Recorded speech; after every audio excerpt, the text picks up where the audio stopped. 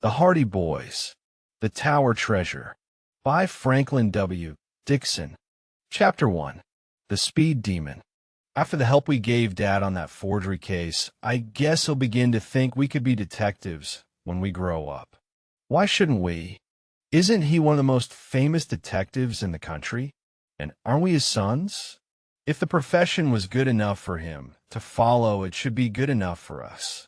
Two bright-eyed boys on motorcycles were speeding along a shore road in the sunshine of a morning in spring. It was Saturday, and they were enjoying a holiday from the Bayport High School.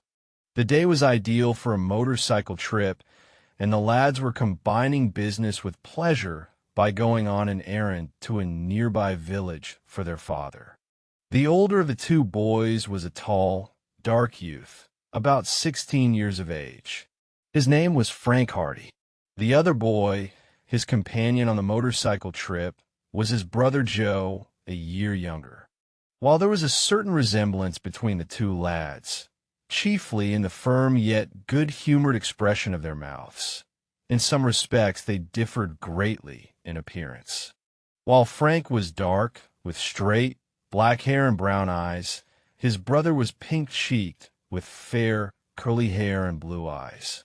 These were the Hardy Boys, sons of Finn Hardy, an internationally famous detective who had made a name for himself in the years he had spent on the New York police force, and who was now, at the age of 40, handling his own practice.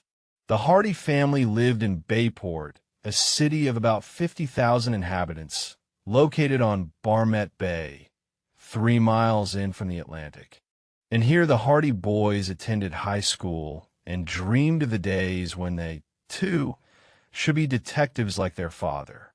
As they sped along the narrow shore road, with the waves breaking on the rocks far below, they discussed their chances of winning over their parents to agreement with their ambition to follow in the footsteps of their father.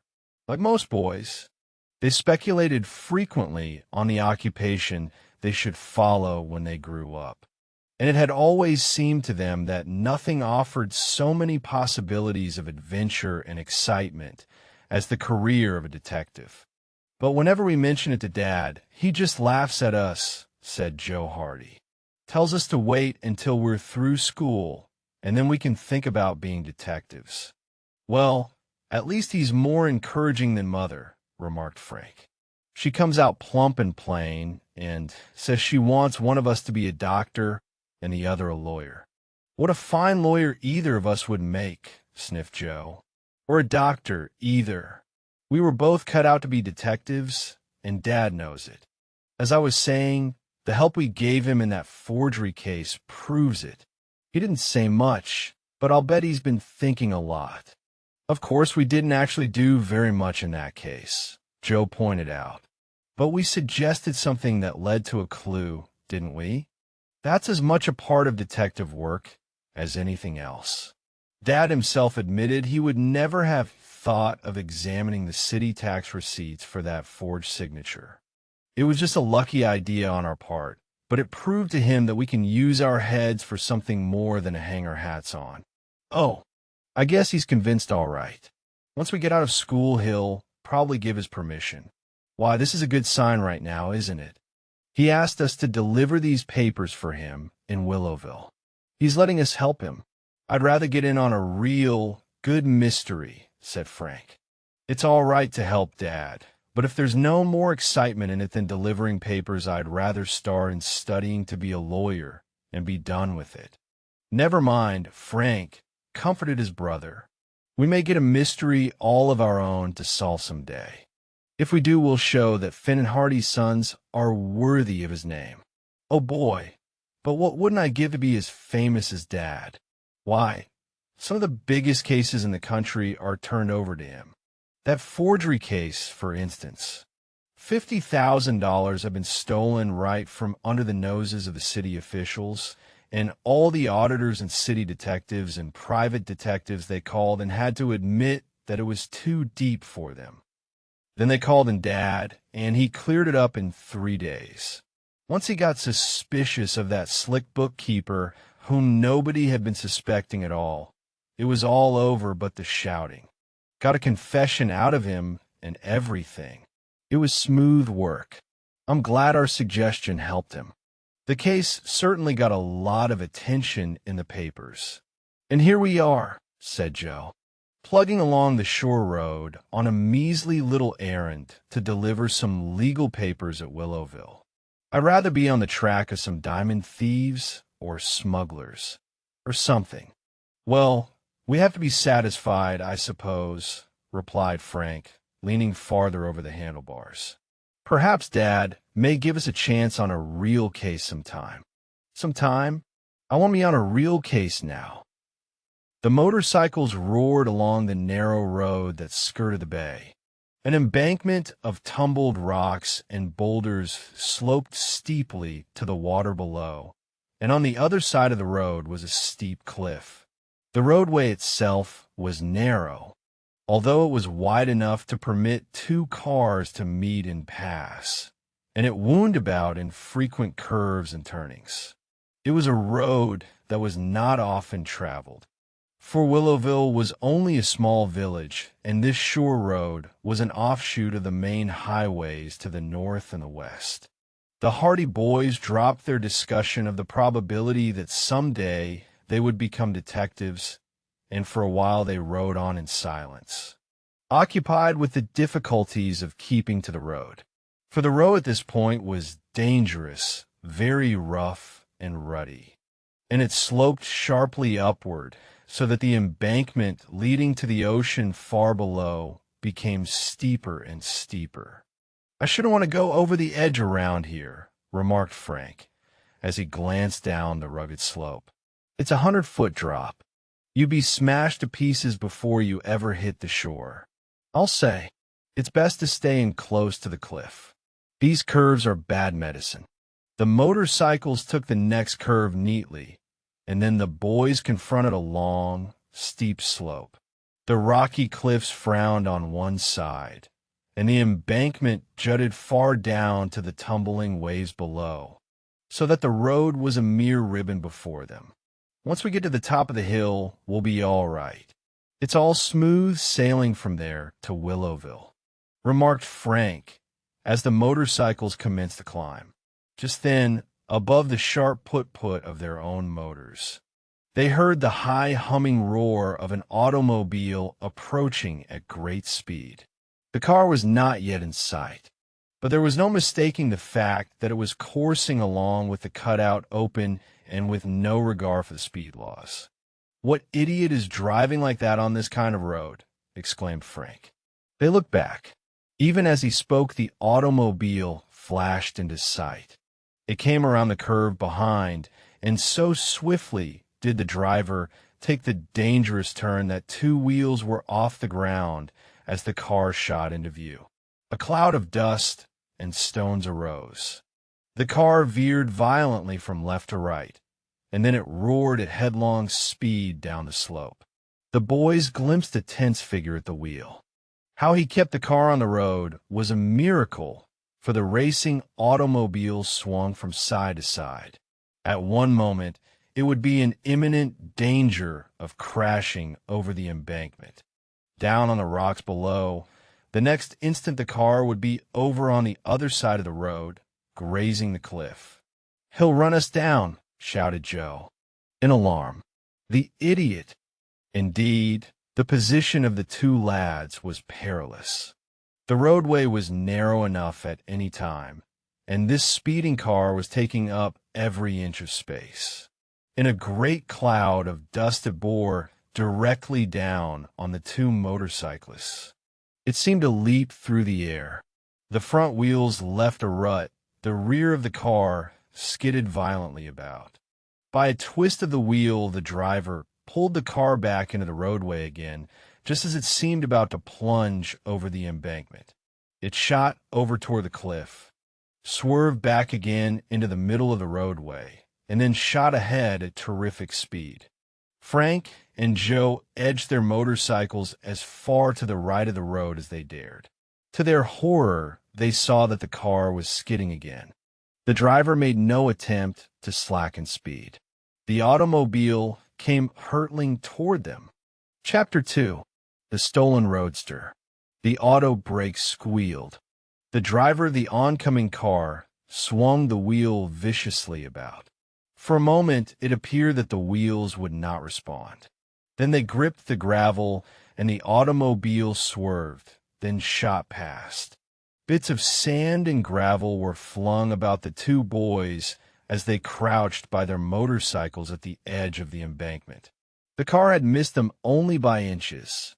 Frank caught a glimpse of the driver, who turned about at that moment, and, in spite of the speed at which the automobile was traveling and in spite of the perils of the road, shouted something they could not catch at them and shook his fist. The car was traveling at too great a speed to enable the lad to distinguish the driver's features. But he saw that the man was hatless and that he had a shock of red hair blowing in the wind. Then the automobile disappeared from sight around the curve ahead, roaring away in a cloud of dust. "The road hog," gasped Joe, as soon as he had recovered from his surprise. "He must be crazy," Frank exclaimed angrily. "Why, he might have pushed us both right over the embankment. At the rate he was going, I don't think he cared whether he ran anyone down or not." Both boys were justifiably angry. On such a narrow, treacherous road, there was danger enough when an automobile passed them traveling at even a reasonable speed, but the reckless and insane driving of the red-headed motorist was nothing short of criminal. "If we ever catch up to him, I'm going to give him a piece of my mind," declared Frank. Not content with almost running us down, he had to shake his fist at us. "Road hog," muttered Joe again. "Jail is too good for the likes of him. If it was only his own life he endangered, it wouldn't be so bad. Good thing we only had motorcycles. If we had been in another car, there would have been a smash-up, sure." The boys resumed their journey, and by the time they had reached the curve ahead that enabled them to see the village of Willowville lying in a little valley along the bay beneath them, there was no trace of the reckless motorist. Frank delivered the legal papers his father had given to him, and then the boys had the rest of the day to themselves. "It's too early to go back to Bayport just now," he said to Joe. "What say we go out and visit Chetmorton?" "Good idea," agreed Joe. "He has often asked us to come out and see him." Chetmorton was a school chum of the Hardy boys. His father was a real estate dealer with an office in Bayport, but the family lived in the country about a mile from the city. Although Willowville was some distance away, the boys knew of a road that would take them across country to the Morton home, and from there they could return to Bayport. It would make their journey longer, but they would have the pleasure of visiting their chum. Chet was a great favorite with all the boys, not the least of the reasons for his popularity being the fact that he had a roadster of his own, in which he drove to school every day and with which he was very generous in giving rides to his friends after school hours. The Hardy boys drove along the country roads in the spring sunlight, enjoying the freedom of their holiday as only boys can. When they had reached a culvert not far from a Morton place, Frank suddenly brought his motorcycle to a stop and peered down into a clump of bushes in the deep ditch. "Somebody's had a spill," he remarked. Down in the bushes lay an upturned automobile. The car was a total wreck and lay bottom upward, a mass of tangled junk. "Must have been hitting an awful clip to crumple up like that," Joe commented. "Perhaps there's someone underneath. Let's go and see." The boys left their motorcycles by the road and went down to the wrecked car, but there was no sign of either driver or passengers. "If anyone was hurt, they've been taken away by now. Probably this wreck is a day or so old," said Frank. "Let's go. We can't do any good here."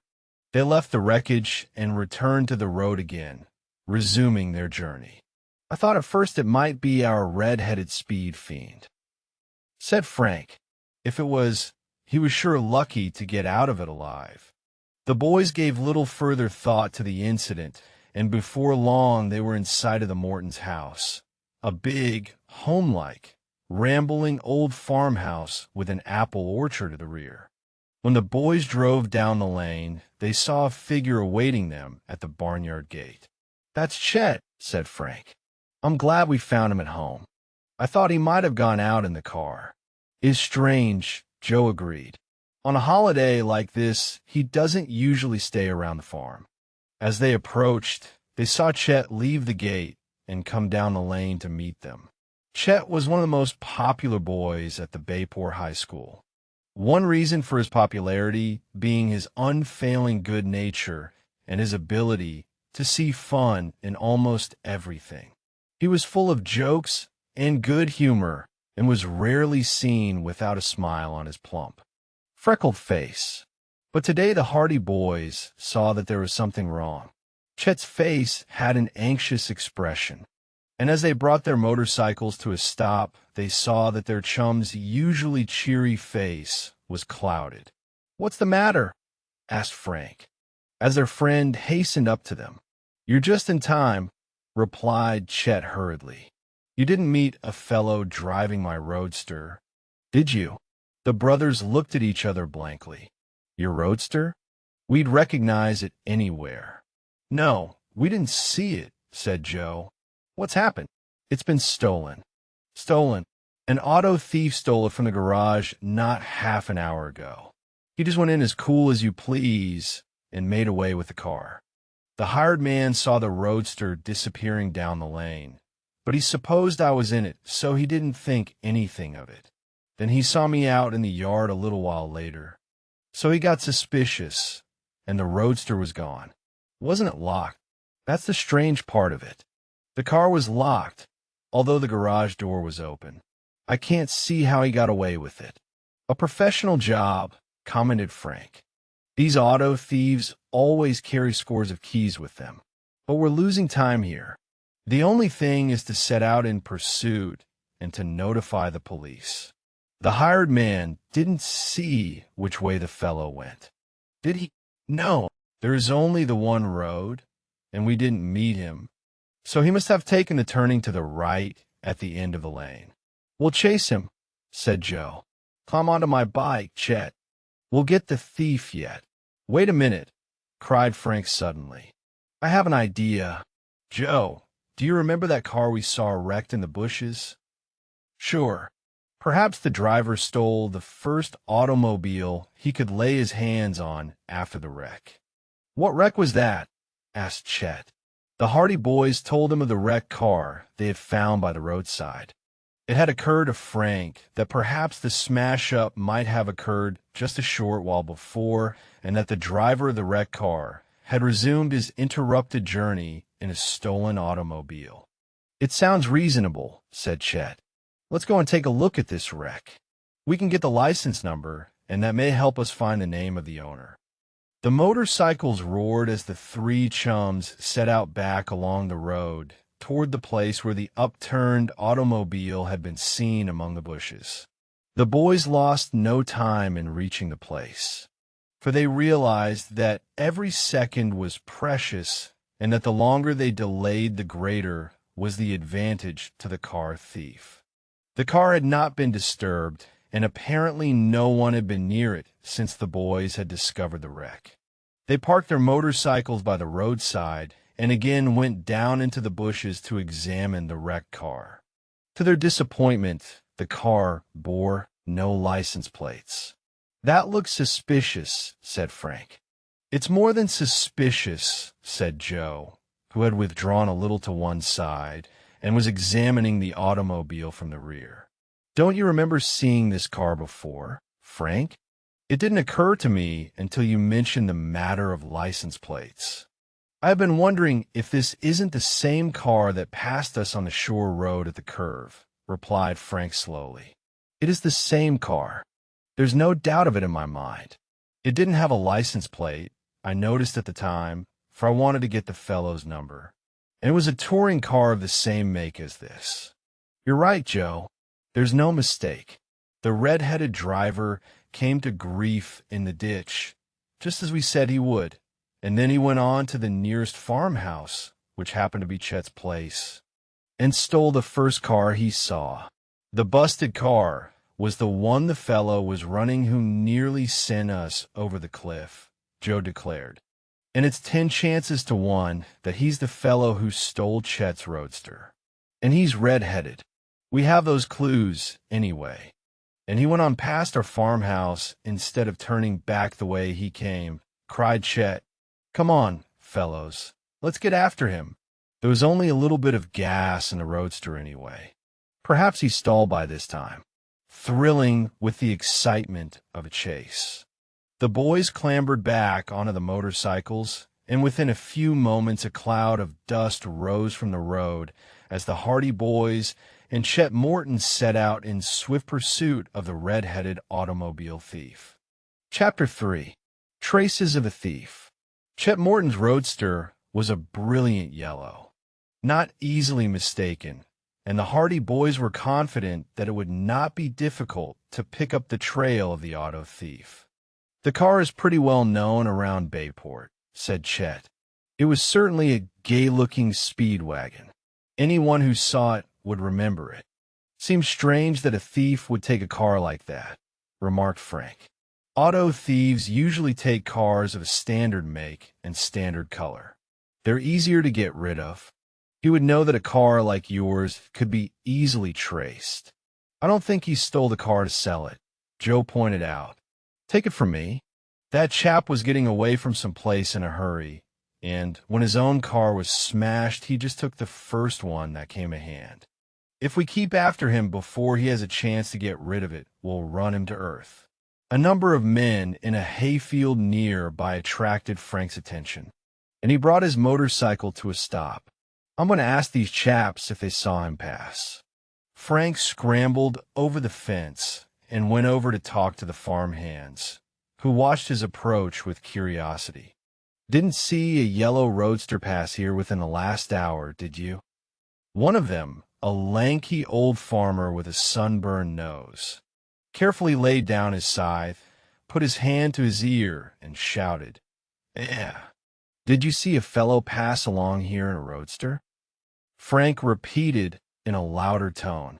The farmer turned to his companions, removed a plug of tobacco from the pocket of his overalls, and took a hearty chew. "Lad here want to know if we saw a roadster come by here," he said slowly. There were 3 other farm hands, and all gathered around. They put down their scythes very deliberately, and the plug of tobacco was duly passed around the group. Frank waited. "A roadster?" asked one. "A yellow roadster," Frank told him. One of the men removed his hat and mopped his brow. "Seems to me," he observed, "I did see a car come by here a while ago." "A yellow car?" "No, 'twa'n't a yeller car. It was a delivery truck, if I remember rightly." Frank strove to conceal his impatience. "It was a roadster I was asking about. A yellow roadster. Not one of them their coupes, hey?" asked the oldest man in the group, doubtfully. "No, not a coupe. A roadster." "Roadster," remarked the old farmer. "That's one of them their automobiles with just 2 seats and a little cupboard in the back." "My cousin has one," observed another member of the group. "He got it second-hand in Bayport. I never could see why he bought the doggone thing. For you can't take the folks out for a ride in it without having 'em all crowded something fearful. Give me the old touring car every time." "Can't say as I agree with you," returned the old farmer. "What good's a touring car if you want to haul a load of grain into town? One of them little trucks is the best, I've always thought.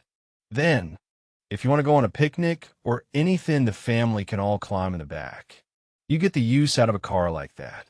Nope, nothing like a touring car. Rank extravagance, buying touring cars, put in another. Horse and wagon is good enough for me. That's what I say," agreed the fourth. "What with taxes the way they are, and last year's crops wasn't any too good. I tell you, touring car is the only thing nowadays." Somewhat astonished by the sudden turn the argument had taken, Frank vainly tried to make himself heard above the uproar. "But about this roadster?" he asked. "Did any of you see it?" But the four men in the field were not listening. Instead, they were deep in a highly complicated argument regarding the faults and merits of various makes of cars, and they paid no further attention to the youth. "Can't afford to waste any more time here," he said to himself, and turned away. At the fence, he looked back. One of the farm hands was shaking his fist beneath the nose of a companion, while the other two were engrossed in a heated discussion.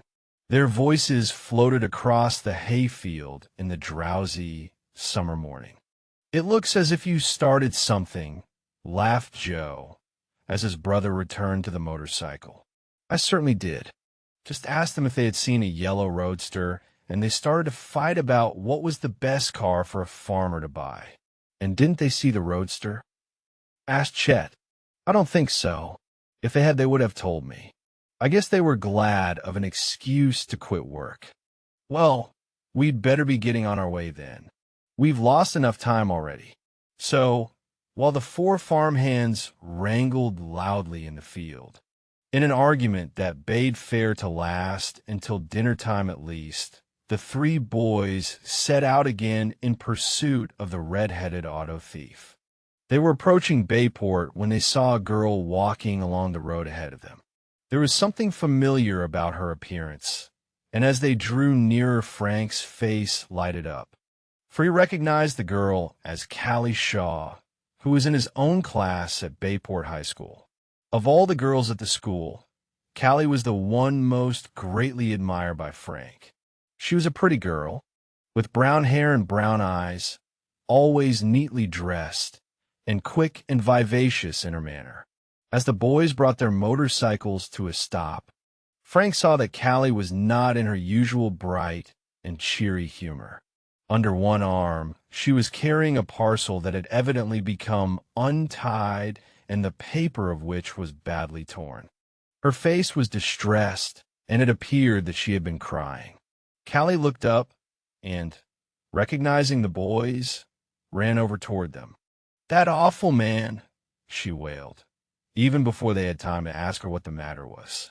"He ran right over my parcel and smashed nearly all the cakes and jelly I was bringing to Mrs. Wills." And with that, she held out the torn parcel. Frank knew that Callie, who was a generous and good-hearted girl, had been in the habit of taking little delicacies to a widow, Mrs. Wills, who lived just on the outskirts of Bayport. Now he saw that the parcel had been smashed so that only one glass of jelly and a few of the cakes had been left intact. "What man, Callie?" he asked. "What happened?" "He ran right over my parcel." Just then Callie spied Chet Morton, and she pouted at him. "He was a friend of yours, too." "Chet Morton?" "For he was driving your car." "My car?" gasped Chet. "Your yellow roadster. He came driving along this road at such a terrible speed that I was frightened, and I dropped my parcel. Then he ran right over it." "Why, Callie?" "That's just the fellow we've been looking for," said Frank quickly. "Chet's car has been stolen." "Well, whoever stole it came by here not 10 minutes ago," said the girl. "And he's a madman by the way he was driving." "Why, we're right on his trail then," declared Frank. "He must have gone into Bayport." "He was heading that way," Callie told them. "But at the rate he was going, you'll have a hard time catching him." "Oh, Chet, I'm so sorry your car was stolen." "Don't worry, we'll get it back," replied Chet grimly. "Are you going back home, Callie?" asked Frank. "No, I'm going on up to Mrs. Will's place. You needn't bother to drive me up. It's only a few yards farther on. I know you're anxious to chase that awful man." "We'll chase him, all right," declared Frank as the motorcycles roared. They bade goodbye to the girl and sped on their way into Bayport, leaving Callie to continue her journey to the home of Mrs. Wills, with the remains of the cakes and jelly over which she had spent so much time and care. They sped down the main street of Bayport and headed directly to the police station, where they intended to report the theft of Chet's car and a description of the thief, assuming him to be the red-headed man who had so nearly run down Frank and Joe on the shore road. But when they reached the police station, a further surprise was in wait for them. Chapter 4. The Hold-Up. Chief Ezra Colleague of the Bayport Police Force was a burly, red-faced individual, much given to telling long-winded stories. Usually, Colleague was to be found reclining in a swivel chair in his office, with his feet on the desk, reading the comic papers, or polishing up his numerous badges. But this day something had happened to shake him out of his customary calm. When the boys went into his office, they found the chief painfully writing in a huge notebook and confronted by 3 excited figures. One of these was Ike Harity, the old ticket seller at the city steamboat office. The others were Detective Smuff of the police force and Policeman Con Riley, both trying their best to look important and composed. Ike Harity was frankly frightened. It was plain that something very much out of the ordinary had happened. Harity was a timid and inoffensive old chap who had perched on a high stool behind the wicket at the steamboat office day in and day out for as many years as anyone in Bayport could remember. "I was just counting up a morning's receipts," he was saying in a frightened and high-pitched voice, "when in comes this fellow and he sticks a revolver in front of my nose." "Just a minute," interrupted the chief grandly as the boys entered. He dipped his pen in the inkwell and poised it in the air as he peered at the lads over his spectacles. "What are you boys doing here? Can't you see we're busy?" "I came to report a theft," said Chet Morton. "My roadster has been stolen." "Why, it was a roadster this fellow drove up to my office in," cried Ike Harity. "A yellow roadster." "Ah," said Detective Smuff. "A clue." He immediately fished a notebook out of his pocket and began rummaging around for a pencil. "Never mind, Detective Smuff," observed the chief heavily. "I'll take any notes that are needed." Detective Smuff, duly squelched, put back his notebook in confusion. "What fellow?" Frank asked. "Who drove up to your office in a yellow roadster?" "The hold-up man," declared Harity. "I was held up this morning. A fellow tried to steal the steamboat money on me." "Now, just a minute, demanded the chief. "Let me say a word here. The situation is this. A man drove up to the steamboat office a little while ago and tried to hold up Mr. Harity. But a passenger happened to come into the office just then, and the fellow got frightened and ran away. Is that right?" "That's right," said Harity. "I'll make a note of it," said the chief, suiting the action to the word. When he had scribbled industriously for some time, he raised the pen again and pointed it at Chet. "Now you," he observed, "say that somebody stole a yellow roadster on you this morning." "Yes, sir, from our farm. He was seen driving into Bayport just a little while ago." The chief made a note of it. "And you," he said, pointing the pen at Ike Harity, "say the hold-up man drove up to the office in a yellow roadster?" "That's right, chief. That's right. A yellow roadster it was. And now that I come to think of it, I've seen Chet Morton's car before, and it was the spitting image of it." "Then," declared the chief, putting down his pen with the air of one making a momentous discovery, "it looks to me very much as if the hold-up man and the fellow that stole the car is one and the same man." Detective Smuff wagged his head solemnly in admiration of this feat of deduction. "I believe you're right, chief," he declared. "Of course he's right," said Frank. "It couldn't be anyone else. The point is this, where did the hold-up man go? Did he leave in the car? Did anyone follow him?" "He left in the car all right," said Harity, "but nobody followed him. I telephoned for the police." "Did you notice the color of this man's hair?" asked Frank suddenly. "What's that got to do with it?" asked Detective Smuff. "Never mind. It may have a great deal to do with it. Did you notice the color of his hair?" repeated Frank, turning to Harity. It was short, said Harity firmly. Short and dark.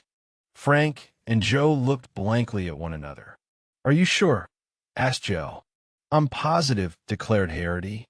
I was face to face with him. He was a dark-haired man, and his hair was cut awful short. I noticed that. You're sure he wasn't red-headed? I'm sure of it. What's all this about? Asked Chief Collick suspiciously. What has the color of his hair to do with it? Well, admitted Frank, we were pretty sure that the man who stole Chet's car had long, red hair. Muttered the chief doubtfully. Then if that was the case, the man who stole the car and the man who tried to hold up the office isn't one and the same fellow after all. I don't know what to make of it, confessed Frank. Just then a short, nervous little man was ushered into the office.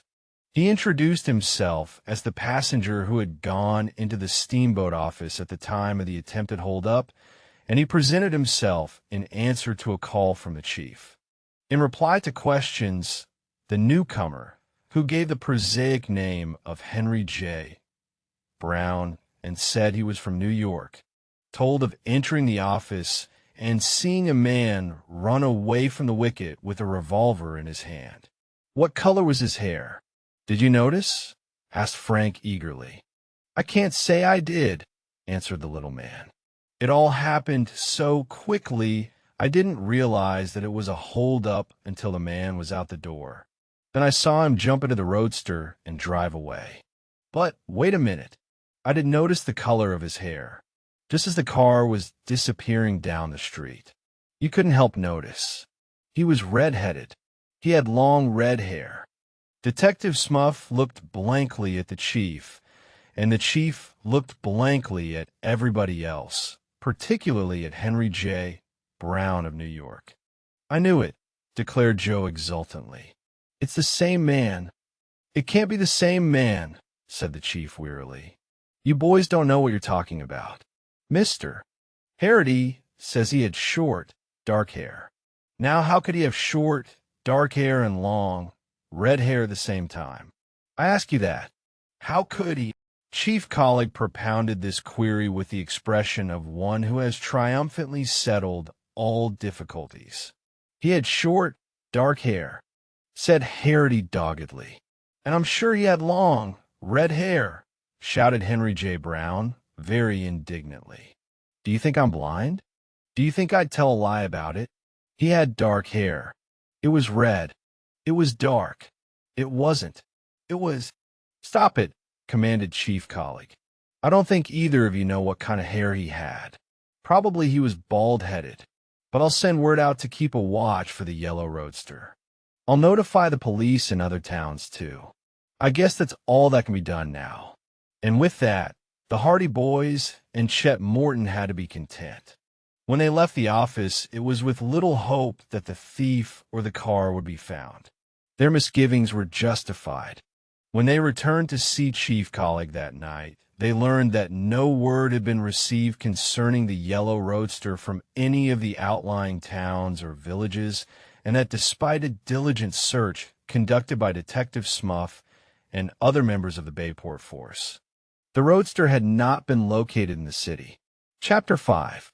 Chet's Auto Horn. Finn and Hardy, the internationally famous detective, was reading in the library of his home that evening when his sons tapped on the door. Although he was a busy man, Mr. Hardy was not the type of father who maintains an air of aloofness from his family. The result being that he was on as good terms with his boys as though he were an elder brother. "Come in," he shouted cheerfully, putting aside his book. And when Frank and Joe entered the room, he motioned to a deep leather sofa near the window. "Sit down. What have you been doing all day? Burning up all the roads in the country, I suppose." He grinned amiably at them and puffed vigorously at his pipe. "Well, we didn't travel very far today, Dad," Frank replied. We were investigating," prompted Joe. "Uh-huh," exclaimed Mr. Hardy in mock surprise. "So, my sons were investigating. What was it?" A murder? A plot to blow up the White House? A train wreck? Something big, I hope. No, not quite that bad, admitted Frank. It was a car theft. Mr. Hardy shook his head. I'm disappointed in you, he said solemnly. I really am. To think that sons of mine should investigate a car theft. I thought you wouldn't bother about anything less than a murder. His eyes twinkled, and the Hardy boys, who were accustomed to their father's good-natured banter, smiled back at him. We weren't just practicing detective work, Dad, explained Frank. You see, Chip Morton's roadster was stolen this morning. Is that so? Exclaimed Mr. Hardy, genuinely concerned. Why, that's too bad. Chet was mighty proud of that car, wasn't he? Yes, he was. And it hasn't been found yet. No trace of a thief. He tried to hold up the steamboat ticket office after he stole the car. Mr. Hardy whistled. Why, you have been on a case worthwhile. Tell me all about it. He settled back in his chair while his sons told him the story of the day's doings. When they told of the difference of opinion as to the color of the man's hair, he did not laugh with them, as they had expected, over the argument between Hardy and Mr. Brown. On the contrary, he knitted his brows, and his face wore a serious expression. It wasn't any ordinary auto thief you were dealing with, he said slowly. I've no doubt the man who tried to rob the ticket office and the man who almost ran you down on the shore road were one and the same. And the same man stole Chet Morton's car. But how about the color of his hair? There must have been two men, said Joe. Think so? I have my own theories. But then, the average witness is very unreliable. For instance, I'll give you a test. You have each seen Superintendent Norton of Bayport High School. Well, how often? About 2,000 or 3,000 times, I guess, answered Frank. Over a period of 3 years. Well, what color is his hair? Frank looked blankly at Joe. Why, it's... Joe scratched his head. Brown, isn't it? I think it's black. You see, said Mr. Hardy, smiling. Your powers of observation have not been trained. A good detective has to school himself to remember all sorts of little facts like that until it gets to be a habit with him.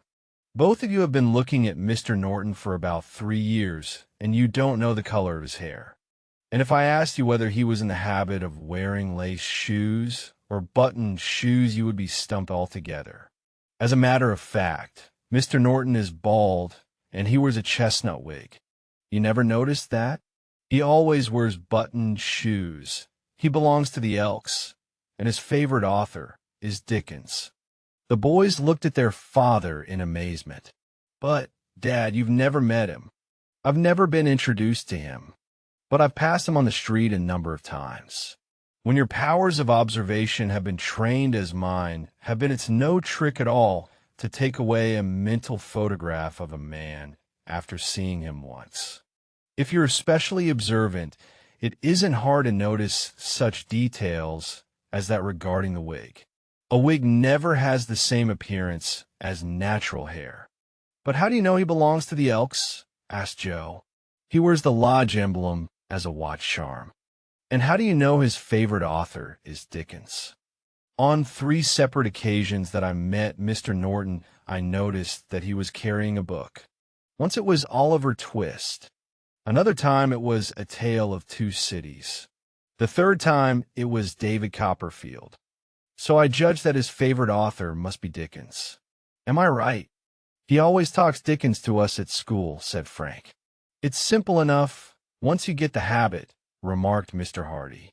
You must train yourselves to be observant, so that in time you will automatically remember little details about people you meet and places you visited. Now, if Hardy and Mr. Brown had been at all observant, in spite of the fact that they were surprised and frightened, they would have been able to give the police a very thorough description of the man who tried to hold up the steamboat office. And if the man happened to be a professional thief, the description would have helped the officers ascertain who he was because once a man has served a prison term, his description is kept on file. As it is, all we know about him is that he is probably red-headed. That isn't very much to go on. I'm afraid Chet hasn't much chance of recovering his roadster," said Joe. "You never can tell," remarked his father. "It may turn up some time. Perhaps the thief will get himself into trouble yet. Keep your ears and eyes open. And now, if you don't mind, I have some reports to write." Frank and Joe took the hint and left their father to his work. But although they talked long into the night on possible ways and means of recovering Chet's car, they were able to devise no plan for tracing the thief. And through the week that followed, there were no further clues. Chet had given up all hope of seeing the roadster again. "I sure miss the old bus," he told the Hardy boys after school on Friday afternoon. "I have to take my chances on catching rides in and out of town now. Why, last night I walked halfway home before a car came along and gave me a lift. Saturday will be a pretty dull day for you now. You just bet your sweet life it will be dull. Nothing to do but sit around the farm." "Better come with us tomorrow," suggested Joe. "A bunch of us are going fishing up near the dam. You can meet us at the crossroads near Willow River." "Good idea," said Chet. "What time?" 10 o'clock. "Fine. I'll be there. Gosh, I see where I get a ride home. There goes a hay wagon, and it's heading right for the next farm." A long wagon rumbled slowly toward the boys. A lean and solemn farmer perched on the front seat, half asleep. The horses dawdled along. "That's Lem Billers, the laziest man in 9 counties," said Chet. "Watch me have some fun with him." Chet took from his pocket an automobile horn. He had originally bought it for the roadster, but had not had time to install it before the car was stolen. The horn was a new type, very small, yet it had a particularly raucous shriek. The Hardy boys grinned as they saw Chet step out into the road and swing himself lightly up on the back of the wagon. Mr. Billers was bringing some supplies back to the farm, and Chet was hidden from view by a bag of flour. As the wagon rumbled past, Chet sounded the automobile horn. It shrieked sharply and insistently. Mr. Billers, being a lazy man, did not even look behind. He simply tugged lightly at the reins, and the horses edged over to the side of the road. Having heard the horn, Mr. Billers expected an automobile would pass. But when no car flashed by, he turned indolently in his seat and looked behind. The roadway was clear. There was not an automobile in sight. He did not see Chet doubling up with laughter on the back of the wagon. He gazed doubtfully at the Hardy boys, who were standing at the curb, trying to conceal their smiles. "Could have swore I heard a horn," grunted Mr. Billers. Then he tugged at the lines and brought the horses into the middle of the road again. Instantly, the horn shrieked again. This time it was even louder and more insistent than before. It seemed that an automobile was right behind the wagon, clamoring to pass. Almost automatically, Mr. Billers yanked at the reins, and the horses again went to the side of the road. But again no car went by. Again Mr. Billers looked behind. Again, to his astonishment, he saw that the roadway was clear. "Hanged if I didn't think I heard a horn," exclaimed Mr. Billers, greatly puzzled as he drove on again. "My ears must be going back on me." But in a few minutes the horn shrieked again. Frank and Joe, who were walking along the sidewalk, keeping abreast of the wagon so as not to miss the fun, chuckled as they saw Mr. Billers once more pull on the reins to guide the horses to the roadside. Then the farmer recollected how he had been fooled on the previous occasions, and he looked quickly around. But there was no car in sight. Mr. Billers gazed down the roadway for a long time. Then he sighed, with the air of one whose patience has been long tried. "Must be something the matter with my ears," he muttered and drove on. At this moment, a luxurious sedan swept around a corner and drew up close behind the wagon. There was a chauffeur at the wheel, and he sounded his horn impatiently. For the road was narrow, and he was unable to get past. Lem Billers smiled darkly to himself and paid no attention. "There it goes again," he grumbled. "I must be hearing things. Hang me if I'll turn out any more when there ain't no car there to turn out for." The wagon continued in the center of the road. The chauffeur of the car glared at Lem Billers' back and sounded the horn again. Still the farmer paid no attention. Chet, limp with laughter, almost rolled off the wagon. Frank and Joe could control their mirth no longer and leaned against the telephone post with shouts of glee. The chauffeur, believing that the boys were laughing at him because he could not get past, became purple with anger. He sounded the horn again, and finally, when Lem Billers obstinately refused to pay any attention, he looked wildly about for a policeman. As luck would have it, Constable Con Riley was ambling along Main Street at that moment, wondering if it would soon be supper time and hoping his wife would serve corned beef and cabbage that evening. He was aroused from his trance by the chauffeur, who brought the sedan to a stop and ran over to him. "Officer, arrest that man," roared the chauffeur, pointing to Lem Billers. "What for?" demanded Con, taking off his helmet and scratching his head. "Obstructing the traffic. He won't let me pass. I've been sounding my horn for the last 5 minutes, and he won't let me go past." "Oh ho," said Constable Riley. "He can't get away with that. Not while Con Riley's on the beat." And with that he ran out into the road, shouting to Lem Billers to stop. At the constable's command, the farmer halted his team and gazed in amazement at the chauffeur and the officer as they came running up to him. "Why won't you let him pass?" demanded the constable. "Don't say you didn't hear me," roared the chauffeur. "I sounded my horn 50 times. "Sure, I heard a horn," admitted Billers. "But," he added triumphantly, "I didn't see no car." "Are you blind?" asked Riley. "There's the car." Lem Billers looked behind. At sight of the sedan, his jaw dropped.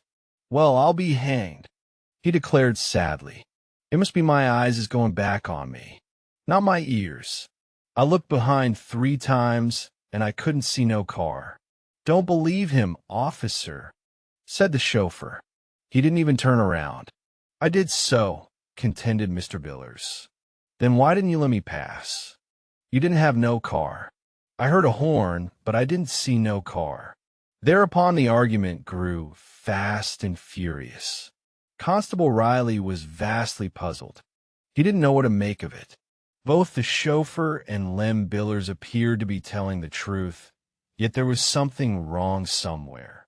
He took it all down in a notebook, while Mr.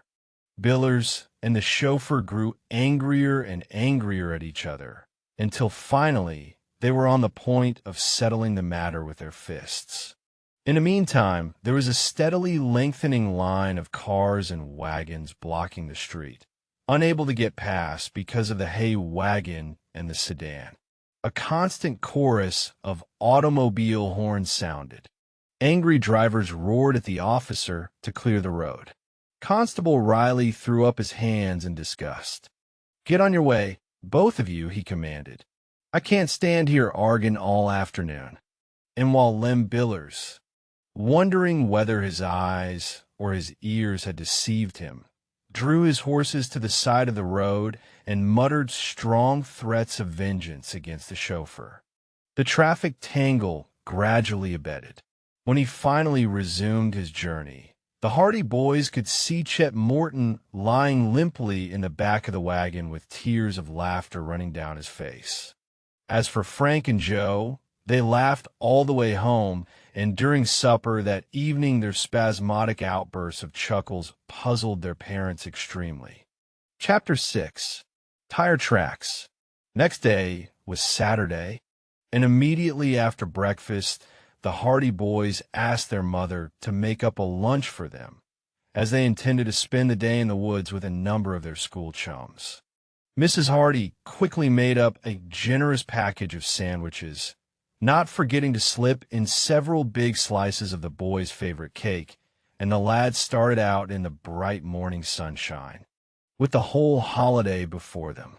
They met the other boys, half a dozen in all, on the road at the outskirts of the town, and so, whistling and chattering and telling jokes, the group trudged along the dusty highway. Once in a while, they would explore along the fences for berry bushes, and occasionally a friendly scuffle would start, to end with both laughing contestants covered with dust. When they reached the crossroads, Chet had not yet appeared, so they rested in the shade of the trees until at length the chubby youth came panting along the road, his lunch under his arm. "If I only had my roadster, I wouldn't be late," he said, as he came up to them. "I've been so used to it that I've forgotten how long it takes to walk this far." "Well, we all set?" asked Frank. "Everybody's here. Where are we going?" "What do you say to Willow Grove?" "All those in favor say aye," demanded Chet, and there was a chorus of aye from the crowd. "It's unanimous," Chet decided. "Willow Grove it shall be. Let's go." Willow Grove was about a mile farther on. It was some distance in from the road and was on the banks of Willow River, from which it got its name. It was an ideal place for a picnic, and as it was somewhat early in the season, it was hardly likely that other parties from the city would be in the grove that day. Frank told the other boys about Chet's adventure with the auto horn, and the story was greeted with shouts of laughter, which were redoubled when Chet told how he had later jumped down from the wagon and run along behind, shouting to Lem Billers to give him a ride. "It was a shame," he confessed. "The poor old chap reined in his horses and made me come up and sit on the seat beside him. He asked me if I had walked very far, and then he told me all about his argument with the policeman and the chauffeur. I could hardly keep my face straight. When the boys reached the lane that led in toward Willow Grove from the main road, they broke into a run and raced into the woods, shouting and yelling like wild Indians. Once in the friendly shade of the trees, they capered about in the joy of their Saturday freedom. Chet took charge of the lunches and stored them in a convenient clearing, and then began the rush for the river. The day passed in the usual fashion of such days. They swam, they ate, they loafed about under the trees. They played games at imminent risk of life and limb. They explored the woods and otherwise enjoyed themselves with all the happy energy of healthy lads. Joe Hardy, who was an amateur naturalist in his way, went roaming off by himself during the afternoon while the other boys were enjoying their third swim of the day, and penetrated deeper into the woods. He poked about in the undergrowth, examining various flowers and plants that came to his attention, but discovered no specimens that he had not seen before. He was just on the point of going back to the other lads when he saw before him a small clearing. It was a part of the grove in which he had never been, so he plowed on through the bushes until he found himself in a clearing that appeared to be part of an abandoned roadway. It was in a low-lying part of the grove, and the ground was wet. At one point, it was muddy, and in this mud, Joe saw something that aroused his curiosity. "Tire tracks, eh? There's been an automobile in here," he muttered to himself. "I wonder how on earth a car could get this far into the woods." Then he remembered his father's remarks on the value of developing his powers of observation. So he went over closer and examined the marks in the mud. "That's a strange tread," he thought. "I've never seen a tire mark quite like that before." He gazed at it until he was sure that if he ever saw a similar auto tread again, he would recognize it. "That just goes to prove that Dad was right," said Joe. "Probably I've seen auto tires like that often, but I've never noticed the markings, and now that I do notice one in particular, it seems strange to me. But I wonder what an automobile was doing in here and how it came to get here in the first place. However, He gave the matter little further thought and retraced his steps through the woods until he returned to the other boys, who were getting dressed after their swim. "I thought automobiles weren't allowed in Willow Grove," he said casually to Chet Morton. "Neither they are. You have to park just inside the fence." "Well, somebody brought a car right down into the grove." "They couldn't. There's no road." "Well, there's a sort of clearing over there," said Joe, motioning in the direction from which he had just returned. "It looks as if it had been a road at one time." "That's probably the old creek road. It hasn't been used for years." "Well, it was used just this week. I saw the marks of an automobile tire over there not 10 minutes ago. And it was a mighty peculiar tread, too. Like this." And Joe commenced to draw a replica of the design in the sand, using a thin stick of wood as a pencil. Chet Morton stared. "Why?" he exclaimed. "There's only one car in the city has tires like that." "Whose car?" "Mine," exclaimed Chet, springing to his feet. "Where is this road you found?" Joe Hardy quickly led the way, and all the other boys came trooping along behind, the whole band thrown into a state of great excitement by this unexpected discovery. They all knew that Chet's car was of an unusual make and that the tires were distinctive. When they reached the clearing and Chet had examined the imprint in the mud, he exclaimed, "There's no mistake about it. My car has been here. No other car in the city has a tread like that." "Perhaps the car is still around here," suggested Frank quickly. "For all we can tell, the thief may have abandoned it and picked this road as a good place to hide it." "It would be an ideal place," agreed Chet. "This road leads off the main highway, and it isn't often used. Let's take a look around anyway." The boys quickly scattered, some taking one side of the road, the rest taking the other. For a while the search continued without success, but at last Frank and Chet, who were following the abandoned road farther down, gave a simultaneous cry. "Here's a bypath." Before them was a narrow roadway, overgrown with weeds and low bushes that almost hid it from view. It led from the abandoned road into the very depths of the wood. Without hesitation, the two boys plunged into it. The narrow roadway widened out farther on, then wound about a heavy clump of trees until it came to an end in a wide clearing. And in the clearing stood Chet Morton's lost roadster. "My car!" yelled Chet in delight. His shout was heard by all the other boys, and the sound of snapping twigs and crackling branches soon told Frank and Chet that the others were losing no time in reaching the scene. Chet's delight was boundless. He examined the car with minute care, in every particular, while the other boys crowded about. At last he straightened up with a smile of satisfaction. "She hasn't been damaged a bit. All ready to run. The thief just hid the old bus in here and made a getaway. Come on, fellows, we don't walk back home today. We ride." He clambered into the car, and in a few seconds the engine roared. There was sufficient room in the clearing to permit him to turn the roadster about.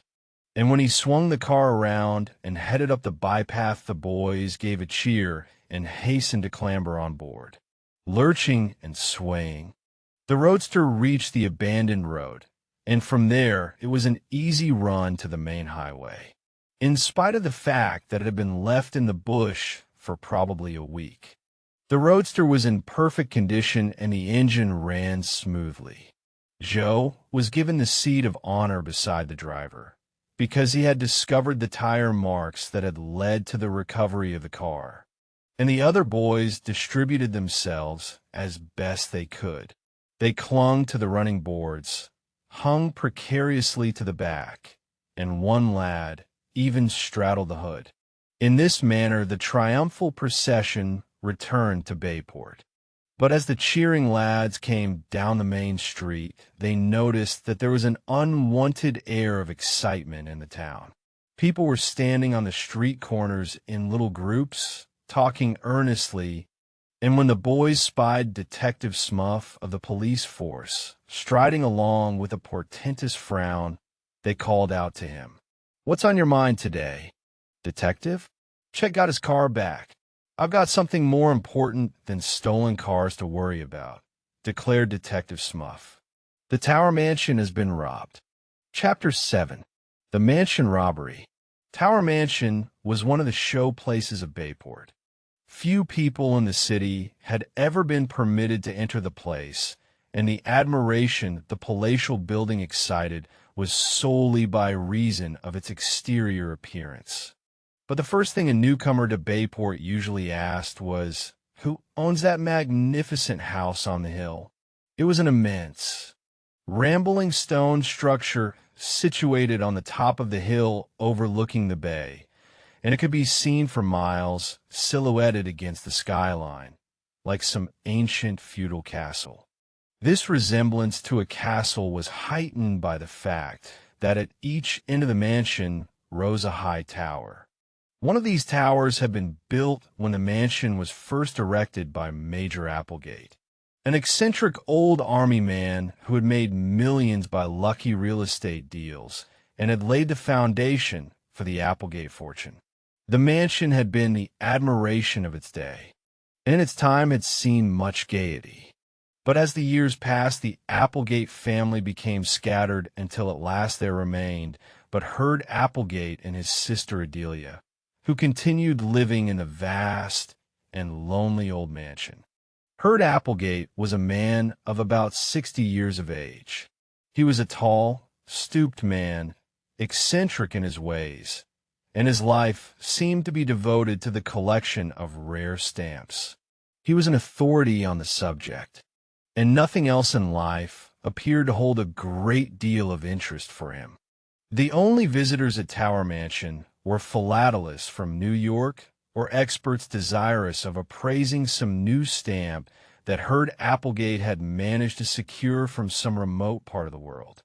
It had often been said in Bayport that Herd Applegate had accomplished only two things in life. He had collected stamps, and he had built a new tower on the mansion. The new tower, a duplicate of the original tower at the opposite end of the great building, had been built but a few years, even well within the memory of the two Hardy boys. Adelia Applegate, who lived in the Tower Mansion with her brother, was a maiden lady of uncertain years. The records in Bayport City Hall gave her age as 55, but Miss Applegate admitted it to no one. She was as eccentric as her brother and lived very much to herself, being seldom seen in the city. She was at one time a blonde, but she had endeavored to retain her youth by dyeing her hair, with the result that it was now a sort of dusty black. Chet Morton was fond of saying that Miss Applegate used to be a blonde, but she died. She dressed in all colors of the rainbow, and her infrequent excursions into Bayport stores, when she would order the clerks about like so many soldiers, shouting at them in her high, cracked voice, had become historic on account of the wild and colorful garments she would carry off with her. These eccentric people were reputed to be enormously wealthy, although they lived simply and kept only a few servants. So when Herd Applegate came into the Bayport police station that afternoon and reported that the safe in his library had been broken open and that it had been robbed of all the securities and jewels it contained, the rumors that soon spread about the city magnified the actual loss until it became common talk that the loss amounted anywhere from $100,000 to $1 million. When Frank and Joe Hardy arrived home that evening, they met Herd Applegate just leaving the house. The man tapped the steps with his cane as he came out, and when he met the boys, he gave them an abrupt and piercing glance. "Good day," he growled, in a grudging manner, and went on his way. "He must have been asking Dad to take up the case," said Frank to his brother. As soon as Herd Applegate was out of earshot, they hurried into the house, eager to find out more about the robbery, and in the hallway they met Fenton Hardy, who had just seen Mr. Applegate to the door. "I hear the Tower Mansion was robbed," said Joe. Mr. Hardy nodded. "Yes, Mr. Applegate was just here. He wants me to handle the case." "How much was taken?" "Quite curious, aren't you?" remarked Mr. Hardy, with a smile. "Well, I don't suppose it will do any harm to tell you. The safe in the Applegate Library was opened. The loss will be about $40,000, I believe." "We heard it was over 100,000, exclaimed Joe. "Rumors always exaggerate. $40,000 is the figure Mr. Applegate puts it at. And it's quite enough, too, all in securities and jewels."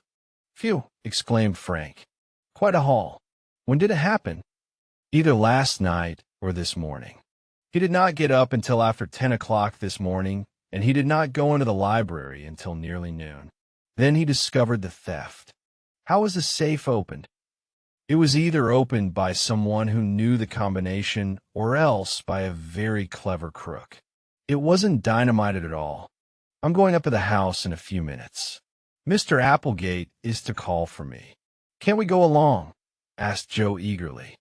Mr. Hardy looked at his sons with a smile. "Well, if you're so anxious to be detectives, I suppose it is about as good a chance as any to watch a crime investigation from the inside. If Mr. Applegate doesn't object, I suppose you may come along." In a few minutes, an automobile drew up before the Hardy home. Mr. Applegate was sitting in the rear seat, resting his chin on his cane. When Mr. Hardy mentioned the boy's request, he merely grunted assent. So Joe and Frank clambered into the car with their father. They were tremendously excited at the prospect of being on the inside in the mysterious case. While the car bowled along over the city roads toward the Tower Mansion that was gloomily silhouetted against the sky, Mr. Hardy and Mr. Applegate discussed the robbery. "I don't really need a detective in this case," snapped Applegate. "Don't need one at all. It's as clear as the nose on your face. I know who took the stuff, but I can't prove it." "Whom do you suspect?" asked Fenton Hardy. "Only one man in the world could have taken it." "Robinson." "Robinson?" "Yes, Henry Robinson, the caretaker. He's the man." The Hardy boys looked at one another in consternation. Henry Robinson, the caretaker of the Tower Mansion, was the father of one of their closest chums. Perry Robinson, nicknamed Slim, was to have accompanied them on their jaunt to the woods that day, but had failed to appear. The reason was now evident, but that Henry Robinson should be accused of the robbery seemed absurd. The boys had met Slim's father, and he had appeared to them as a good-natured, easygoing man, the soul of truth and honesty. "I don't believe it," whispered Frank. "Neither do I," returned his brother. "What makes you suspect Robinson?" asked Mr. Hardy of Herd Applegate. "He's the only person besides my sister and me who ever saw that safe opened and closed. He could have learned the combination if he kept his eyes and ears open. I believe he did. But is that your only reason for suspecting him?" "More than that. This morning he paid off a note at the bank. It was a note for $900, and I know for a fact that he didn't have more than $100 to his name a few days ago. The Robinsons have been hard up, for they had sickness in the family last winter, and Henry Robinson has had a hard time meeting his debts since then. Now, where did he raise $900 so suddenly?" "Perhaps he has a good explanation," said Mr. Hardy mildly.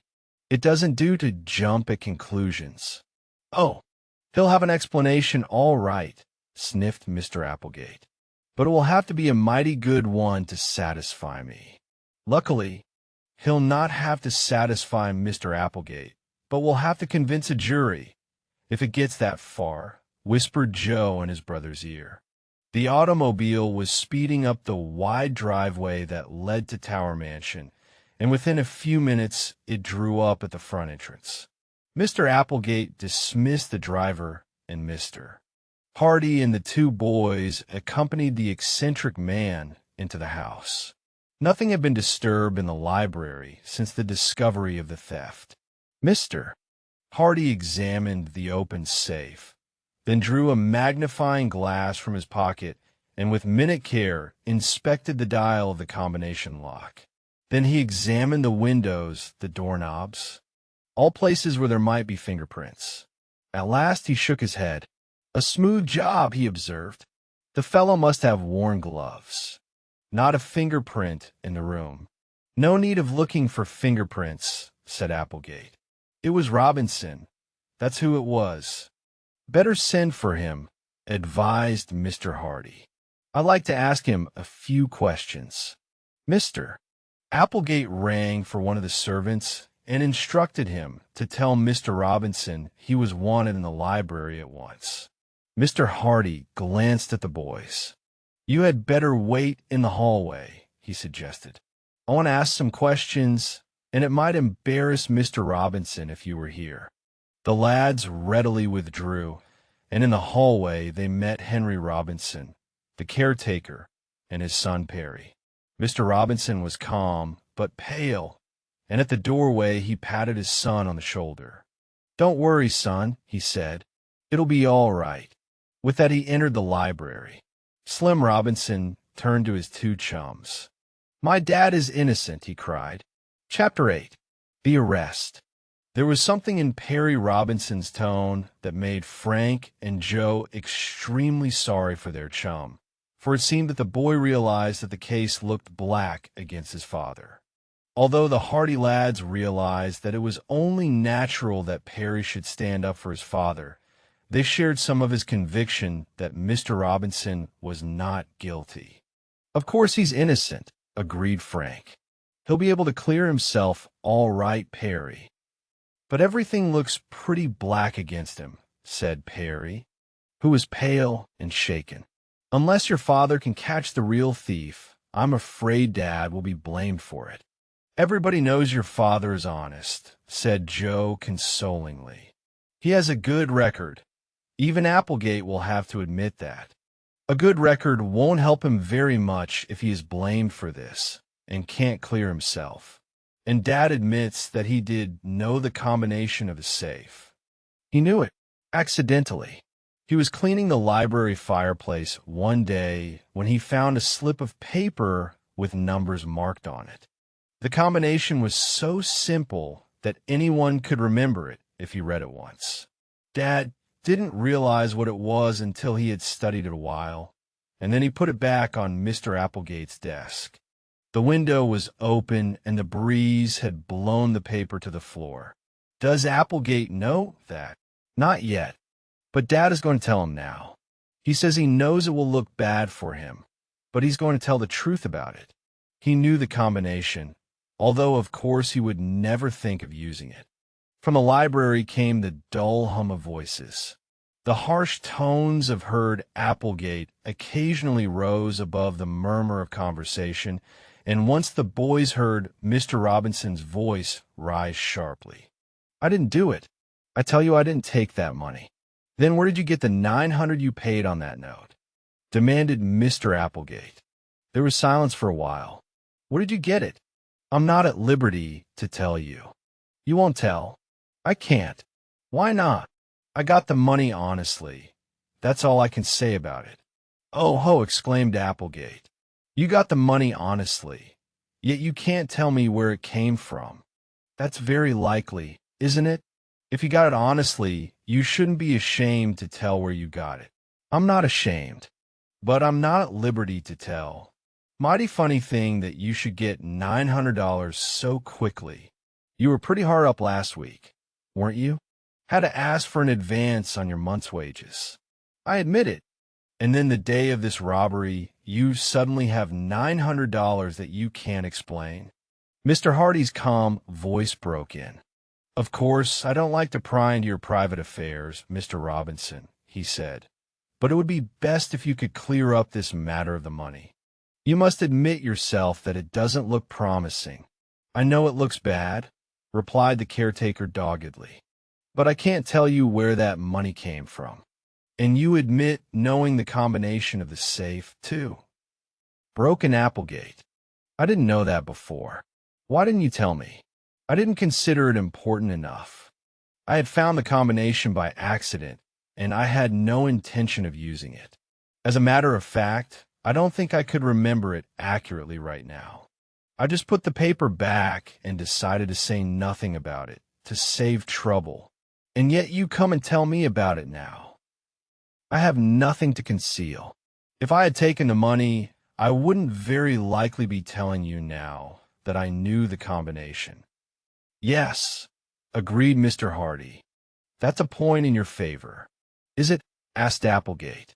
You're just clever enough to think up a trick like that, Robinson. You think that if you come to me now and admit you knew the combination, I'll believe that you were so honest that you couldn't have committed this robbery. Very clever, but not clever enough. There's enough evidence right here and now to convict you, and I'm not going to delay another minute. There was the sound of a telephone receiver being lifted, and then Applegate's voice continued. Police station. After a short wait, he went on. Hello, police station. This is Applegate speaking. Applegate. Heard Applegate. Well, I think we found our man in that robbery. Yes, Robinson, you thought so? So did I. But I wasn't sure. He has practically convicted himself by his own story.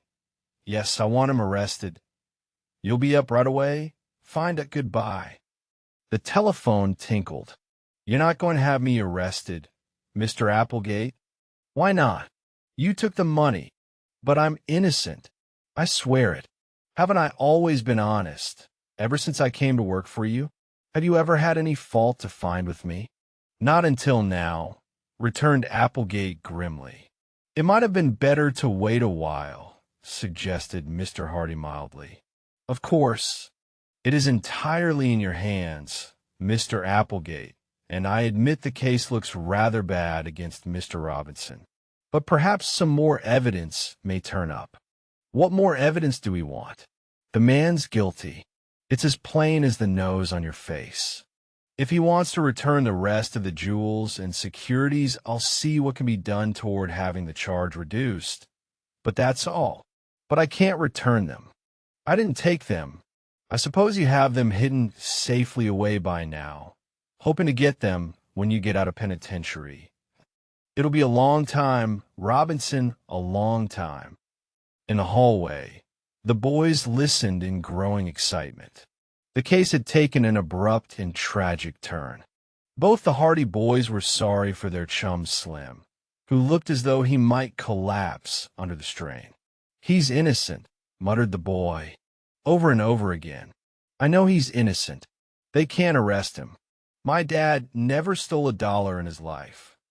Frank patted him on the shoulder. Brace up, old chap, he advised. It looks pretty bad just now, but your father will be able to clear himself. Never fear. I'll have to tell Mother, stammered Slim. This will break her heart. And my sisters, Frank and Joe, led him down through the hallway and along a corridor that led to a wing of the mansion, where the Robinson family had rooms. There, in a neat but sparsely furnished apartment, they found Mrs. Robinson, a gentle, kindly-faced woman, somewhat lame, who was sitting anxiously in a chair by the window. Her 2 daughters, Paula and Tessie, twins, were by her side, and all looked up in expectation as the lads came in. "What news, son?" asked Mrs. Robinson bravely, after she had greeted the Hardy boys. "Bad, Mother." They're not. Arresting him?" cried Paula, springing forward. Perry nodded dumbly. "But they can't," cried Tessie protestingly. "He's innocent. He couldn't do anything like that. It's wrong." Mrs. Robinson began to cry, quite silently. Perry went over to his mother and awkwardly patted her shoulder, his face white and stern. The twins gazed at one another with desperate eyes. Frank and Joe, their hearts too full for utterance, withdrew softly from the room. Chapter 9. Red Hair. The arrest of Henry Robinson caused a sensation in Bayport. For the caretaker of Tower Mansion was one of the last men in the city whom one would have suspected of dishonesty. There is a great deal of public sympathy for the family, but little for the accused, as most people seem to take it for granted that he would not have been arrested if he had not had something to do with the crime. But the Hardy boys were not satisfied. "I'm positive Henry Robinson is innocent," said Frank to his brother the next morning. "There's a great deal about this case that hasn't come to the surface yet. I had a sort of sneaking idea that the man who stole Chet Morton's car had something to do with this. He was a criminal. That much is certain," agreed Joe. "He stole an automobile, and he tried to hold up the ticket office. I like to go back to the place where we saw the wrecked car. You never know what evidence we might find. There might be something there that would identify the chap. I'm with you. Let's go this morning." So within the hour the boys were on their motorcycles, speeding along the shore road toward the place where the speed fiend's car had been wrecked in the bushes. "I'd certainly like to do something to help clear Mr. Robinson," said Frank. "It's pretty tough on Slim and his mother and sisters. We probably won't be able to do very much. If Dad can't clear him, I don't think we can help a great deal. But it's worthwhile trying." "It sure is. And I've had a hunch all along that we didn't investigate the wreck of that car closely enough. Well, we'll make a thorough job of it this time." When the boys reached the scene of the wreck, they found the smashed car just where they had seen it last. The tires had been taken, and some of the accessories that had escaped destruction had been stripped from the automobile. But the car had been so badly smashed that there were few evidences of disturbance. Leaving their motorcycles by the side of the road, the lads plunged down into the bushes and busied themselves examining the wreckage. Joe hunted through the side pockets in the hope that there might be papers or some other means of identification, but in this he was disappointed. There were no license plates, but Frank managed to secure the engine number, and this he jotted down in a notebook he carried. "Perhaps this will give us a clue. Although I have an idea that the fellow got this car in the same way he got Chet's. It's probably a stolen automobile." For a time, they rummaged around among the wreckage without success. Then, at last, Frank gave a low cry. "Here's something," he exclaimed. "Look." Joe came over to where he was standing, and Frank plucked something from the front seat of the wrecked car. Red hair. In his hand, Frank held a small tuft of vivid red hair. It was very coarse in texture, and the surprising part of it was that the hairs were not separate but were attached to a sort of tough linen. "Why, it's part of a wig," said Frank, examining the hair more closely. "You're right," agreed his brother. "No human hair ever grew like that. Part of the fellow's wig was torn when the car was smashed up, and that explains why Harity and his witness couldn't agree on the color of the fellow's hair," exclaimed Joe in excitement. "I see it now. The man didn't wear the wig when he held up the steamboat office, and the minute he reached the car he put on again. That explains why Brown saw a red-haired man driving away in Chet's roadster and why Harity was positive that man wasn't red-headed." "That's a real clue," exclaimed Joe. "We ought to tell Dad about this." "And we will too," said Frank, beginning to scramble through the bushes back toward the road. He put the fragment of the red wig carefully in an inner pocket, and then the Hardy boys started back toward Bayport. The clue was slight, of course, but still, it served to clear up the disagreement as to the color of the hold-up man's hair. It also served to prove conclusively that the man who had passed Frank and Joe on the shore road at such breakneck speed, and who had later wrecked his car, was the same man who had stolen Chet's roadster and had attempted to hold up the steamboat ticket office. "I guess Dad will think we aren't such poor detectives after all," Joe exulted, as they brought their motorcycles to a stop in the yard of the Hardy home. Their father was in the library, but in their excitement, the lads forgot to rap at the door and rushed into the room without ceremony. "Dad, we found a clue!" cried Joe when he saw his father sitting at the huge oak desk. Then he fell back, embarrassed, when he saw that there was someone else in the room. "Beg pardon," said Frank, and the boys would have retreated, but Mr. Hardy's visitor turned around, and they saw that it was Perry Robinson. "It's only me," said Slim. "Don't go." "Perry has been trying to shed a little more light on the tower robbery," explained Mr. Hardy. "But what is this clue you are talking of?" "It isn't about the robbery," replied Frank, "although it might have something to do with it. For all we know, it's about the red-headed man who stole Chet's car and who tried to hold up the steamboat ticket office." "What about him?" "This," said Frank, taking the fragment of red hair from his pocket and showing it to his father. The fellow wore a wig. Mr. Hardy examined the little tuft of hair closely. "Where did you find it?" he asked. "In the wreckage of that smashed car." Mr. Hardy nodded. "That seems to link up a pretty good chain of evidence.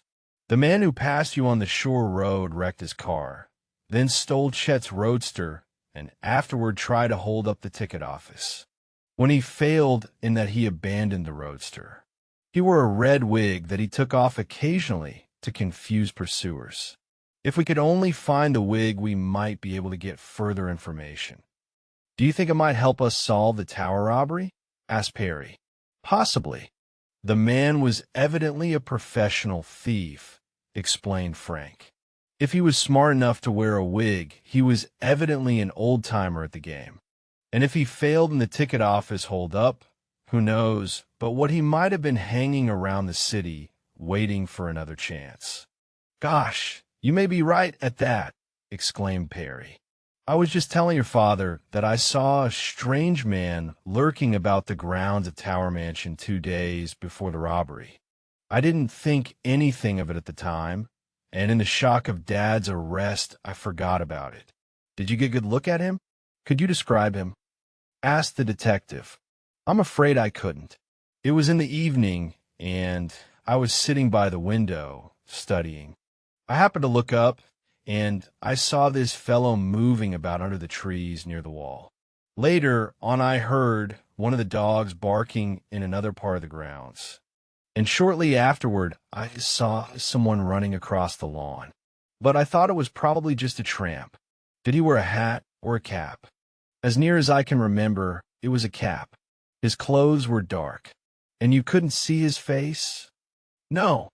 "Well, it's not much to go on, but it might be linked up with Frank's idea that the man who stole the roadster might have still been hanging around." Mr. Hardy thought deeply for a few moments.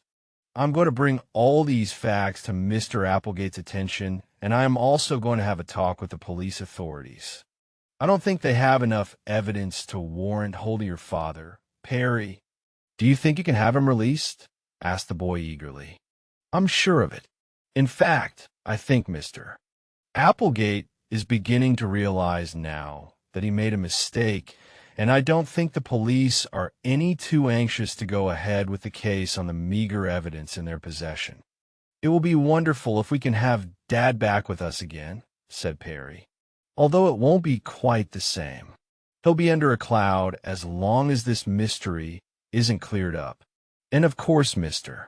Applegate won't employ him anymore. All the more reason why we should get busy and clear up the affair," returned Mr. Hardy. "You boys can help. How? By keeping your eyes and ears open and by using your wits. That's all there is to detective work. Well, you can just bet that if it will clear Slim's dad, we'll be listening and looking for every clue there is," Joe assured his father. Chapter 10. An Important Discovery. When the Hardy boys returned from school next afternoon, they saw that a crowd had collected about the bulletin board in the post office. "Wonder what's up now," said Joe, pushing his way forward. Boylike, he was able to make his way through the crowd with the agility of an eel, and Frank was not slow in following. On the board was a large poster, the ink on which was scarcely dry. At the top, in enormous black letters, they read, $1,000 reward. Underneath, in slightly smaller type, came the following. The above reward will be paid for information leading to the arrest of the person or persons who broke into Tower Mansion and stole from a safe in the library jewels and securities, as follows.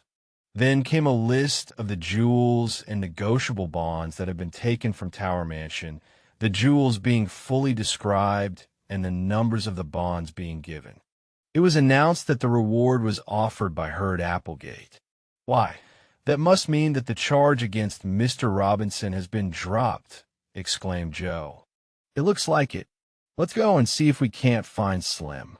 All about them people were commenting on the size of the reward, and there were many expressions of envy for the person who should be fortunate enough to solve the mystery. $1,000, said Frank, as they made their way out of the post office. That's a lot of money, Joe. I'll say it is. And there's no reason why we haven't as good a chance of getting it as anyone else. Golly, if we only could. Why not? Let's get at this case in real earnest.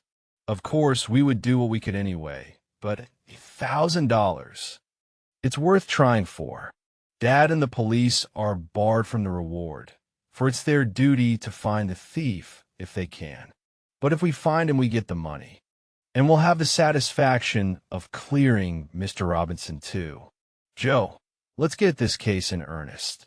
We have some clues right now, and we can follow them up. I'm with you. But they're Slim now. Perry Robinson was coming down the street toward them. He looked much happier than he had been the previous evening, and when he saw the Hardy boys, his face lighted up. Dad is free, he told them. Thanks to your father. The charge has been dropped. Gee, but I'm glad to hear that, exclaimed Joe. I see they're offering a reward. Your father convinced Mr. Applegate that it must have been an outside job. That is, that it was the work of a professional crook. And the police admitted there wasn't much evidence against Dad. So they let him go. I tell you, it was a great thing for my mother and sisters. They were almost crazy with worry. No wonder, commented Frank. What is your father going to do now? I don't know, Slim admitted heavily. Of course, we've had to move out of Tower Mansion. Mr. Applegate said that while the charge had been dropped, he wasn't altogether convinced in his own mind that Dad hadn't had something to do with it. So he dismissed him. That's tough luck, but he'll be able to get another job somewhere. I'm not so sure about that. People aren't likely to employ a man that's been suspected of stealing. Dad tried 2 or 3 places this afternoon, but he was turned down. The Hardy boys were silent. They were sorry for the Robinsons, for they knew only too well that the family were badly off financially, and that in view of the robbery, it would indeed be difficult for Mr. Robinson to get another position. We've rented a small house just outside the city, went on Slim. It is cheap, and we'll have to get along. There was no false pride about Perry Robinson. He faced the facts as they came, and made the best of them. But if Dad doesn't get a job, it will mean that I'll have to go to work. But Slim, you'd have to quit school. I can't help that. I wouldn't want to, for you know I was trying for the class medal this year. But oh well. The Hardy boys realized how much it would mean to their chum to leave school at this stage. Perry Robinson was an ambitious boy and one of the cleverest in his class. He had always wanted to continue his studies, go to a university, and his teachers had predicted a brilliant career for him. Now it seemed that all his ambitions would have to be thrown overboard because of this misfortune. Don't worry, Slim, comforted Frank. Joe and I are going to plug away at this affair until we get the bottom of it. It's mighty good of you, fellows, said Slim gratefully. I won't forget it in a hurry. You've been pretty white to me all through this. Ah, shucks, muttered Frank, embarrassed. It's the reward we're after. Applegate is offering $1,000. Oh, I know it isn't altogether the reward. You would do it to help us anyway, and you know it. Look what you've already done. Well, we're going to get busy, Joe said hastily. See you later? Slim, Don't worry too much. I think everything will be all right." Slim tried to smile, but it was evident that he was deeply worried. And when he walked away, it was not with the light, springy, carefree step his chums had previously known. "What's the first move, Frank? We had better get a full description of those jewels. Perhaps the thief tried to pawn them. We can call at all the pawn shops and see what we can find out. Then we may be able to get a line on the thief.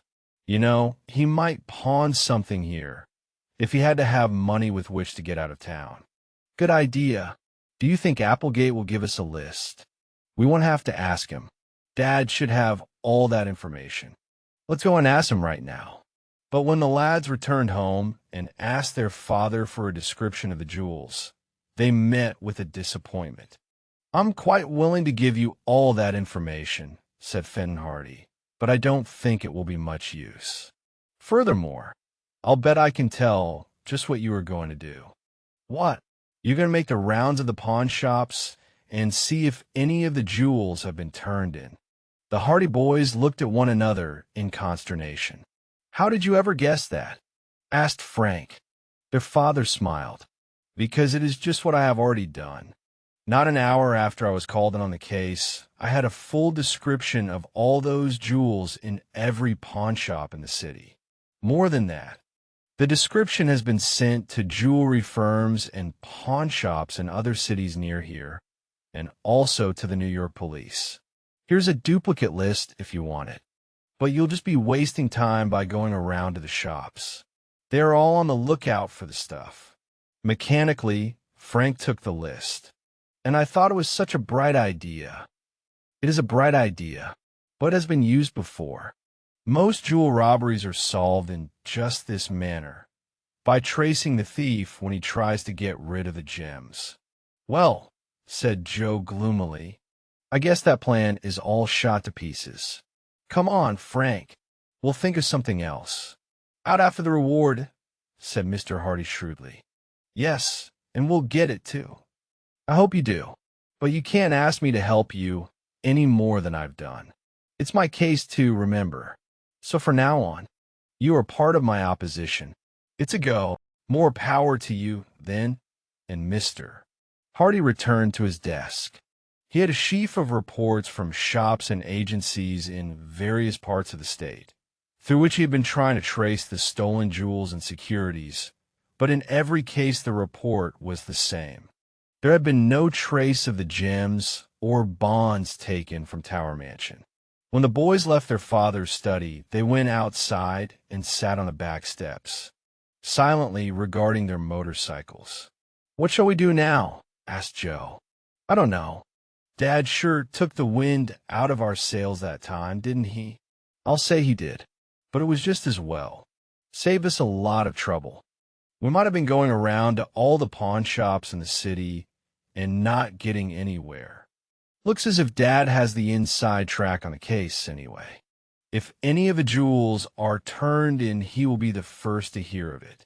What chance have we? I'm hanged if I'll give up," declared Frank with determination. "We know that there was a strange man hanging around Tower Mansion, and we know that there was a red-headed crook in town. Perhaps those two facts aren't connected, but I think they are. And we know he stole Chet's roadster and left it in the woods. Yes, and say, Joe, we didn't take much time to look around when that roadster was found, did we? What was the use? The roadster was there, and Chet got it back. No, but the man who stole the car had been there too. Perhaps he left some clue." Joe slapped his knee with an open hand. "I never thought of that, Frank. Let's go right back there now. Come on." Eagerly, the Hardy boys dashed over to their motorcycles. In a few minutes, they were speeding through the streets of Bayport, out toward the woods where Chet Morton's roadster had been abandoned.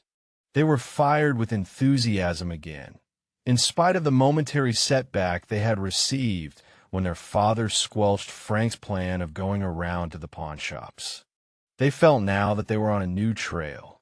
They came to the abandoned road that led into the woods, and they brought their motorcycles as far as possible, finally leaving them by the roadside and going ahead on foot.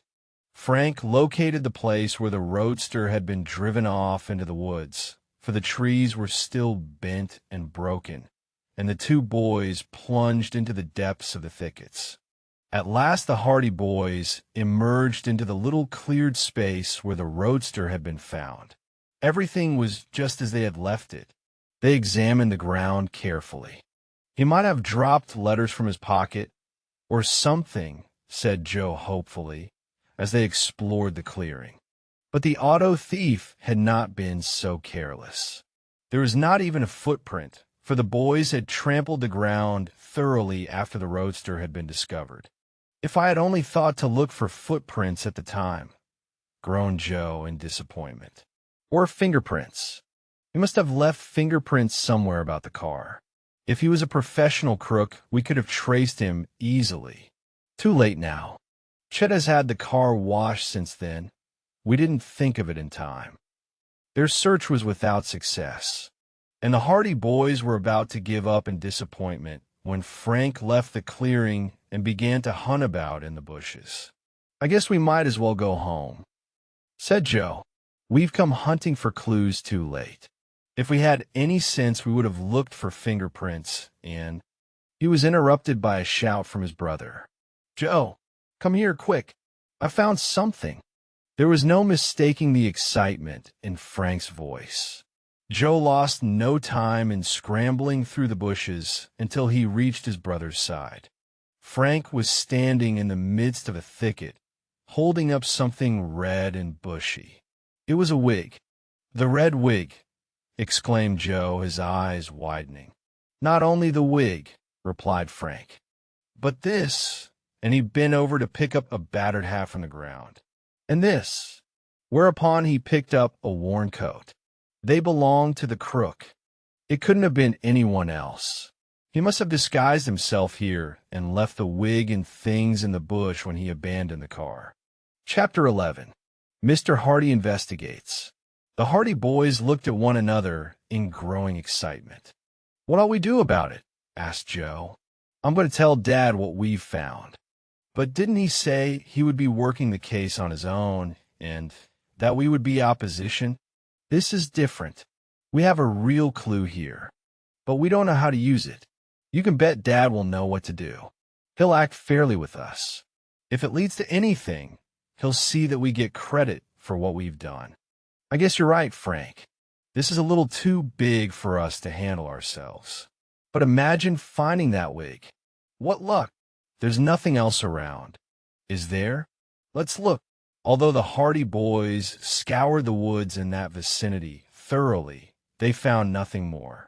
But the wig, the hat, and the coat gave promise of interesting developments. Frank hunted through all the pockets of the coat in the faint hope of finding something that would identify the previous wearer. But in this he was disappointed.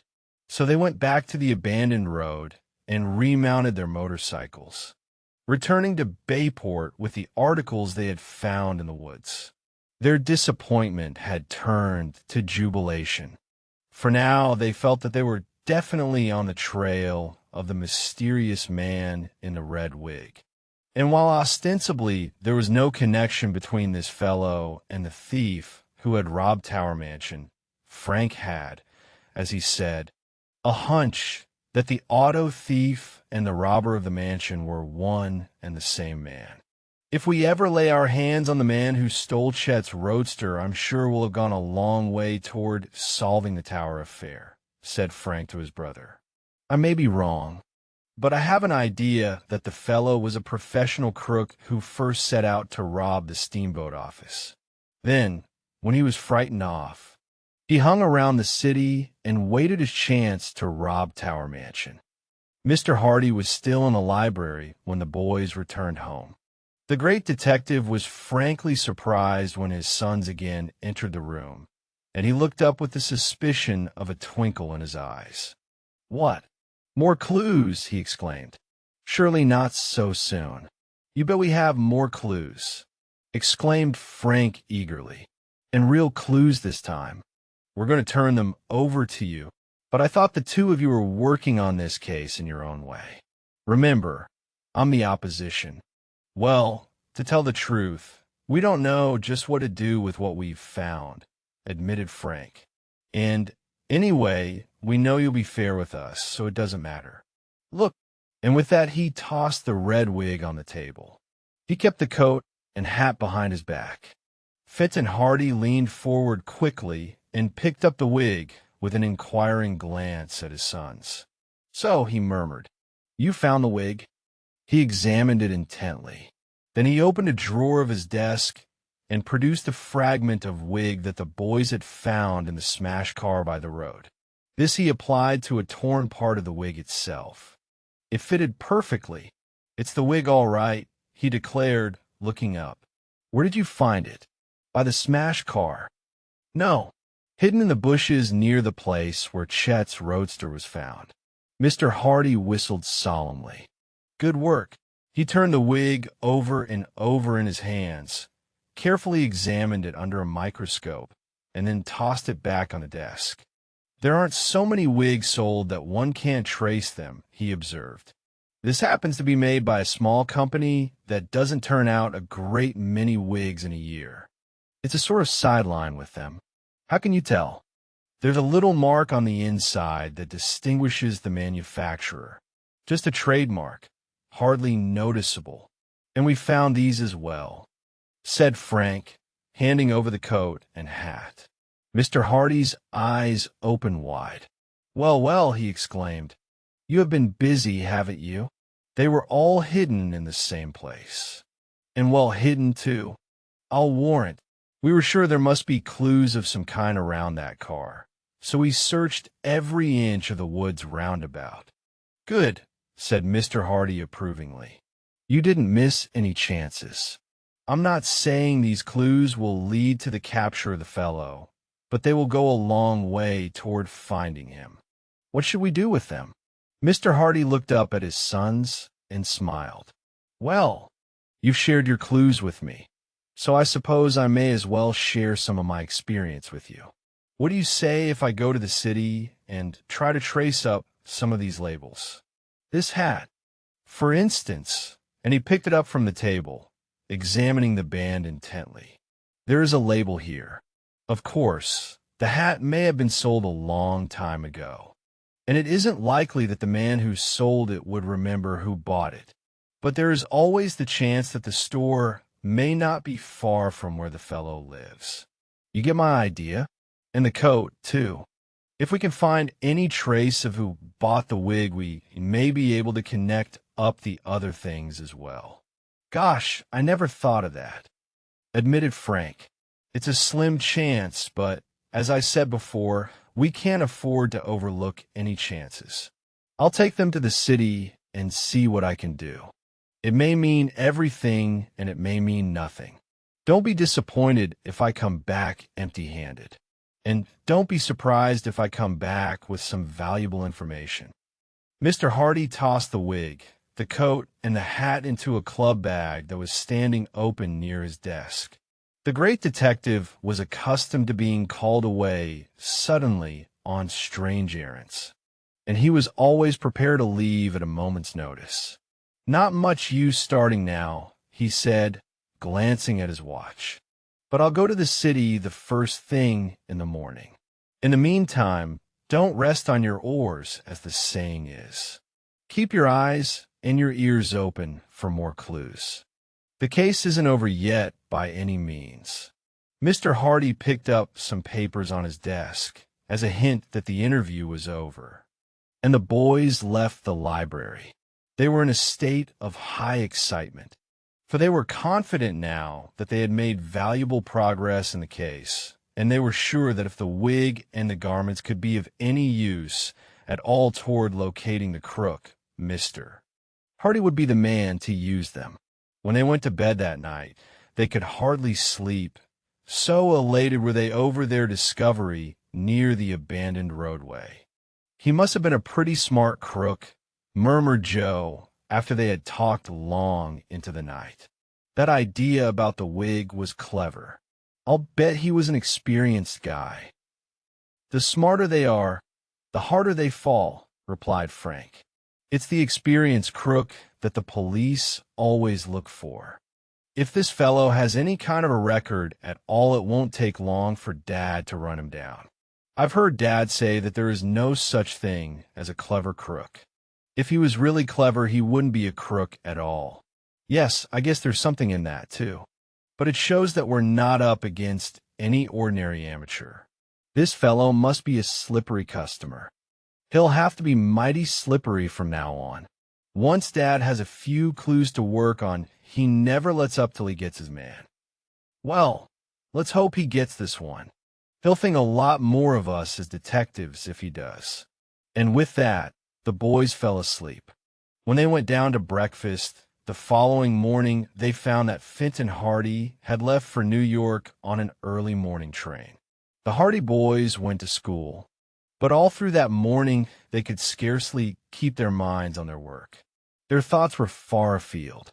They were wondering how Fenton Hardy was faring on his quest in New York, and it was not until after Frank had drawn a reprimand from one of his teachers because he absent-mindedly answered Red Wig when asked to name the capital of Kansas that they settled down to work and tried to put the affair of the wig and the abandoned clothes from their minds. Slim Robinson was at school that day, but after 4 o'clock he confided to the Hardy boys that he was leaving. "It's no use," he said. "Father can't keep me in school any longer, and it's up to me to pitch in and help the family. I'm to start work tomorrow for a grocery company." "And you wanted to go to college?" exclaimed Frank. "It's a shame. That's what it is." "Can't be helped," replied Perry with a grimace. "I can consider myself lucky I got this far. I guess I'll have to give up all those ideas now and settle down to learn the grocery business. There's one good thing about it. I'll have a chance to learn it from the ground up. I'm starting in the delivery department. Perhaps in about 50 years, I'll be head of the firm." "You'll make good at whatever you tackle," Joe assured him. "But I'm sorry you won't be able to go through college as you wished. Don't give up hope yet, Slim. You never know what may happen. Perhaps they'll find the fellow who did rob Tower Mansion." Both boys wanted to tell their chum about the clues they had discovered the previous day, but the same thought was in their minds, that it would be unwise to raise false hopes. It would go much harder with Perry, they knew, if he began to think the capture of the thief was imminent, only to have the hope dashed to earth again. So they said goodbye to him and wished him good luck. Perry tried hard to be cheerful, but his smile was very faint as he turned away from them and walked off down the street. "Gosh, but I'm sorry for him," said Frank as they went home. "He was such a hard worker in school, and he counted so much on going to college. We just got to clear up the tower robbery. That's all there is to it," declared his brother. "Perhaps Dad is back by now. There's a train from New York at 3 o'clock. Let's hurry home and see." But when the Hardy boys arrived home, they found that their father had not yet returned from the city. "We'll just have to be patient, I guess," said Frank. "No news is good news." And with this philosophic reflection, the Hardy boys were obliged to comfort themselves against the impatience that possessed them to learn what progress their father was making in the city toward following up the clues they had given him. Chapter 12. Days of Waiting. Fenton Hardy had high hopes of a quick solution of the mystery when he went to New York. Possession of the wig, the hat, and the coat gave him 3 clues, any one of which might lead to tracing the previous owner quickly, and the detective was confident that it would not be long before he would unravel the tangled threads. He had not stated his optimism to the boys, being careful not to arouse their hopes, but in his heart he thought it would be but a matter of hours before he ran the owner of the red wig to earth. But obstacles presented themselves before him in bewildering succession. The wig appeared to be his chief clue, and when he arrived in the city, he went directly to the head office of the company that had manufactured it. When he sent his card in to the manager, he was readily admitted. For Fenton Hardy's name was known from the Atlantic to the Pacific. "Some of our customers in trouble, Mr. Hardy?" asked the manager, when the great detective tossed the red wig on his desk. "Not yet, but one of your customers will be in trouble if I can ever trace the purchaser of this wig." The manager picked it up. He inspected it carefully and frowned. "We are not, as you know, a wig-making firm," he said. "That is, the wig department is a very small sideline with us. The very reason I thought it would be easier to trace this," replied Mr. Hardy. "If you turn out thousands of them every year, it might be more difficult. You sell to an exclusive theatrical trade, I believe." "Exactly. If an actor wants a wig of some special nature, we do our best to please him. We only make the wigs to order. Then you will probably have a record of this one." The manager turned the wig over in his hands, glanced carefully at the inside, felt of the weight and texture, then pressed a button at the side of his desk. A boy came and departed with a message. "It may be difficult. This wig is not new. In fact, I would say it was turned out about 2 years ago. A long time. But still, I'll do the best I can."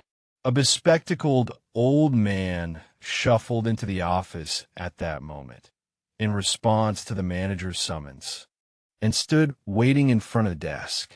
"Kaufman here," said the manager, "is our expert. What he doesn't know about wigs isn't worth knowing." Then, turning to the old man, he handed him the red wig. "Remember it, Kaufman?" The old man looked at it doubtfully. Then he gazed at the ceiling. "Red wig, red wig," he muttered. "About 2 years old, isn't it?" prompted the manager. "Not quite. 1.5 years, I'd say. Looks like a comedy character type. Wait till I think. There ain't been so many of our customers playing that kind of part inside 1.5 years. Let's see. Let's see." The old man paced up and down the office, muttering names under his breath. Suddenly, he stopped, snapping his fingers. "I have it," he said. "It must have been Morley who bought that wig. That's who it was. Harold Morley. He is playing in Shakespearean repertoire with Hamlin's company. Very fussy about his wigs. Has to have him just so. I remember he bought this one because he came in here about a month ago and ordered another just like it." "Why would he do that?" asked Mr. Hardy. Kaufman shrugged his shoulders. "Ain't none of my business. Lots of actors keep a double set of wigs. Morley's playing down at the Crescent Theater right now. Call him up." "I'll go and see him," said Mr. Hardy, rising. "You're sure he is the man who ordered that wig?" "Positive," replied Kaufman, looking hurt. "I know every wig that goes out of my shop. I give him all my personnel attention. Morley got the wig, and he got another like a month ago." "I remember. Kaufman is right," put in the manager. "Morley has a very good account with us. If Kaufman says he remembers the wig, it must be so. Well, thank you for your trouble," answered Finn Hardy. "I may be able to see Mr. Morley in his dressing room if I hurry. It lacks about half an hour of theater time. You'll just about make it. Glad to have been of service, Mr. Hardy. Anytime we can do anything for you, just ask." "Thank you." And Fenton Hardy shook hands with Kaufman and the manager, then left the office, bound for the Crescent Theater. But the detective's hopes were not as high as they had been. He knew that Morley, the actor, was certainly not the man who had worn the wig on the day the roadster was stolen. For the Shakespearean company of which Morley was a member had been playing a 3 months run in New York.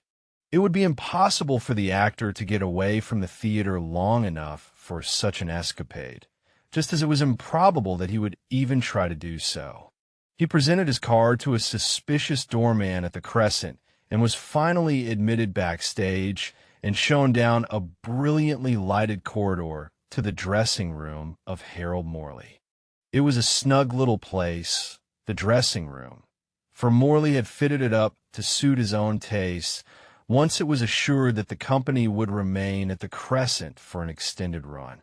There are pictures on the walls, a potted plant in the window overlooking the alleyway, and a rug on the floor. Seated before a mirror with electric lights at either side was a stout little man, almost totally bald. He was diligently rubbing cold cream on his face.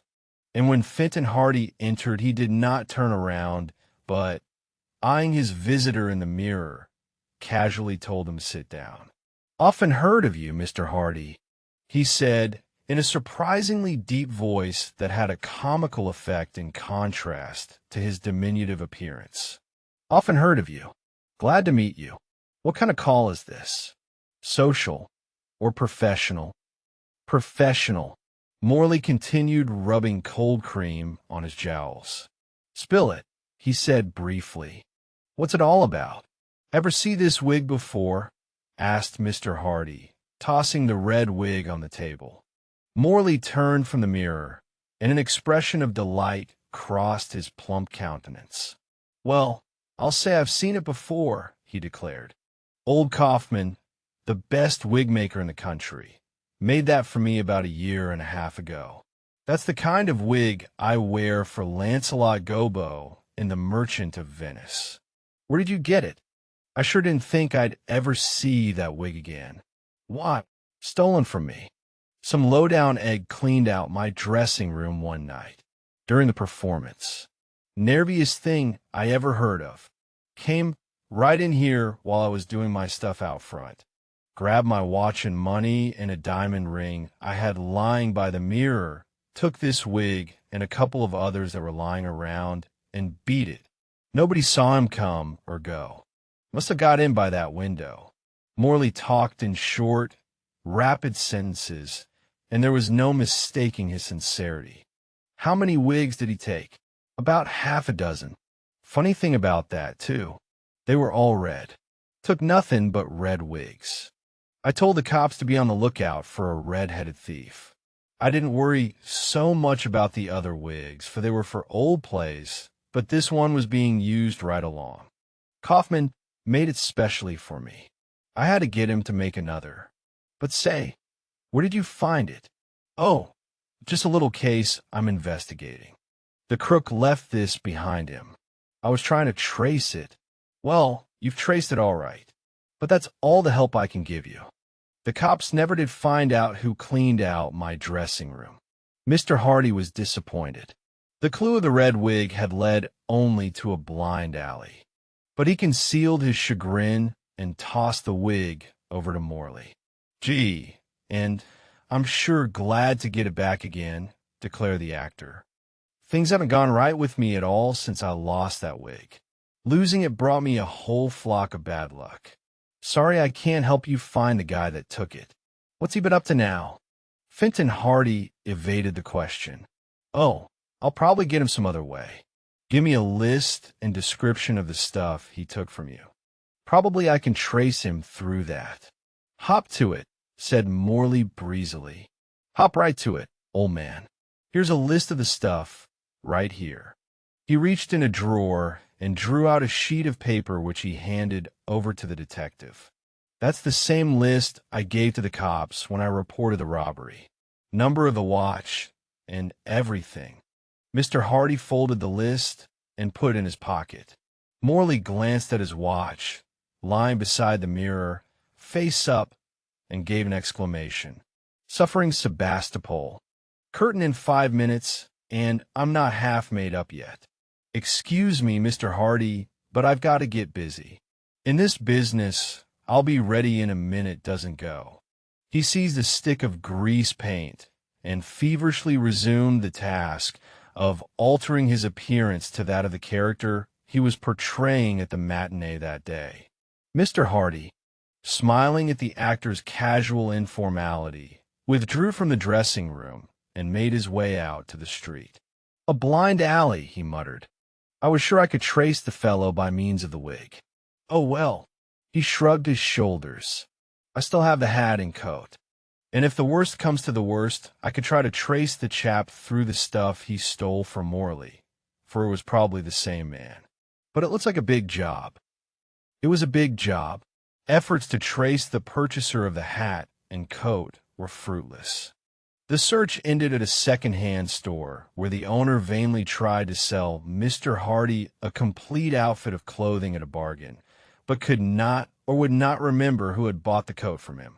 He sold so many coats and at such bargains that he could not remember the customers who came into his store. Mr. Hardy was forced to retire, defeated. The predominating quality of the detective's character was patience. We found that he could not trace the thief through the wig, the hat, or the coat. He doggedly set to work trying to trace the man who had broken into the dressing room of the actor, Morley, and this in spite of the fact that the police had already given up that case as hopeless. Then, in his spare time, Mr. Hardy spent hours at police headquarters, poring over records, searching for particulars of hundreds of red-headed criminals. It was over a week before he found what he wanted, and it came from a chance note at the bottom of a police description of a thief who was at that time out on parole. But when Finn and Hardy saw the note, he knew he had stumbled on the clue he needed, and he smiled grimly. "It won't be long now," he remarked, in the popular phrase of the day, as he went back to his hotel. Chapter 13. In Poor Quarters. In the meantime, the Hardy boys were finding the suspense almost unbearable. They had expected that their father would be away but a day at the most, but when 2 days dragged by, then 3, and finally an entire week, without word from Mr. Hardy further than a brief note from New York stating that he was well and that the case was not as easy a solution as he had hoped, they became depressed. "If Dad can't get the thief, no one can," declared Joe with conviction, "and I'm beginning to think that even Dad is falling down in this affair." "Better wait till he admits it himself," suggested Frank. "Although I don't mind telling you, I'm not very hopeful myself." Frank's preoccupied air had not gone unobserved. Callie Shaw had noticed his abstraction more than once. When she had smiled pleasantly at him as they met one another in the hallways or in the classroom at the high school, he had merely nodded moodily. Callie was too sensible to be hurt by this, but she wondered what was worrying Frank. So one afternoon, when they happened to leave school together, she taxed him with it. "What's on your mind, Frank?" she asked gaily. "You've been going around looking like a human thundercloud for the last week." "Who, me? I didn't notice," returned Frank heavily. "Yes, you," she replied, mimicking his lifeless tone. "You used to be full of fun. What's the matter? Can't I help?" She glanced up at him eagerly. Frank shook his head. "No, you can't help, Callie. It's about Slim. Slim Robinson." "Oh, yes. Wasn't that too bad?" said Callie with quick sympathy. "He had to leave school. They tell me he's working in a grocery, and he was so anxious to be a lawyer. I was talking to him this morning. He pretends he likes the work he's at, but I could tell he wishes he could get back to school again. I'm real sorry for him, and all on account of that confounded tower robbery, but nobody really believes Mr. Robinson did it. Of course not. Nobody but Herd Applegate. But until they find who did take the stuff, Mr. Robinson is out of a job and nobody will hire him. Isn't that too bad? I'm going over to see Paula and Tessie and Mrs. Robinson tonight. Where are they living?" Frank gave Callie the address. Her eyes widened. "Why, that's in one of the poorest sections of the city." "Frank, I had no idea it was that bad." "It is, and it'll be a lot worse unless Mr. Robinson gets work pretty soon. Slim's earnings aren't nearly enough to keep the family yet. Isn't there any chance that Mr. Robinson will be cleared?" "That's what's worrying me. Dad is working on the case." "Then why should you worry?" said Callie triumphantly. "Why, that means it'll be all cleared up.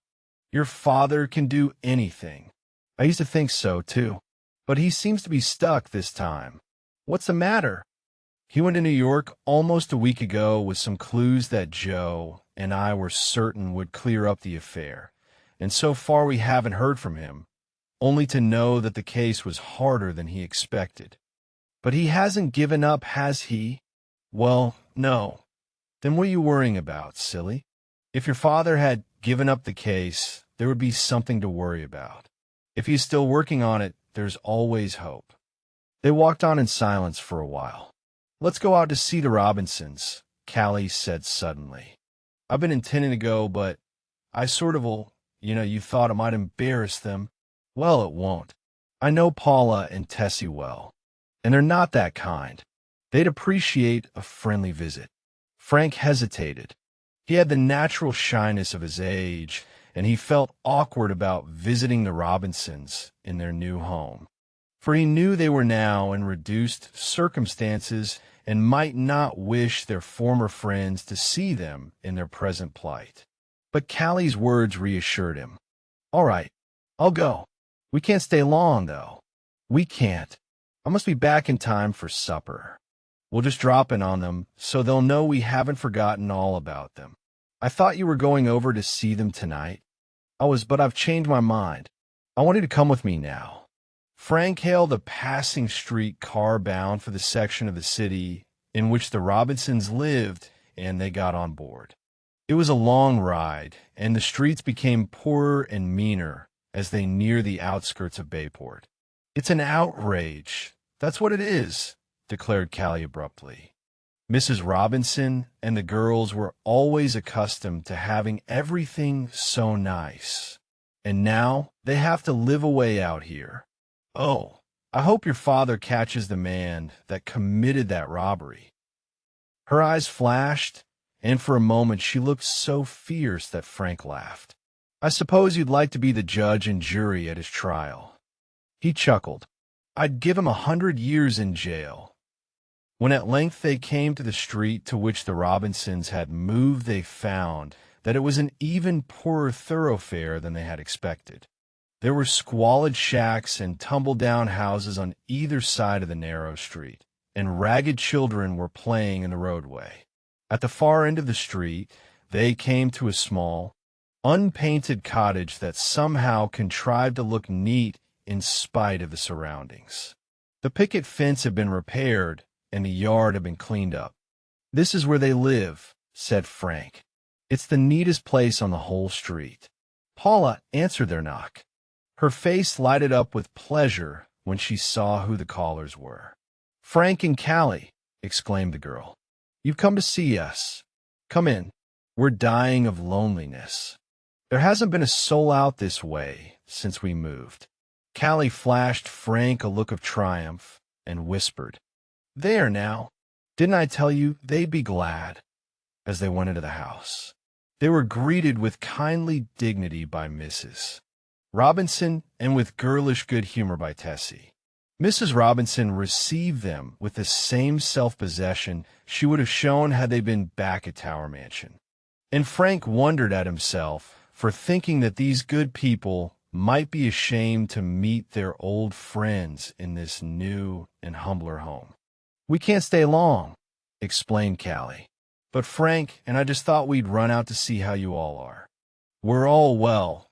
That's one mercy to be thankful for, answered Mrs. Robinson. Perry is working. I suppose you knew that. And Mr. Robinson? Inquired Frank. She shook her head. Not yet. Mrs. Robinson's lips quivered. It's so hard for him, she said. Without a recommendation, you know. It looks as though he might have to go to another city to get work. And leave you here. I suppose so. We don't know what to do. It's so unjust, flared Paula. Papa didn't have a thing to do with that miserable robbery, and yet he has to suffer for it just the same. Has your father discovered anything yet, Frank? Asked Mrs. Robinson hesitantly. I'm sorry, admitted Frank. We haven't heard from him. He's been away in New York following up some clues. But so far there's been nothing. Of course, it isn't often he falls down on a case. We hardly dare hope that he'll be able to clear Mr. Robinson. The whole case is so mysterious. I've given up thinking of it, Tessie declared. If it is cleared up, all well and good. If it isn't, we won't starve at any rate, and Papa knows we all believe in him. Yes, I suppose it doesn't do much good to keep talking about it, agreed Mrs. Robinson. We've gone over it all so thoroughly that there is nothing more to say. So, by tacit consent, the subject was changed, and for the rest of their stay Frank and Callie chatted of doings at school. Mrs. Robinson and the girls invited them to remain for supper, but Callie insisted that she must go.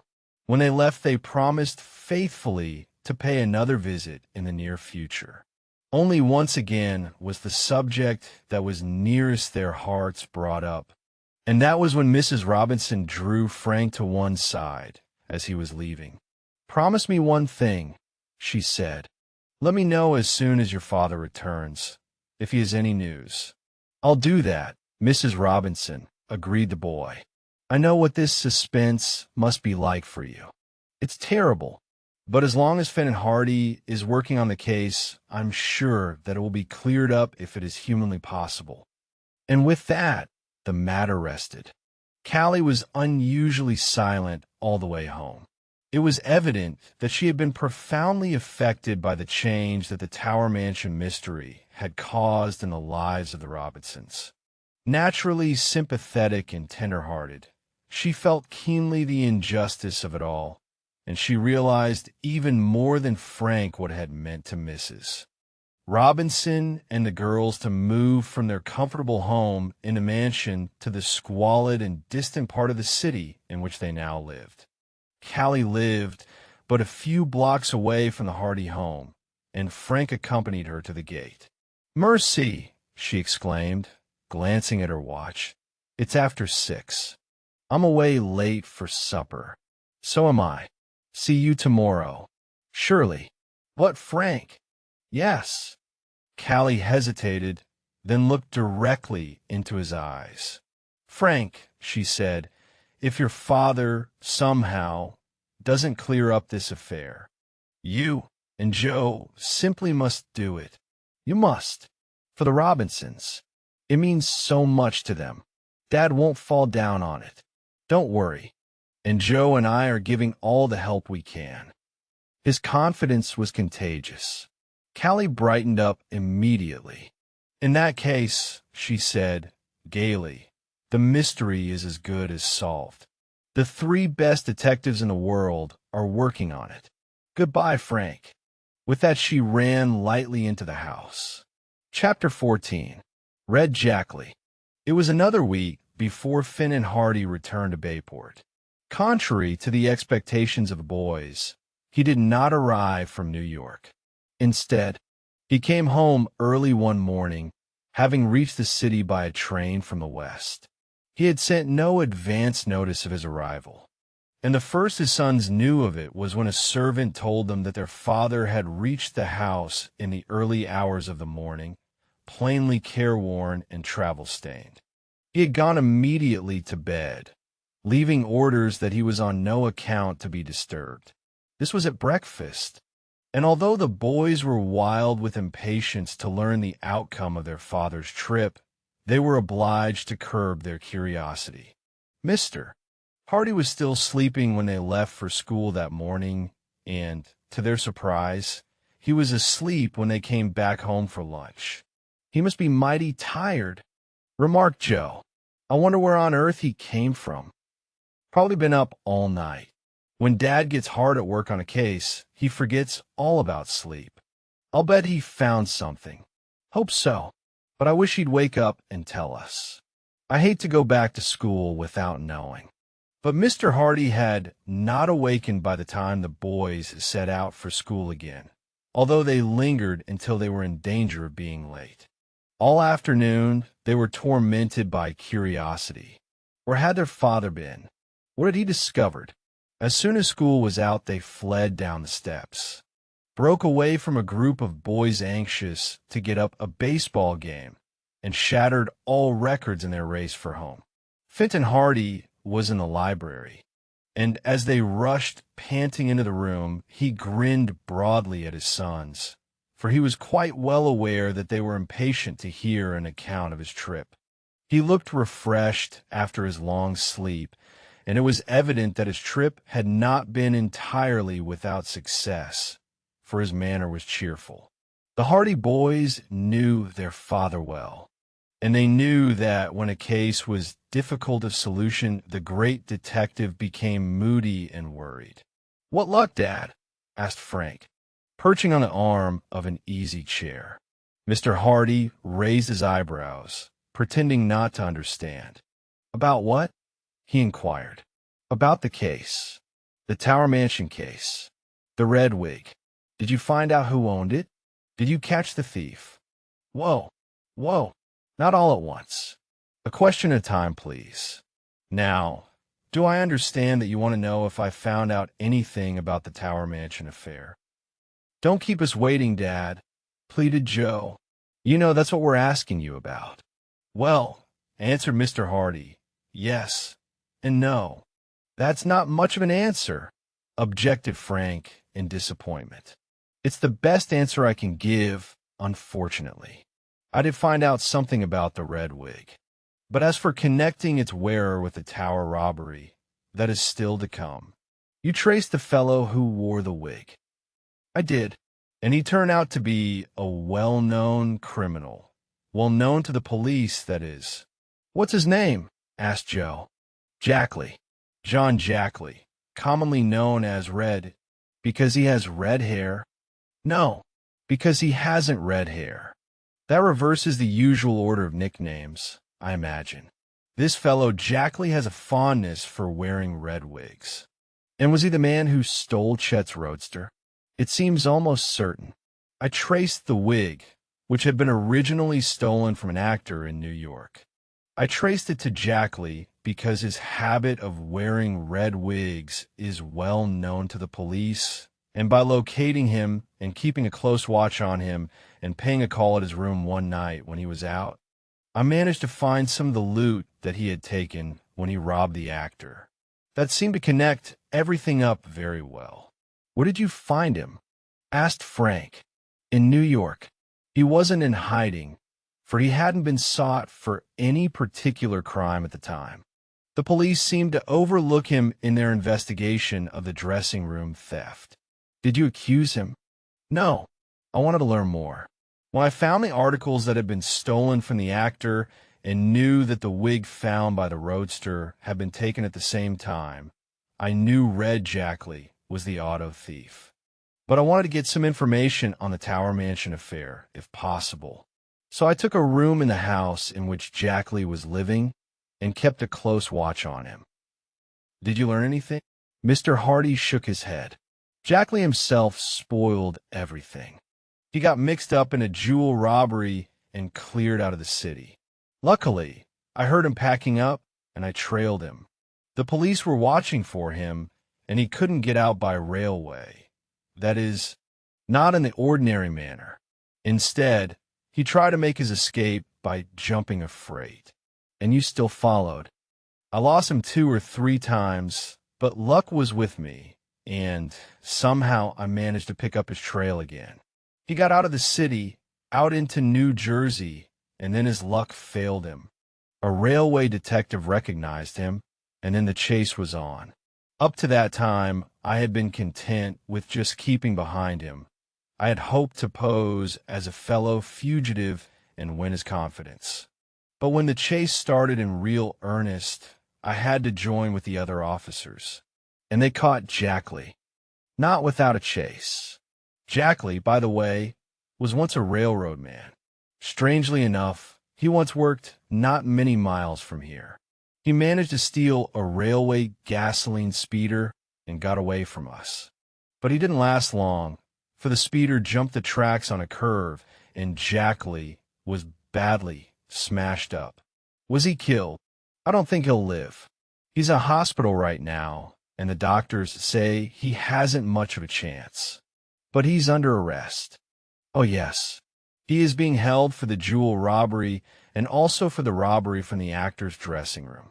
But I don't think he'll live to answer either charge.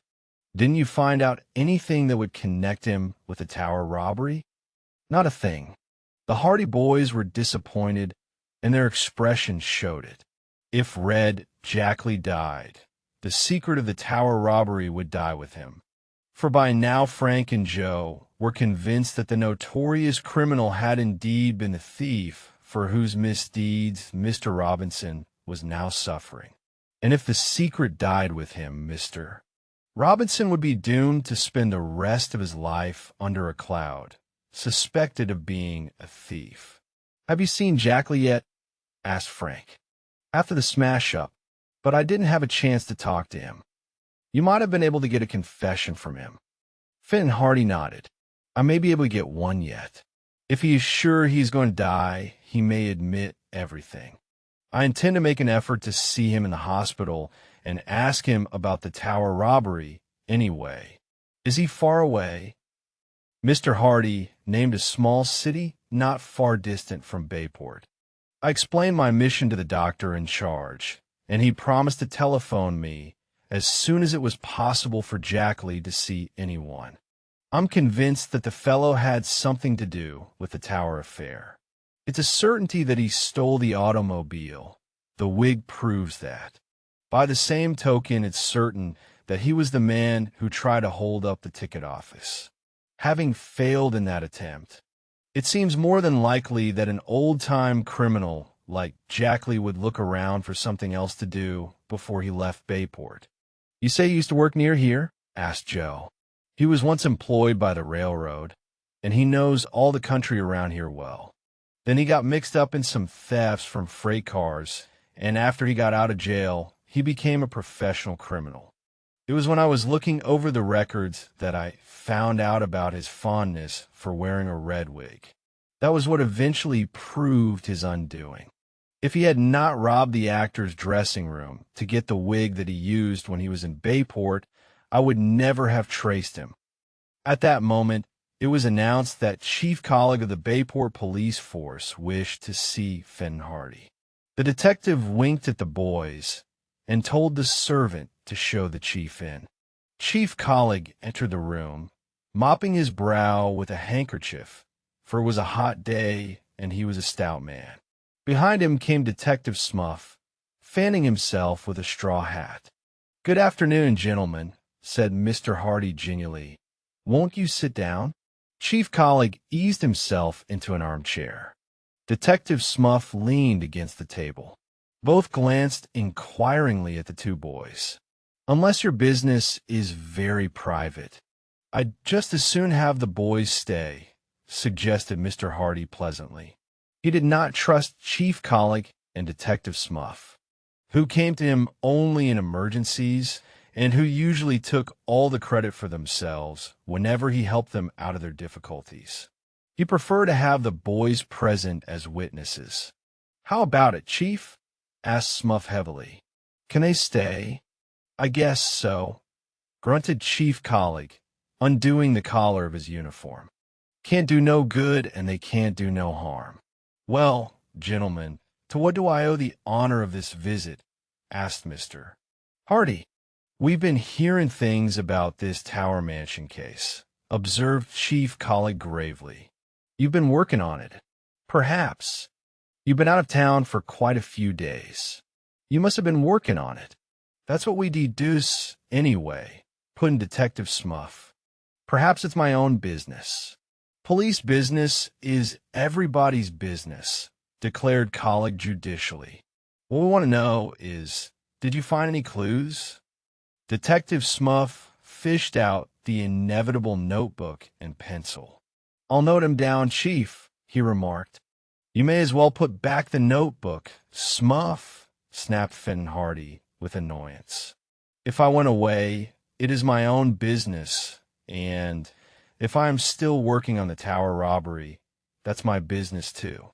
I'll thank you to keep to your own affairs." Chief Colleague opened his mouth, then closed it again. He took out his handkerchief and mopped his brow, all the while staring at Finn Hardy. Then he turned and gazed at Smuff. "Detective Smuff," he said in a solemn voice, "did you hear that?" I did. What do you think of it, Detective Smuff? I think. Detective Smuff groped for an expression that would encompass the magnitude of the offense. I think Mr. Hardy is guilty of obstructing the cause of justice, he said grandly. Obstructing fiddlesticks, said Mr. Hardy. I'm minding my own business, which is more than some police officers seem capable of doing. Chief Collick sighed. The trouble with you, Mr. Hardy, he said, is that you won't cooperate. If you cooperated a little more, we would all be farther ahead. There ain't any cooperation at all. Here is me and Smuff doing our best to drive crime out of Bayport, and you won't cooperate. Perhaps the fact that there is $1,000 reward in the case isn't making you anxious for some cooperation, suggested Fenton Hardy dryly. It ain't got nothing to do with it, replied Chief Collick virtuously. We're just anxious to see this affair cleared up, that's all. Now, Mr. Hardy, we hear you were with the officers that chased this here notorious criminal Red Jackley. Mr. Hardy gave a perceptible start. He had no idea that news of the capture of Jackley had reached Bayport, much less that news of his own participation in the chase had reached the city. What of it? Did Jackley have anything to do with this here tower case? How should I know? Wasn't that what you were working on? That's my affair. Detective Smuff and Chief Collick looked at one another. You ain't cooperating, complained Chief Collick. You're going to put us to a whole lot of worry and expense just because you won't give us a little cooperation. Just what do you mean? Detective Smuff and me was thinking of going over to the hospital where this man Jackley is and giving him the 3rd degree about the tower case. Fenton Hardy's lips narrowed into a straight line. You can't do that. The doctor won't let you see him. We're going to try, anyway. There's a train at 7 o'clock, and we aim to have a talk with this fellow Jackley tonight. Mr. Hardy shrugged his shoulders. Go ahead. It means nothing to me, but if you take my advice, you'll stay away. You'll just spoil everything. Jackley will talk when the time comes. Oh ho, said Detective Smuff triumphantly. Then there is something to it. Hey? I knew there was, said Chief Collick. Come on, Smuff. We'll make this man Jackley talk yet. We're officers of the law. We are, and I'd like to see any doctor keep us from doing our duty. He mopped his brow again, put on his hat, nodded to Fenton Hardy, and clumped out of the room. Detective Smuff, putting his notebook into his pocket, followed. The door closed behind them. Mr. Hardy sat back with a gesture of despair. They'll spoil everything, he said. They're just so clumsy that Red Jackley will close up like a clam if they try to make him talk. Perhaps, remarked Frank significantly, they'll miss their train. At that moment, the telephone rang. Mr. Hardy answered it. Hello, yes. This is Fenton Hardy. Yes. Oh, yes, doctor. He is well. Is that so? Won't live until morning. I can see him. Fine, thank you, goodbye. He put back the receiver. There, he said wearily. Just my luck. Red Jackley is dying, and the doctor says I can see him tonight. But Collick and Smuff will have first right to talk to him, for they are officials, and I'm only a private detective. If Jackley confesses, they'll have the credit for it. They'll just have to miss their train, said Frank. Come on, Joe. Let's see what we can do. Chapter 15. The Chief Gets a Bomb. What's up now? Asked Joe when the Hardy boys had left the house. Chief Collick and Detective Smuff must miss that train. But how? I don't know just yet, but they've got to miss it. If they reach the hospital tonight, they'll interview Jackley first. One of two things will happen. They'll either get a confession and take all the credit for clearing up the case, or they'll go about it so clumsily that Jackley will say nothing and spoil everything for Dad. The Hardy boys walked along the street in silence. They realized that the situation was urgent, But although they racked their brains trying to think of some way in which to prevent Chief Colleague and Detective Smuff from catching the train, it seemed hopeless. "Let's round up the gang," suggested Joe. "Perhaps they can think of something."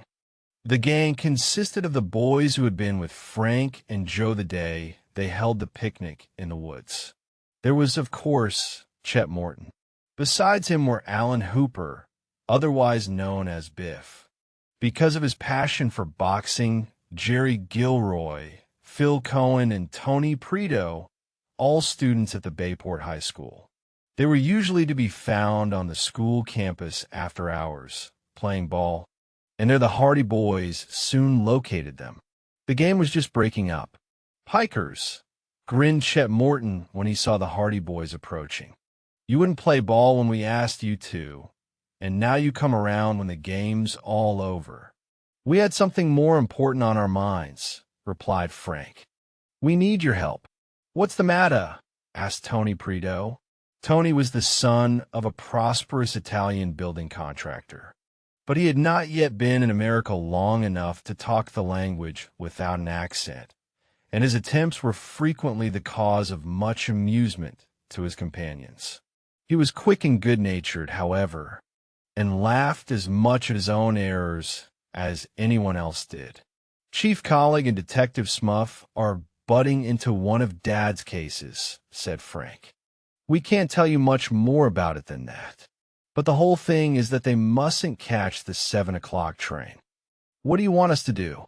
asked Biff Hooper. "Blow up the bridge?"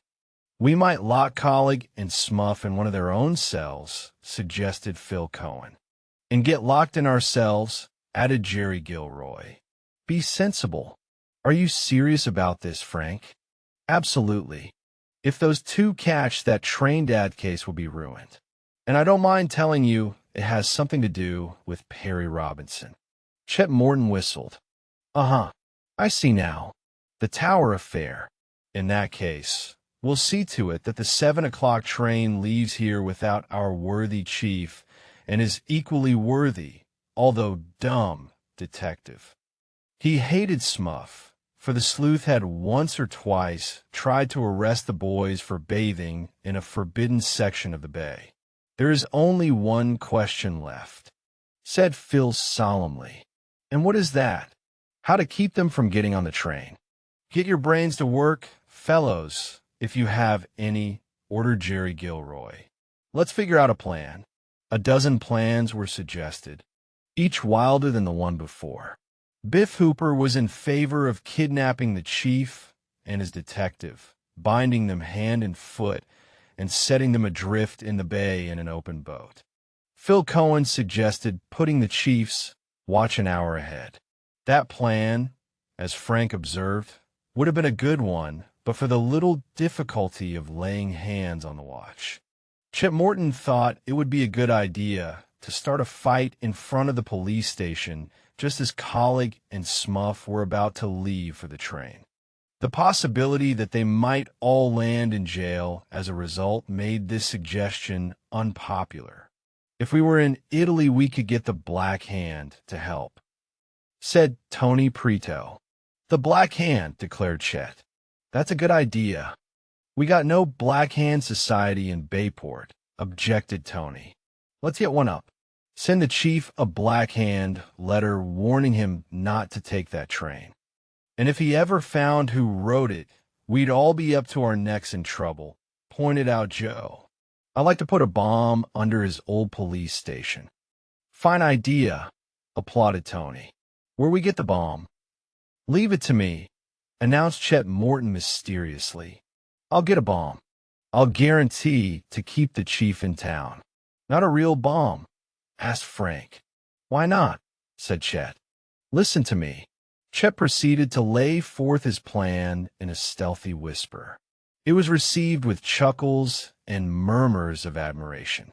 His companions clapped him on the back, and when he had finished, the boys hastened down the street toward the Hardy home.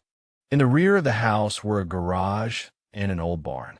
In the barn was a gymnasium that the Hardy boys had fitted out for themselves, and here was the usual collection of old toys, footballs, broken baseball bats, and such paraphernalia, to be found wherever boys store their cherished possessions. Frank groped about among the rubbish in one corner until at last he rose with an exclamation of triumph, holding aloft a shining object. "It's here," he said. "Let's get busy. There's no time to lose." An old box was quickly produced, and in it the shining object was placed. The box was then carefully wrapped up, and in a few minutes the boys left the barn, Tony carrying the package under one arm. Not far from the Bayport police station was a fruit stand over which presided an Italian by the name of Rocco. He was a simple, genial soul who believed almost everything he heard, and, like most of his countrymen, he was of an excitable nature. Toward Rocco's fruit stand the boys made their way. Rocco was sorting over his oranges when they approached. Tony, with the box under his arm, hung in the background, while Chet stepped boldly forward. "How much are your oranges, Rocco?" he asked. Rocco, with much explanatory waving of arms, recited the prices of the various grades of oranges. "Too much. There's a fellow at another fruit stand on the next street, sells 'em a nickel a dozen cheaper." "He no can do," shrieked Rocco. "My price is the low." Then, angered by this reflection on the prices of his wares, he burst into a lengthy explanation of the struggles confronting a poor Italian trying to get along in a new country.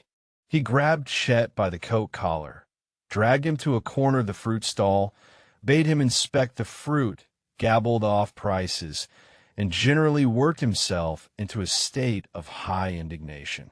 In the meantime, Tony Preto made good use of his time to shove the mysterious package under the front of the stall. Then he joined the other boys who had screened his movements by gathering about Rocco. "You'll have the Black Hand after you if you keep on charging such high prices. That's all I can say," declared Chet as the boys moved away. "Poof! What do I care for the Black Hand? No frighten me," said Rocco bravely. But he gulped when he said it, and there was no doubt that the shot had gone home. It was now after 6 o'clock, and the boys decided that in the interests of their plan, they would have to brook the parental wrath by being late for supper. Frank had assumed that Chief Colleague and Detective Smuff would be leaving to catch the train at about 10 minutes to 7. So shortly after 6:30, Phil Cohen, who had remained in the background during the interview with Rocco, walked smartly up to the fruit stand again. The others were viewing the scene from around the corner of a nearby building. "Banana," said Phil briefly, tossing a nickel on the counter. When he had received the fruit, he began to eat it, at the same time chatting with Rocco. "What you think?" snickered the Italian. "Some boys come here a while ago and say to Black a Hand tink I charged too much for the fruit." "Well, you do charge too much, Rocco. Everybody says so. I sell it a good fruit at a good price." Phil turned aside and at the same time accidentally knocked an apple to the ground. He bent to pick it up, Rocco eyeing him narrowly in case he tried to slip it into his pocket. But Phil did not get up at once. Instead, he said, "Oi, what's this? What you find? What's this, Rocco?" Phil rose from in front of the stand with the package in his hands. "I found this under the counter." Rocco stared. His mouth opened in dismay, for, sounding clearly from the inside of the package, came a steady tick-tock, tick-tock. "A bomb!" he shrieked. "Put him down." Thereupon he scrambled wildly over the array of fruit at the back of the stand, knocked over a tray of oranges, and went sprawling over the opposite counter, roaring "Police!" at the top of his lungs. Phil, with a fine imitation of fright, put the package on top of the counter and fled. Rocco, in his white apron, was dancing about in the middle of the street, yelling "Bombs! Police! The Black a Hand!" Then, suddenly fearing that the supposed bomb might explode at any moment, he whirled rapidly about and raced down the street away from the stand, in the general direction of the police station. He reached the doorway just as Chief Colleague and Detective Smuff were leaving for the train.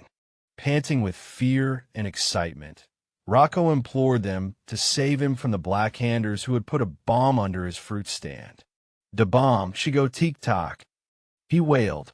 "She blowed his stand into the little piece." "A bomb!" exclaimed Chief Colleague. "Surely not in Bayport." "I always thought there was black-handers around here," said Smuff. "She blow up the fruit stand. Come, kayak." Chief Colleague and Detective Smuff followed Rocco to the corner. Then they peeped around until they could see the deserted fruit stand with the package on the counter. "You say it goes tick-tock. Just look at a clock. Must be a bomb, all right," said Smuff. "They run by clockwork. Might go off any minute," observed the chief. "I hate to go near it." "Smuff, you go and pour a pail of water over it." "Me?"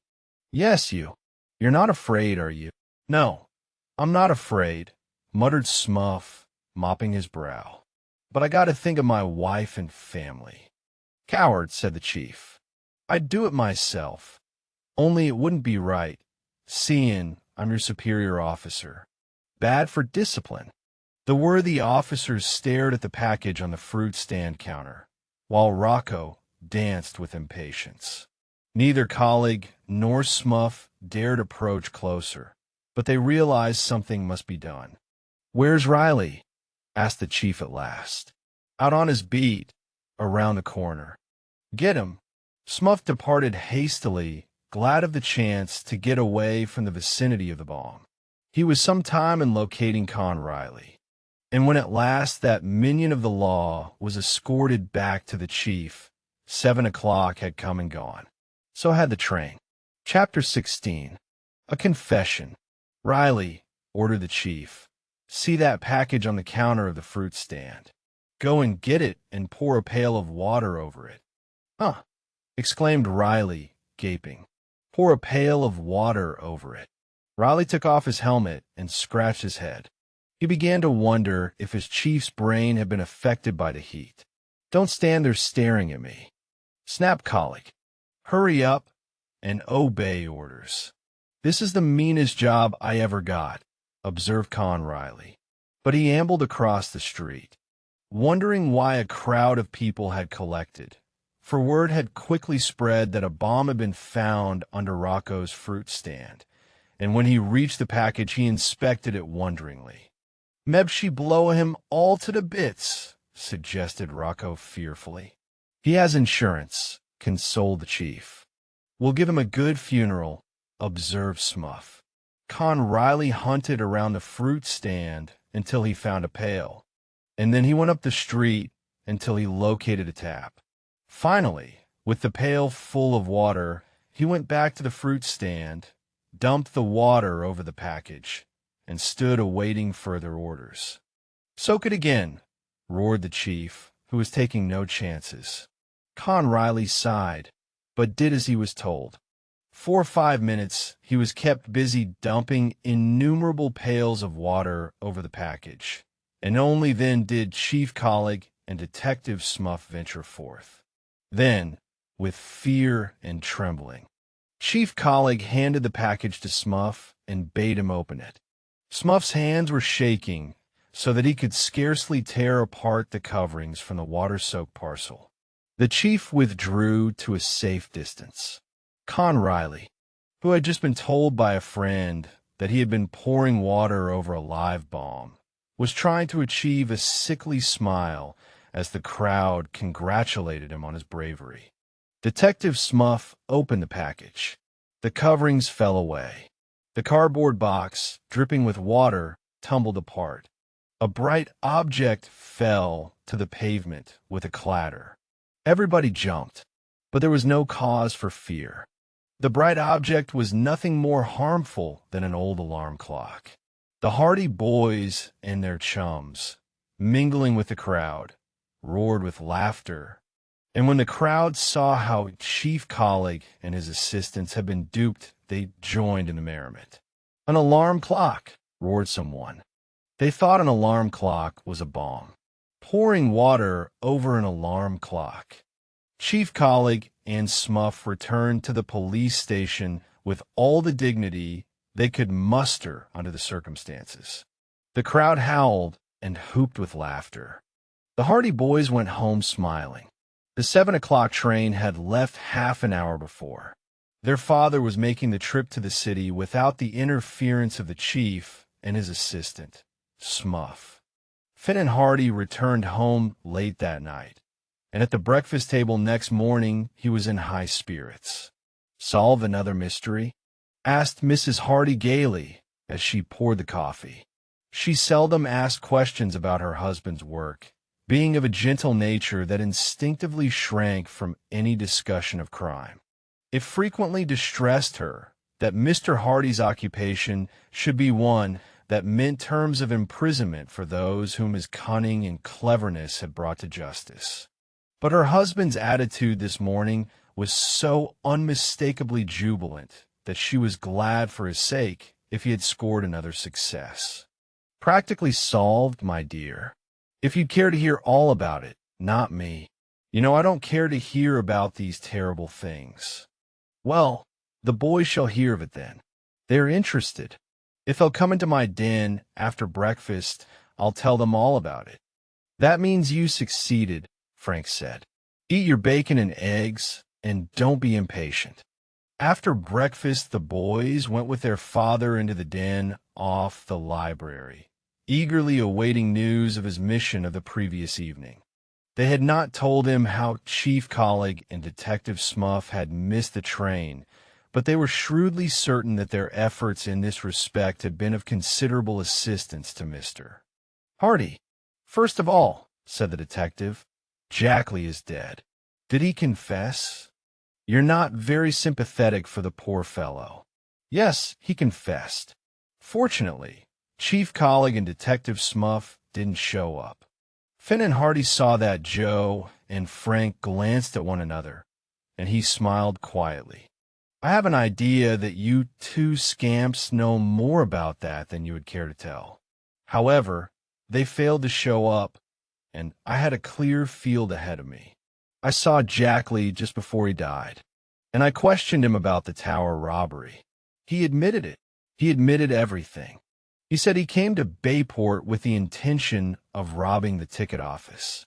When he failed in that attempt, he decided to hang around for a few days, and then he hit upon Tower Mansion as his next effort. He entered the place and opened the safe. Then he took the jewels and the bonds. What did he do with the loot? That's what I'm coming to. I had quite a time making Jackley confess to the Tower affair, and it was not until he was on the point of death that he admitted it. Then he said, 'Yes, I took the stuff, but I couldn't get away with it. You could get it back easily. I hid it in the old tower.' That was all he said. He became unconscious then and died in a few minutes. Just why he couldn't get away with the loot and why he hid it in the tower, I don't know. He didn't have time to tell me, but he said it was hidden in the old tower. Why, we'll find it in no time," exclaimed Frank. "Tower Mansion has 2 towers, the old and the new. We'll search the old tower. The story seems likely enough," said Mr. Hardy. "Jackley would gain nothing by lying about it when he was on his deathbed.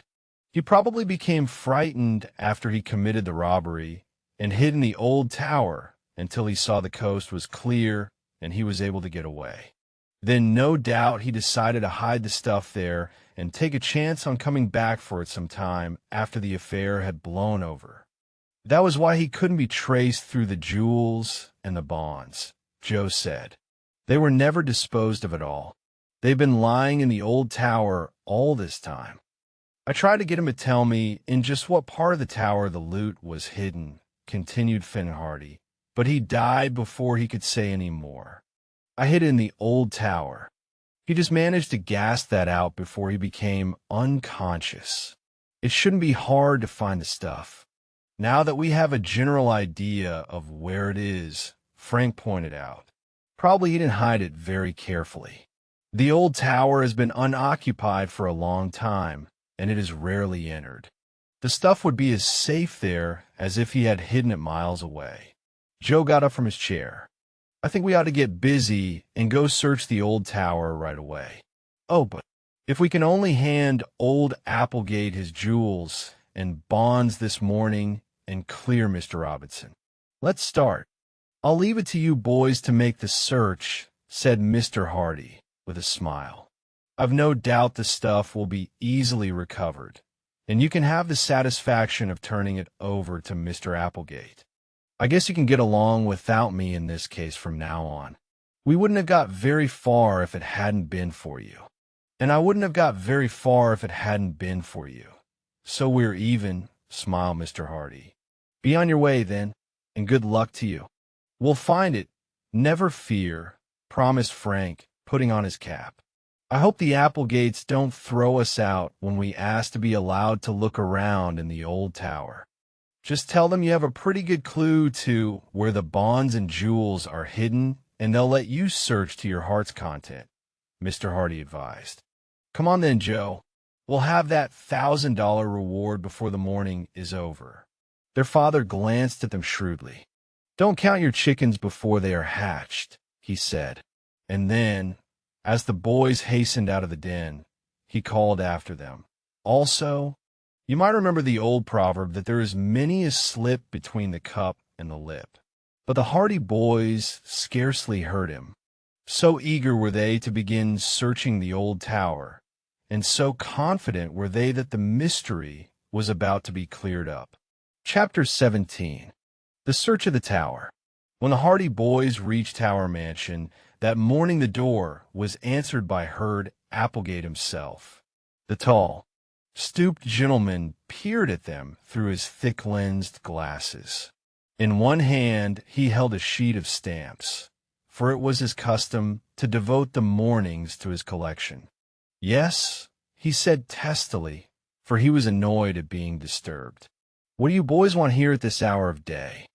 You remember us, don't you? Asked Frank politely. We're Mr. Hardy's sons. Finn and Hardy, the detective? Are you his boys? Yes, sir. Well, what do you want? We'd like to take a look through the old tower, if you don't mind. We got a new clue about the robbery you had here a while ago. Want to look through the old tower? Of all the impudence. What do you want to look through the tower for? And what has that got to do with the robbery? We have evidence that leads us to believe the jewels and bonds were hidden in the tower by the thief. Oh, you have evidence, have you? The old man peered at them very closely. It's that rascal Robinson, I'll warrant. He had the stuff there, and now he's put you up to going and finding it, just to clear himself.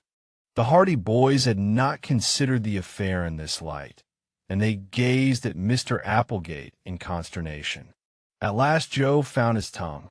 Mr. Robinson isn't mixed up in this at all, he said. The real thief was found. He said the stuff was hidden in the old tower. If you will just let us take a look around, we'll find it for you. Who was the real thief, then? We can't tell you just now, sir. Wait till we find the stolen goods, and we'll tell you the whole story. Mr. Applegate took off his glasses and wiped them with his handkerchief. He glared at the boys suspiciously for a few moments. Then he called out, Adelia. A high-cracked voice from the dim regions of the hallway answered. What you want? Come here a minute. There was a rustle of skirts, and then Adelia Applegate, maiden sister of the owner of Tower Mansion, appeared. She was a faded blonde woman of thin features, and she was dressed in a gown of a fashion 15 years back, in which every color of the spectrum fought for supremacy.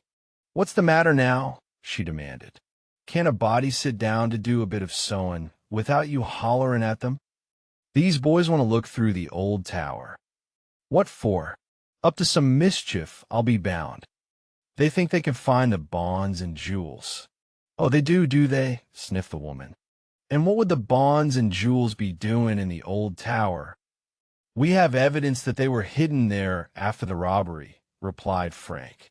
Miss Applegate sniffed again and viewed the boys with frank suspicion, as if any thief would be fool enough to hide them right in the house he robbed. "These are Mr. Hardy's boys," explained her to Applegate. "He is the big detective, you know." "All detectives," said Miss Applegate, "are nosy, always prying into other people's affairs. We're just trying to help you," put in Joe politely. "Go ahead, then." "Go ahead," said Miss Applegate with a sigh. "Come around at this hour of morning, disturbing honest folks. Go ahead and tear the old tower to pieces if you like. But I'll be bound you won't find anything. It's all foolishness. You won't find anything."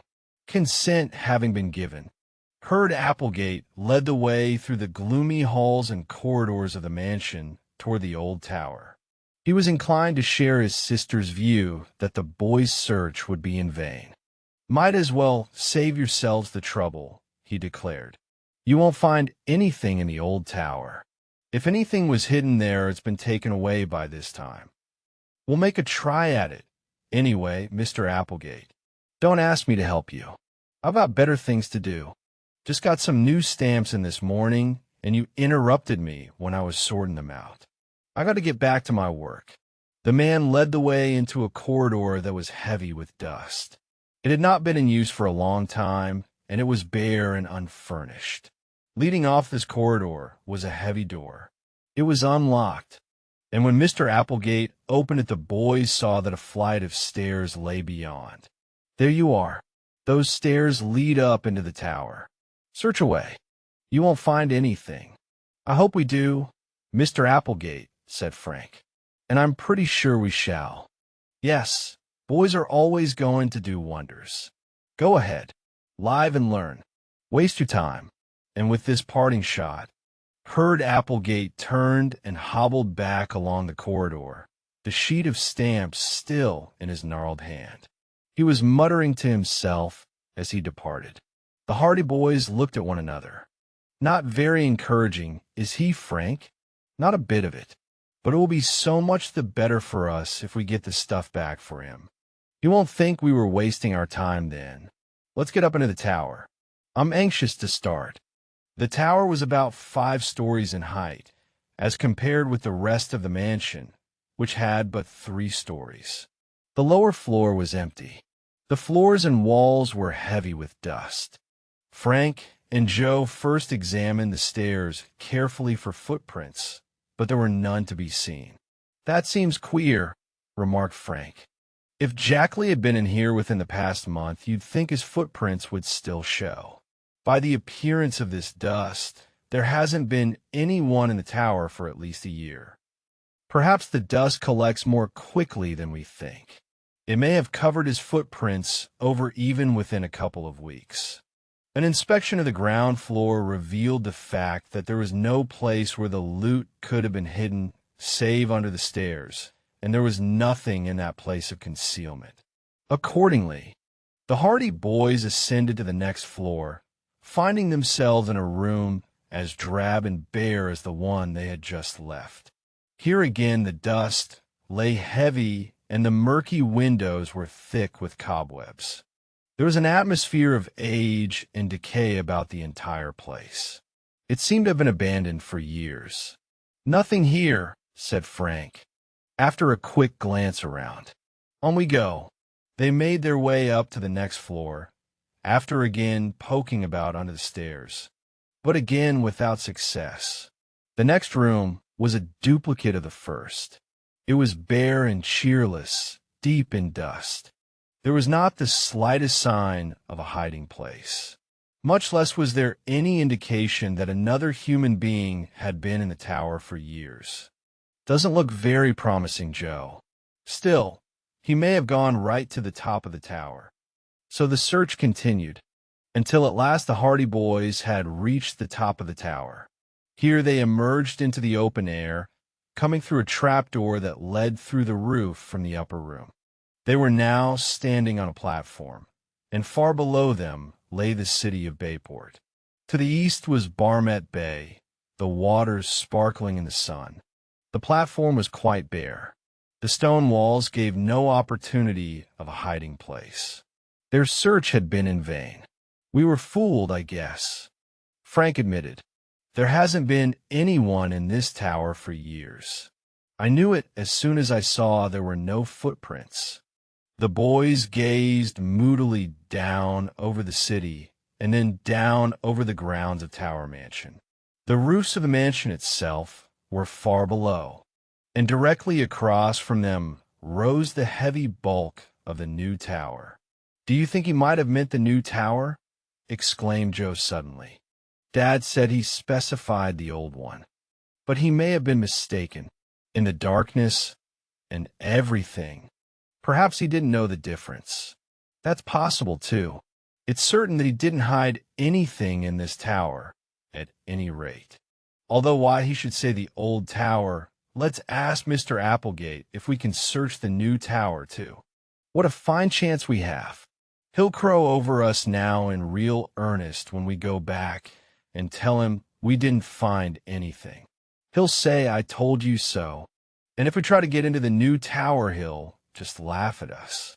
It's worth trying, anyway. We can tell him the whole story about Jackley. That ought to convince him. Disappointed, the hardy boys descended through the trapdoor, and then made their way down through the tower until at last they were in the long, gloomy hallway again. Their clothes were covered with dust, and their hands and faces were grimy. Slowly, they trudged back into the main part of the mansion again, and there they met Adelia Applegate, who popped out of the doorway as they were passing and cackled with delight. "So these are the fine boys who are going to find the stolen stuff for us?" she exclaimed in her cracked voice. "So these are the boys who were so sure it was hidden in the old tower. Well, and they didn't find anything after all." "I'm afraid we didn't, Miss Applegate," Frank answered with a smile. "But if you and Mr. Applegate will let us tell our story, I think we can convince you that we really thought the stuff was hidden there. Even yet, I believe it is hidden somewhere in the mansion, probably in the new tower." "In the new tower," she sniffed. "Absurd. I suppose you want to go poking through there now. If it wouldn't be too much trouble." "It would be too much trouble, indeed," she shrilled. "I shan't have any boys rummaging all through my house on a wild goose chase like this. You'd better leave right away, and forget all this nonsense." Her voice had attracted the attention of Herd Applegate, who came hobbling out of his study at that moment. "Now what's the matter?" he demanded. Then, seeing the boys, his face became creased in a triumphant smile. "Uh-huh. So you didn't find anything after all. Ha! Ha!" He began to chuckle, immensely pleased with himself. "I told you so." Chapter 18. The New Tower. "They have the audacity to want to go looking through the new tower now," said Miss Applegate, in high indignation. Herd Applegate's smile vanished. "You can't do anything of the sort," he snapped. "Are you boys trying to make a fool out of me? I knew mighty well you wouldn't find anything in the old tower, and we were pretty sure we would," answered Frank. "Listen, Mr. Applegate, we'll be fair with you. We'll tell you exactly why we wanted to make this search. Go ahead and tell me. Why didn't you tell me before?" "Because we wanted to work this out ourselves, as far as possible. But the information we had came from the man who stole the jewels and the bonds." "What? Has he been caught?" "He was captured, but he will never come to trial." "Did he escape again?" "He escaped by death. The thief is dead." "Dead? What happened?" asked Herd Applegate excitedly. "His name was Red Jackley, and he was a notorious criminal. He was tracked down by our father, and when he tried to escape on a railroad handcar, he got into a smash-up, and he was fatally injured. But before he died, he admitted robbing Tower Mansion." "He admitted it?" "He confessed. He confessed everything." "I don't believe it," sniffed Adelia Applegate. "Nothing will ever convince me that it wasn't that rascal Robinson. Jackley confessed the whole business, Frank persisted. And on his deathbed, he said that he hadn't been able to get away with the loot, that he had hidden it. Where? In the old tower. And it isn't there. Joe and I have just searched the place high and low. The stuff isn't there. And from the fact that there are no footprints or marks of any kind in the dust, I don't think anyone has been in the place for a long time. The old tower has been closed for years. So we thought, Joe interjected, that he might have been mistaken and that he had really hidden the stuff in the new tower instead. Herd Applegate rubbed his chin meditatively. His manner toward the boys had undergone a change, and it was evident that he was impressed by their story. So this fellow confessed to the robbery. He admitted everything. He was a man who once worked around Bayport, and he knew this locality pretty well. He had been hanging around the city for some days before the robbery. Well, said Applegate slowly, if he says he hid the stuff in the old tower and it isn't there, he must have meant the new tower, just as you say. Will you let us search it? I'll do more than that. I'll help you. I'm just as anxious to get the jewels and bonds back as anybody. All nonsense, declared Adelia Applegate. It's all a pack of falsehoods. I don't believe a word of it. Now, Adelia, said her brother soothingly. These boys may be right after all. It won't hurt to take a look around, at any rate. And much you'll find, I'm sure. I declare, Herd Applegate, you're just as bad as those boys are. Maybe, he answered. But I'm going to help them search the new tower anyway. Don't ask me to brush the dust off your clothes when you come back, then, for that's all you'll get. Dust. Nothing more. The jewels and bonds are no more in the new tower than they are back in the safe right now. All right, Adelia. Perhaps you're right. But it won't hurt to make a search anyway. Come on, boys. With that, Herd Applegate led the way down the hall and opened the door leading to a corridor that extended toward the new tower. Frank and Joe, tingling with excitement, followed. Although the new tower had been built just a few years back, and although its rooms had been furnished, it had been seldom occupied, save on the rare occasions when the Applegates had visitors from the city. The new caretaker, employed to replace Robinson, was a lazy and slovenly fellow who did not bother to extend his duties to the tower.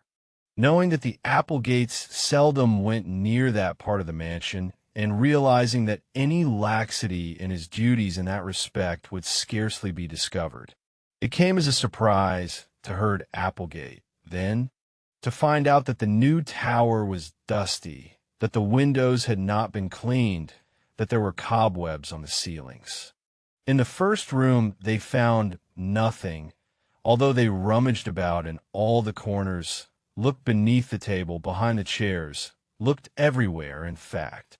Not until they were quite satisfied that the loot had not been hidden there did they ascend the stairs to the next room, and there again their search was fruitless.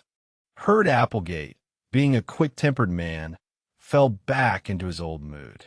The boy's story had convinced him, and he had been even more certain than they that the stolen bonds and jewels would indeed be found in the new tower.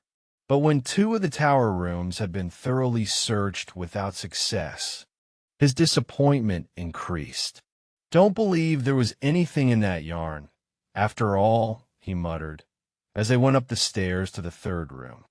I don't see why he should lie about it, after he confessed, remarked Frank thoughtfully. Dad told us that he admitted not being able to get away with the stuff. Then where did he hide it? Demanded Applegate. If he wasn't lying, the stuff must be around here someplace. Perhaps he hid it a little more carefully than we imagine, put in Joe. Haven't we hunted carefully enough? Herd Applegate snapped. In the 3rd room their search was again in vain. They even inspected the window ledges and tapped the floors and ceiling in the faint hope of finding some secret cupboard that was unknown to them. But the loot was not found. When at last they emerged through the trapdoor in the roof, out on top of the rear tower, and found it to be bare and empty. Applegate could not disguise his chagrin. "Wild goose chase," he snorted. "Adelia was right. I've been made a fool of. You don't think we would make up a story like that, do you, Mr. Applegate?" Frank asked. "I don't see any reason why you should. But there's something wrong somewhere. I've wasted half a morning poking around through this confounded tower, all for nothing. So have we. If that fellow did hide the stuff in one of the towers, someone else must have come along and got it. That's the only way I can figure it out. He had someone working with him. Or else Robinson found the stuff. That's more likely. Probably Robinson found the loot right after the robbery and kept it for himself. I don't think he would do that. He isn't that kind of man," Joe objected. "With all that money in front of him, I wouldn't put it past him for a minute. Where did he get that $900 then? Explain that." "He can't. He won't tell." As they descended the stairs and went back into the main part of the mansion, Herd Applegate elaborated on this theory. The fact that the loot had not been found in the face of Red Jackley's story seemed to strengthen his conviction that Robinson had something to do with the affair. Either Robinson found the stuff and kept it, or else he was in league with Jackley, said Applegate. "He's mixed up in it some way. I'm sure of that." The boys could say nothing. They realized that the theory was probable, although in their hearts they found it hard to believe that their chum's father could have had anything to do with the theft. They were deeply puzzled and tremendously disappointed, for they had been practically certain that the loot would be found. Now they saw that the only consequence of the whole affair was to involve Mr. Robinson more deeply than ever in the mystery. Back in the hallway, they endured the taunts of Adelia Applegate, who cackled jubilantly when she saw that the searching party had returned empty-handed. "There now," she crowed. "Who's right now? Didn't I tell you it was all nonsense? Herd Applegate, you've simply been made a fool of by these two boys. Now, Adelia, I think they meant well. Of course they meant well. And what did it gain you? They have prowled through the place all morning, and all the good that's come of it is that perhaps you won't be so ready to believe the next cock and bull story someone tells you. Go back to your stamps. Herd Applegate, and let it be a lesson to you. As for you boys, you should be ashamed of yourselves, disturbing folks like this." Whereupon she escorted the hardy boys to the door, while Herd Applegate, muttering sadly, went back to his study with a puzzled air. Chapter 19. The Mystery Deepens. Fenton Hardy was dumbfounded when his sons returned to him with the news that the loot had been found in neither the old tower nor the new. So implicitly had he believed in the dying confession of Red Jackley that he had not even bothered to join in the search, preferring to let his sons have the satisfaction of recovering the stolen goods that he was positive were hidden in the old tower. "And you're sure you searched the place thoroughly?" he asked for the third time. "Every inch of it. There was nothing in the old tower. No one had been there in weeks," answered Frank. "How could you tell?" "By the dust. It hadn't been disturbed. There wasn't a footprint of any kind. But you searched anyway." "We went through the tower from top to bottom," Frank replied. "It wasn't any use. No one had been there. So then we thought Jackley might have been mistaken and that he had left the stuff in the other tower. And Applegate let you search that as well." And Fenton Hardy's eyes twinkled. "Not until we had told him our reasons. We told him about Jackley, and then he became enthusiastic and even helped us in the search. But we didn't find anything." "Strange," muttered the detective. "I know Jackley wasn't lying. He had nothing to gain by deceiving me. Absolutely nothing. He was in real earnest, if ever man was. I hid it in the old tower." Those were his words. He would have told more if he had been able. And what could he mean but the old tower of Tower Mansion? Why should he be so careful to say the old tower? Everyone knows the mansion has two towers, the old and the new. Of course, it may be that we didn't search thoroughly enough, Joe said. The stuff may be hidden in the flooring or behind the walls. That's the only solution I can think of, replied Finhardy. I'm not satisfied yet that the loot isn't there. I'm going to get in touch with Applegate and ask permission for a real, thorough search of both towers. It's to his interest as well as mine. Applegate thinks possibly Jackley hid the stuff all right, but that Robinson found it and sold it, said Frank. He hinted that he was of the opinion that Robinson was in league with the thief. It does look rather bad, Mr. Hardy admitted. One couldn't blame Applegate very much for thinking Robinson found the stuff after it was hidden and made away with it. Robinson wouldn't do that, cried Joe. He's too honest. I don't think he would do it, either. But sometimes, if a man is in need of money and temptation is placed in his way, he gives in. I'd hate to believe that of Robinson. But if that stuff isn't found in the tower, I'll have to admit that it looks very much as if he were mixed up in it. The interview with their father left the Hardy boys feeling far from cheerful, for they saw that Mr. Robinson was now more deeply involved in the affair than before. On the face of it, circumstances seemed to be against the caretaker. Just the same, said Frank, as the boys left the house and went down the street. I don't believe Jackley ever hid the stuff in the tower. If he had ever so much as opened the tower door, he would have left some marks in the dust, and we would have seen them. So, I don't believe Robinson came along later and got the loot. As we saw it, the dust in the tower hadn't been disturbed in weeks. Why, there was even dust on the doorknob when Mr. Applegate let us in. Then, why should Jackley say he hid the stuff there? Exclaimed Frank, puzzled. Don't ask me. I'm just as much in the dark as you are. When the boys reached the business section of the city, they found that already Jackley's confession had become common property. People were discussing the deathbed confession on the street corners, and newsboys were busy selling copies of papers in which the story of the criminal's last statement was featured on the front page under black headlines. Policeman Con Riley was ambling along Main Street in the morning sunshine, swinging his club with the air of a man without a care in the world. When he saw the boys, he frowned, for there was no love lost between the Hardys and the Bayport Police Department. Well, he grunted, I hear you got the stuff back. I wish we had, said Frank. What? Said the constable, brightening up at once. You didn't get it? I thought it said in the paper this morning that this fellow Jackley told where he had hidden it. He did, and you can't find it.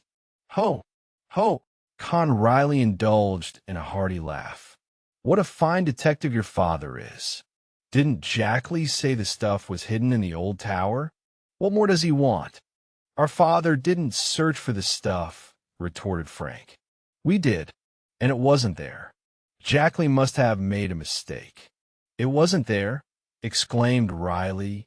And hide a light. That's a good one. That's the best I've heard in years. He chuckled exceedingly and slapped his knee. Jackley put a good one over on your father that time. Ho, ho, ho. The stuff wasn't there. Riley wiped the tears from his eyes and went on his way, trying to laugh and at the same time retain his dignity as an officer of the law. The joke, he decided, was too good to keep, so as he proceeded back toward the police station, there to edify Chief Colleague and Detective Smuff with the tale, he buttonholed various passers-by and poured the story into their willing ears. It was not long before the yarn had spread throughout the city with that swiftness peculiar to stories spread by word of mouth, and in the telling the story was exaggerated. The net effect being that Finn Hardy was made to look ridiculous by believing a false confession. Highly colored accounts of the boys' search of the old tower quickly spread. And throughout the day, they were subjected to many caustic and sarcastic inquiries on the part of friends and acquaintances alike. They took all these remarks in good part, although they did not enjoy their sudden prominence. "Never mind," said Frank. "We'll show them yet." "I hope they find that stuff when they search the towers again," added Joe. "Then the people will have to eat crow. It'll be our turn to laugh." "Yes," agreed Frank. "But just now our laughter seems to be in a far distant future."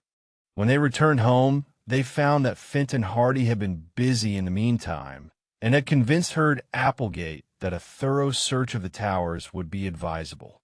True, he had not accomplished this without a great deal of opposition on the part of Adelia and without misgivings on the part of Herd Applegate himself, who had by that time come to the conclusion that Robinson had indeed been mixed up in the affair all along. In this conviction, he was sustained by Chief Collig, who had paid a call at the Applegate home as soon as Collig had told him of the vain search of the towers. "The chief says Robinson is behind it, and I'm beginning to think he's right," said Applegate. "But how about the confession, Mr.?" Hardy asked. "The chief says that's all a blind. Jackley did it to protect Robinson. They were both working together. I know it looks bad for Robinson, but I don't think it would hurt to give the towers another thorough search. I was the one who heard Jackley make the confession, and I don't believe he was lying. I believe he was trying to tell me all he knew. Maybe. I think he was too smart for you, Mr. Hardy, and everybody else thinks so too. It was all a hoax. I'll believe that after I've searched the towers inside and out." "Well, go ahead. Go as far as you like. But I don't think you'll find that treasure." With that, Mr. Hardy was content. He made preparations for a search of the towers. Although Adelia Applegate flatly declared that the detective was making a laughingstock of her and her brother, and that if the nonsense continued, she would leave Tower Mansion forever and carry out her oft-expressed intention of going to one of the South Sea Islands as a missionary. In spite of the protestations of the worthy lady, however, the search was carried out. The old tower was visited first, and for the greater part of the following morning the place was searched from top to bottom. Even the floors were torn up in places in the quest for some secret hiding place in which Jackley might have left the loot. But although Fenton Hardy, accompanied by the boys and Herd Applegate, who soon became infected with the dogged enthusiasm of the others and lent every assistance in his power, hunted throughout the old tower in every conceivable place, the missing jewels and bonds were not recovered. Nothing left but to search the new tower, Mr. Hardy commented briefly when the search was over. And throughout the whole afternoon, the new tower was the scene of a search that was as thorough as it was fruitless. Walls and partitions were tapped. Floors were sounded. Furniture was minutely examined. Not an inch of space escaped the minute scrutiny of the detective and his helpers. But as the search wore on and the loot still evaded discovery, the chagrin of Fenton Hardy deepened, and Herd Applegate finally lost his temper. "A hoax," he declared. "A hoax from start to finish." "The man was in earnest," the detective insisted. "Then where is the stuff? Someone else may have found it. That's the only explanation I can think of. Who else could have taken it but Robinson?" To this, Mr. Hardy was silent. In spite of his knowledge of and liking for the man, he was beginning to suspect that the caretaker may have had a hand in the affair after all. Either that, or Jackley simply told that yarn to shield Robinson, declared Applegate. "I'm not going to give up this search yet," said Mr. Hardy patiently. Perhaps the loot was hidden somewhere about the grounds. So the grounds of Tower Mansion, particularly in the vicinity of the two towers, were thoroughly searched. The shrubbery was inspected, but to no avail. The search continued until sundown.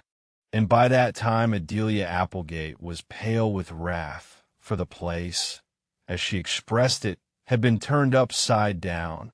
Herd Applegate was outspoken in his rage and disappointment, while Finn and Hardy was deeply chagrined.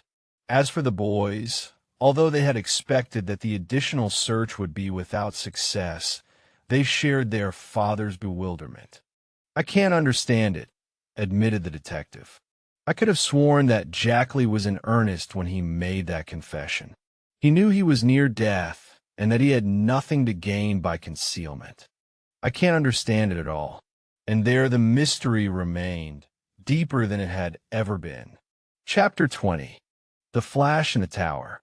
For 2 days after the unsuccessful search of Tower Mansion, there were no further developments in the affair of the robbery. But on the 3rd day, Chief Colleague took a hand. The first intimation the Hardy boys had of it was when they met Callie Shaw and Iola Morton on their way to school. Iola, a plump, dark girl, was a sister of Chet Morton and had achieved the honor of being about the only girl Joe Hardy had ever conceded to be anything but an unmitigated nuisance. Joe, who was shy in the presence of girls, professed a lofty scorn for all members of the other sex, particularly those of high school age, but had once grudgingly admitted that Iola Morton was all right for a girl. This, from him, was high praise. "Have you heard what's happened?" asked Callie as they met the boys near the school entrance. "School called off for today?" asked Joe eagerly. No, nothing like that. It's about the Robinsons." "What's happened now?" "Mr. Robinson has been arrested again." The Hardy boys stared at her as though thunderstruck. "What for?" demanded Frank, in astonishment. "Over that robbery at Tower Mansion. He has been working in the city lately, and Chief Colleague sent Detective Smuff for him last night. Iola and I were over to see the Robinson girls last night, and they told us about it. Smuff should be back by now." "Well, can you beat that?"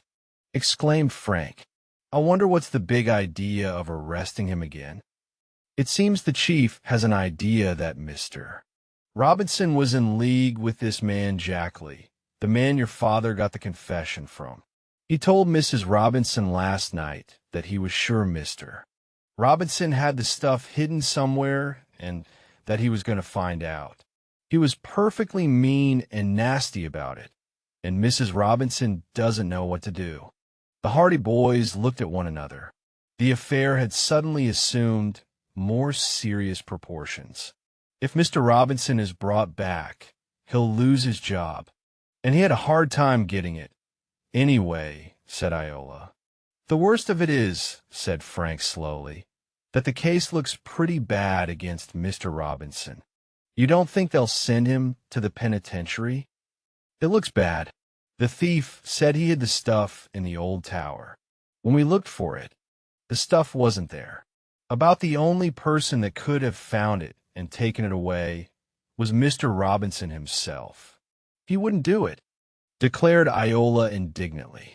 "We're sure he wouldn't. But a jury mightn't be so easy to convince." It was time to go into school at that moment, and they went to their classrooms, Frank and Joe deeply worried by what they had just heard. At recess that morning, they met Jerry, Phil, Tony, and Chet Morton and told them the news. All the boys were highly concerned over this sudden turn of events. "This will be tough on Perry," said Phil. "It'll be tough on the whole family," Chet declared. "They've had enough trouble over this dirty affair as it is." The boys discussed the situation from all angles and racked their brains for some way whereby they could help the Robinsons. But they were reluctantly forced to admit that only by actual discovery of the hidden loot could Mr. Robinson be cleared of suspicion in connection with the robbery. Even if he were tried and acquitted, it would be a stain on his reputation for the rest of his life. As long as the treasure isn't recovered, Frank summed up. "We'll just have to wait and see what happens," Joe said. "We've done all we could, and it hasn't been enough." and Dad has done the same. I'm sorry, on his account. He was so sure he had cleared the whole thing up when he got the confession from Jackley. But there was something lacking. Well, we all helped too, remarked Jerry. We kept colleague and Smuff from catching that train. Jackley wouldn't have talked at all if they had seen him. So, reluctantly enough, the boys were forced to admit that they were facing a stone wall. This also was the conclusion of Fenton Hardy when they talked to him at lunch that day. There's nothing to be done, said the detective. Robinson has been arrested, and while he might be cleared by a skillful lawyer, he hasn't any money to spend on his defense. Whether he is cleared or not, his reputation is ruined. Unless the loot is found, put in Joe. Yes, unless the loot is found. That is his only hope. But I don't think there's much chance of that. And there the mystery of Tower Mansion rested for the time being. The arrest of Mr. Robinson furnished a sensation for a day or so, and then the case receded into the background, the newspapers finding other things to become excited about. But for the Robinsons it was, naturally enough, a matter of supreme moment. Perry Robinson paid a call at the Hardy home, pleading with the great detective to continue his efforts to clear the accused man. Mr. Hardy was sympathetic, but, as he said, he was facing a stone wall. I've done all I can, my boy, he explained to the grief-stricken lad. If there was anything more I could do, I would do it. But there are no more clues. If Red Jackley's confession couldn't clear up the affair, then nothing else could. I'm afraid. He left the sentence unfinished. Do you mean my father will go to jail? I wouldn't say that. But you must be prepared to face the worst. He didn't do it, said Perry doggedly. I know you have confidence in him, but the law looks only at the facts. Many an innocent man has been convicted on less evidence. It will kill my mother. Mr. Hardy was silent. I don't know what to do, said Perry. I'd do anything to save him. But there's nothing. There is nothing any of us can do now unless by some lucky chance the loot is recovered. That would clear everything up, of course. But in the meantime, we just have to wait and hope. And you can't do anything more, Mr. Hardy. A detective is not a miracle man, my boy, said Fenton Hardy kindly. He is only a man who is trained in tracing criminals. He has to go by the facts at his disposal. I have exhausted every line of action in this case. Everything that could be done has been done. Perry Robinson got up, twisting his cap nervously in his hands. We all thank you very much too, Mr. Hardy, he said huskily. Don't think I've been ungrateful by coming here and asking you to do more. I guess I didn't realize just how hopeless it is. It isn't hopeless exactly. Don't think that. There's always hope, you know. But be prepared for the worst. I'll have to be. With that, the boy left. Frank and Joe met him in the hallway and awkwardly tried to express their sympathy. Perry was grateful. I know both of you have done a lot for us in this mess, he said. If it hadn't been for you, we wouldn't even have Jackley's story to go on. We're only sorry it didn't work out as we hoped, Perry, Frank said. We thought that would clear the whole thing up. Instead, it seems to have involved your father deeper than ever. It wasn't your fault. Perhaps something will turn up yet. Joe and I are going to lie down on the job now. There isn't much we can do, but we'll have our eyes open for more clues, if there are any. Perry Robinson shrugged his shoulders dispiritedly. I guess there isn't much use now, he said, but I appreciate it of you. When he went away, the Hardy boys watched him going down the front walk. His carefree stride was gone, and instead he walked mechanically, as though in a daze. What a fine pair of detectives we are, exclaimed Frank in sudden disgust. If we had been any good at all, we could have got those clues soon enough for Dad to have caught Jackley in time. No use worrying about that now, replied his brother. It was just the way things happened. Well, there's one thing left. We must find that loot. Haven't we tried? Yes, but we could try some more. We've just got to clear Mr. Robinson, and there's only the one way. We must find the loot. It was a dull, gloomy day, indicative of rain, and this did not add to the boys' spirits. To ease their feelings, the brothers took a walk, and quite unconsciously their steps took them in the vicinity of Tower Mansion. Let's have a squint at the old place from the outside, suggested Joe. Don't let Adelia see you, or she'll come after you with a broomstick, chuckled Frank. Gee, but she's a Tartar. They walked into the grounds. It was growing darker now, and they easily made their way among the trees and bushes to the vicinity of the rambling mansion. They gazed up at the old tower questioningly. Some puzzle, was Frank's comment. Will the case of the tower treasure ever be solved? Search me, was his brother's slangy answer. Perhaps so, Frank. Look, he added suddenly. He was gazing at the upper windows of the old stone tower. He had seen a strange flash of light. Now this flash was followed by another. That's queer, muttered Frank. What can it mean? The light disappeared. Then of a sudden it flashed out and downward in the direction of the lads. Must be looking for us, gasped Joe, and started to get behind a bush. It's Adelia, and she has a big flashlight, came a moment later from Frank. What do you know about that? She's looking for the treasure herself, cried Joe. Huh. And after all she said about our looking being nothing but foolishness. They saw the woman gaze out of the window for a few seconds. In one hand, she held the flashlight. For a moment, she turned the light into her own face, and the boys saw there a look of utter disgust. Didn't find it, I'll bet a cookie, chuckled Joe. Come on, let's get away before she spots us, returned his brother, and they were soon on their way. As they walked home, Joe and Frank talked the matter over. They smiled when they thought of the eccentric woman up in that dusty old tower. But their minds soon went back to Slim and the troubles of the Robinson family. We got to find that loot, declared Frank emphatically. No matter where that tower treasure is, we got to find it. Got to, but can we? We simply have to, I tell you. Chapter 21. A new idea. A week passed, and still the loot was not recovered. Mr. Robinson had been held for trial at an early court session.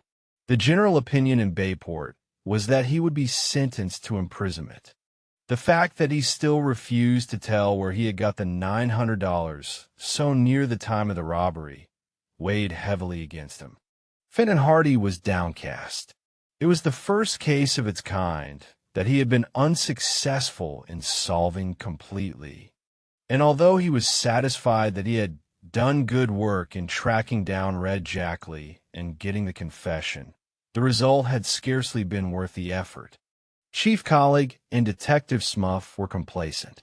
They made no effort to conceal their critical opinions of the great detective, who had taken so much time trying to solve the mystery, when the real thief was right under his nose all the time. I told you so was the burden of Chief Colleague's song of triumph.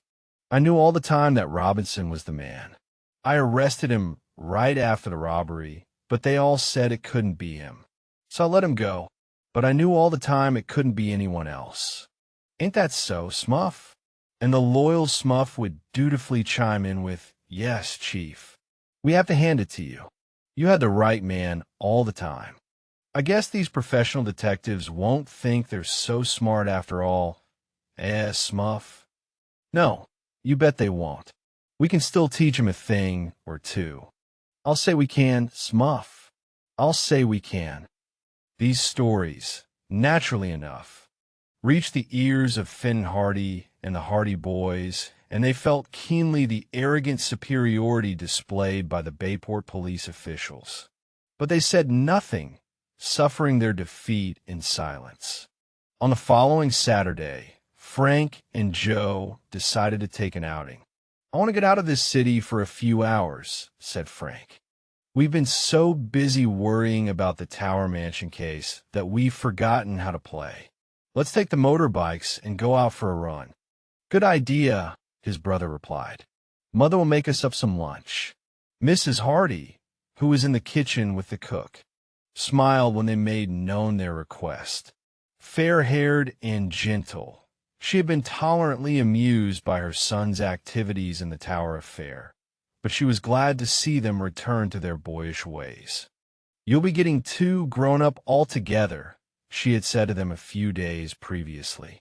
And now, when they said they were going on a day's outing with the motorcycles, she hastened to prepare a substantial lunch for them.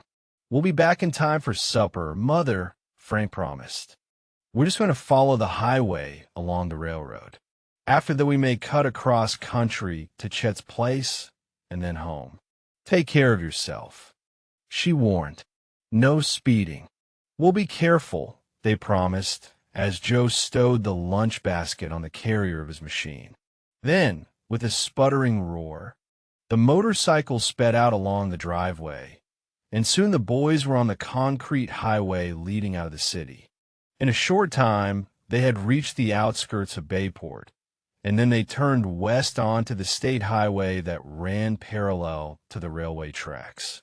It was a bright, sunny spring morning, and the highway was not congested with traffic. Freight trains shunted back and forth on the railway tracks below the embankment.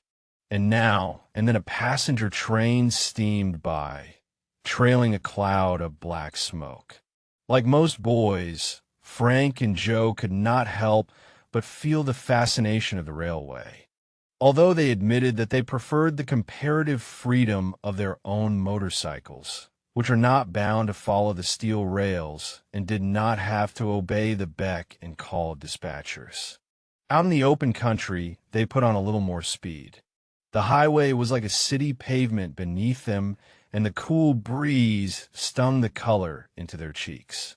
For more than 2 hours they rode, passing through villages and small towns, until at last they came to a point where another railway intersected the line they had been following.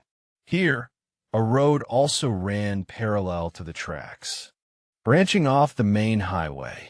Always on the alert for new country to explore, the Hardy boys decided to follow this side road. It's off the main stream of traffic, said Frank, and the country seems to be wooded farther on. We can have lunch in the shade of some trees. This appeared to be an advantage, for there were no trees along the state road, and the constant stream of vehicles made a roadside lunch something of a public affair. Accordingly, the boys turned their motorcycles down the side road which, although it was not paved, was well graded, and led through a quieter countryside. "What railroad is this, anyway?" asked Frank as they sped along. "The Bayport and Coast Line. It's mostly freight. The Bayport and Coast. Why, that's the railway that Red Jackley used to work for. Don't you remember Dad telling us that? His first crime was stealing freight from the road. So he did. I'd forgotten all about it." The boys looked down at the tracks below the embankment with renewed interest, by virtue of the railway's association with the notorious criminal. Mention of Jackley's name revived recollections of the Tower Mansion case. And when the boys finally decided to stop in the shade of a little grove of trees beside the road for lunch, they reviewed every incident of the mysterious affair. It would have been better for everyone if Jackley had stayed with the railway, Frank observed, as he bit into a thick roast beef sandwich. He sure caused a lot of trouble before he died, and he has caused even more since by the looks of things. The Robinsons will remember his name for a long time to come. I wonder if Mr. Robinson really was in league with him, Frank? I don't think so, and I don't believe Mr. Robinson ever found that treasure after the robbery, either. There is some explanation to this whole affair that none has been able to fathom. If I remember rightly, It was in this part of the country that Jackley worked. That's what Dad told us. He said it was along the right-of-way near the state road. Jackley was a section hand or signalman or something. Both boys gazed down the 2 lines of railway tracks that gleamed in the sun. Far into the distance, the glittering bands of steel extended, vanishing into a common perspective. The land along the right-of-way was thickly wooded. It was an attractive part of the country, and here and there the wooded spaces were broken by green fields and meadows. The boys were at the top of a slope, and they had a view of a wide expanse of country below them. In the far distance along the tracks, they could see a little red railway station, and back of that the roofs and spires of a village. Nearer still they could see the spindly legs and squat bulk of a water tank, painted a bright scarlet. This water tank was not far from the railway station, but half a mile down the track, and only a few hundred yards from the place where the Hardy boys were seated, rose the bulk of another water station. But this tower, one of the old style built before the modern tanks came into use, was not freshly painted. It had been allowed to fall into a state of disrepair. Some of the rungs were missing from the ladder that led up the side, and the tower itself had a forlorn and weather-beaten aspect, as though it had been deserted.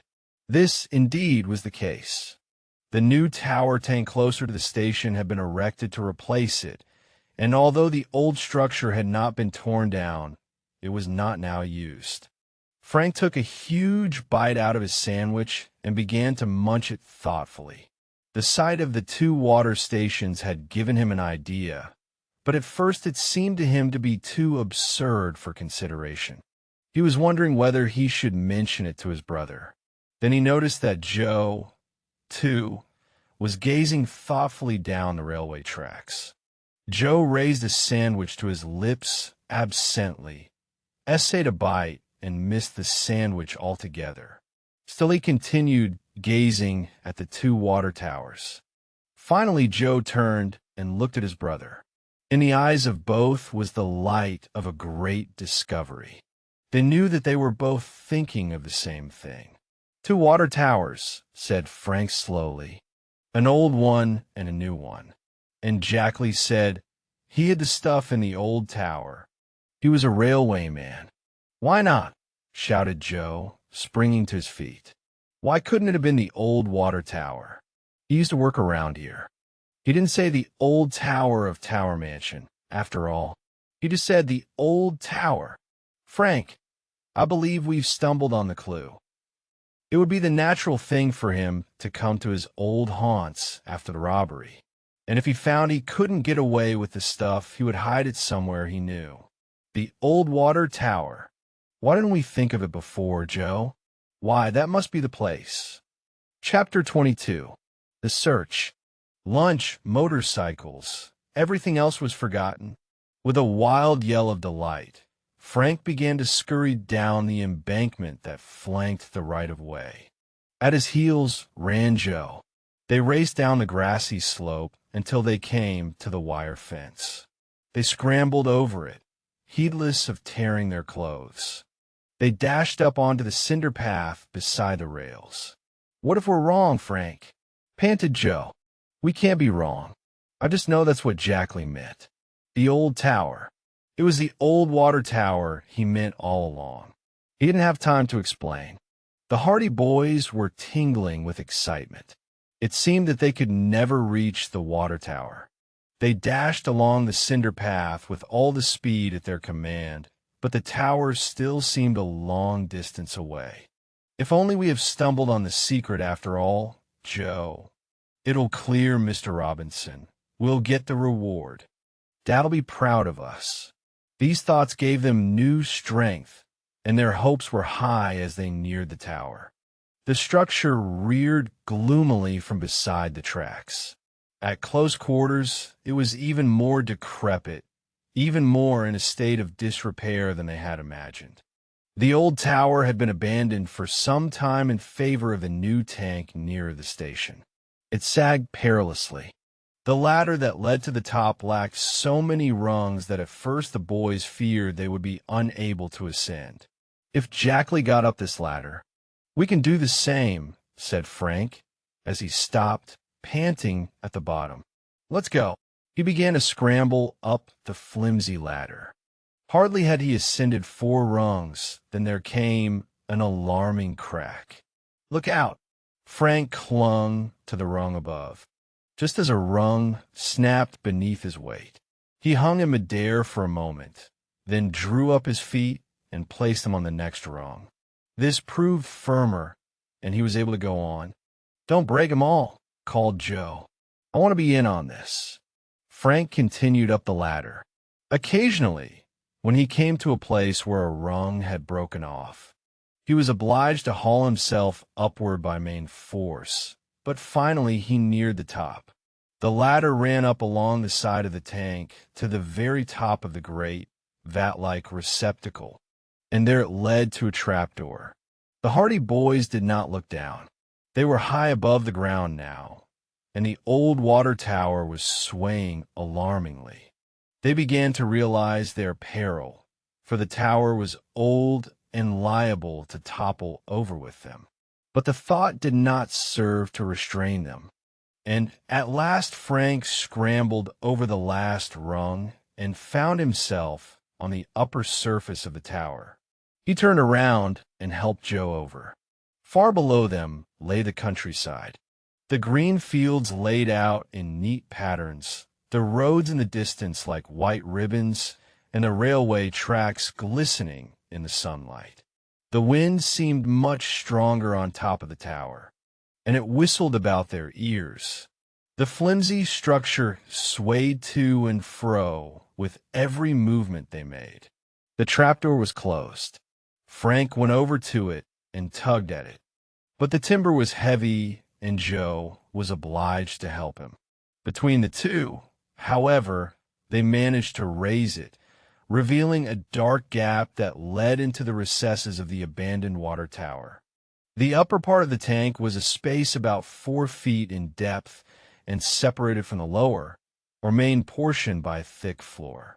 Frank lowered himself through the opening, and he was quickly followed by his brother. They crouched down below the roof of the tank and peered about them in the obscurity. "It must be in here. There's no other place he could have hidden the stuff," said Frank. "Let's hunt for it, then. I wish we had brought our flashlights." Frank, however, had matches. Cautiously, he lit one. Then, crawling on hands and knees, he advanced into the darkness of the tower. In the faint glow of the match, they saw that the place was half filled with rubbish. There was a quantity of old lumber, miscellaneous bits of iron, battered tin pails, crowbars, and other things piled up pell-mell in all parts of the tower. But there was no sign of hidden loot. "It must be here somewhere," declared Joe doggedly. He wouldn't leave it out in the open. "Probably it's in behind all this junk." Frank held the match. They had to be careful, for the place was as dry as tinder, and any negligence might have made the whole place a mass of flame from which there would have been no escape. In the glow, then, Joe searched frantically, casting the old pails and the old bits of board and lumber aside with reckless abandon. One entire side of the tower top was searched without result. Then, on the far side, they spied a number of boards piled up in a peculiar manner. They did not look as though they had been flung there carelessly or accidentally, but rather as though they had been placed to hide something. Like a terrier after a bone, Joe made for it. Frantically, he tore away the boards. There, in a neat little hiding place formed by the wood, lay a bag. It was an ordinary gunny sack, but when Joe dragged it forth, he knew at once that their search had ended. "We found it," he exulted. "The tower treasure. This must be it." Joe dragged the gunny sack out into the light beneath the trapdoor. They did not even wait to go out on top of the water tower. "Hurry!" exclaimed Frank, as with trembling fingers Joe began to open the sack. It was tied with a piece of twine, and Joe tugged at the stubborn knots. At last, however, the twine fell away, and the bag sagged open. Joe plunged his hand into the recesses of the sack, and he first withdrew an old-fashioned bracelet of precious stones. Jewelry. How about the bonds? Again Joe groped into the sack. His fingers encountered a bulky packet. He withdrew it, and the packet proved to be comprised of long, imposing-looking documents held together by a rubber band. On the surface of the outer document, when they held it up to the light, they read the information that it was a negotiable bond for $5,000 issued by the city of Bayport. "That settles it," said Frank. "We've found the treasure." The boys looked at one another in triumph. Jackley wasn't lying after all. He did hide the stuff in the old tower. And Mr. Robinson wasn't in league with him and didn't find it after it was hidden, ruminated Joe. "We can clear up the whole affair now." "Let's start, then," Frank exclaimed. "No use sitting here all day patting ourselves on the back. It's up to us to get right back to Bayport and turn this treasure over to the Applegates." Hastily, he scrambled up through the trap, and Joe passed the bag of treasure up to him. Frank put the sack carefully to one side, then helped his brother up to the top of the tower. After that, he tied the treasure sack to his belt, in order that he might have the full use of his two hands in descending the precarious ladder. They were so excited by their momentous discovery, by the knowledge that all the days of fruitless search had now ended, that they descended the ladder at breakneck speed. The last two rungs of the ladder snapped under Frank's feet, and the boys were obliged to undertake a drop of 6 feet in order to reach the ground, but they hardly noticed it. Scarcely had they picked themselves up than they were off on a run for their motorcycles, parked far back on the hillside. "We've shown 'em, eh?" gasped Joe. "I'll say we have. Oh boy, won't this surprise everybody. Now I'd like to see Dad tell us we're not cut out to be detectives. Wait till Adelia Applegate sees all her jewelry back again. She'll change her opinion of us. Wait till Herd Applegate sees his bonds back. And wait till Chief Colleague and Detective Smuff hear about it." So the hardy boys gloated over their prospective return. But beneath it all, they were thinking of what this discovery meant to the Robinsons. They reached the embankment, scrambled over the fence, and made their way up the slope until at last they regained their motorcycles. Although they had only partly finished their lunch, they were too excited to eat any more. So they stowed the remainder away in the basket, lashed the bag of treasure securely to Frank's carrier, and turned the motorcycles around. "What lucky chance for us that we decided to go down this road," declared Frank. "If we had done as we intended and circled around by Chet's place, we would never have found the stuff. And it's 10 chances to 1 that neither of us would have thought of that water tower until his dying day." The rest of their speculations were drowned by the roar of the motorcycles as the hardy boys set out on their return to Bayport with the tower treasure. Chapter 23. Adelia Applegate's Compliment. The curtain rolled down on the mystery of the tower treasure that afternoon in the library of the Applegate home. The hardy boys had gone directly to their father with the story of the recovery of the loot, and Fenton Hardy had lost no time in acquainting Herd Applegate with the facts. Between them, they arranged a little surprise for Chief Colleague and Detective Smuff, as well as for Henry Robinson. On the invitation of Herd Applegate, the chief brought Mr. Robinson to Tower Mansion, to be faced with additional evidence, as Fenton Hardy suavely put it. Chief Colleague and Detective Smuff entered the library with their prisoner between them. They had confidently anticipated that Mr. Applegate had discovered some new facts that would further serve to tighten the web about the unfortunate caretaker. And when they came into the room, there was nothing at first to eradicate this impression. Herd Applegate and Adelia Applegate sat by the huge library table, and with them were Mr. Hardy and his sons. Chief Colleague did not at first notice the gunny sack lying on the table. "Well, Mr. Applegate," said the chief, fanning himself, as usual, with his hat, "I brought along Mr. Robinson, just as you asked." "Good. As I mentioned to you, there has been some new evidence in this case." "I knew something would turn up," grunted Smuff. "Not that any new evidence is needed, of course," declared the chief. "We got this fellow dead to rights, as it is. He ain't got a chance in the world. But still, it's just as good to make a real, strong case of it." "I'm afraid you don't understand me," went on Herd Applegate. "This new evidence will clear Mr. Robinson, and when he's cleared, I want him back in my employ again." "Huh!" gasped Chief Colleague. "What's that you say?" exclaimed Smuff. "The stolen stuff has been found." "No, here it is," put in Finn and Hardy, getting up and dumping the gunny sack upside down on the table. There was a tinkle and clatter as jewels came rolling out on the table, and then there was a rustle of paper as the packets of bonds followed. "Where was it found?" asked the chief. "This doesn't clear him. He probably hid it someplace." "The stuff was found just where Jackley said he hid it, in the old tower. But the old tower was searched high and low." "There is more than one old tower," went on Mr. Hardy. "Only we didn't happen to think of that at the time. It was found in the old water tower, down at the junction, where Jackley used to work." Chief Colleague was speechless with surprise.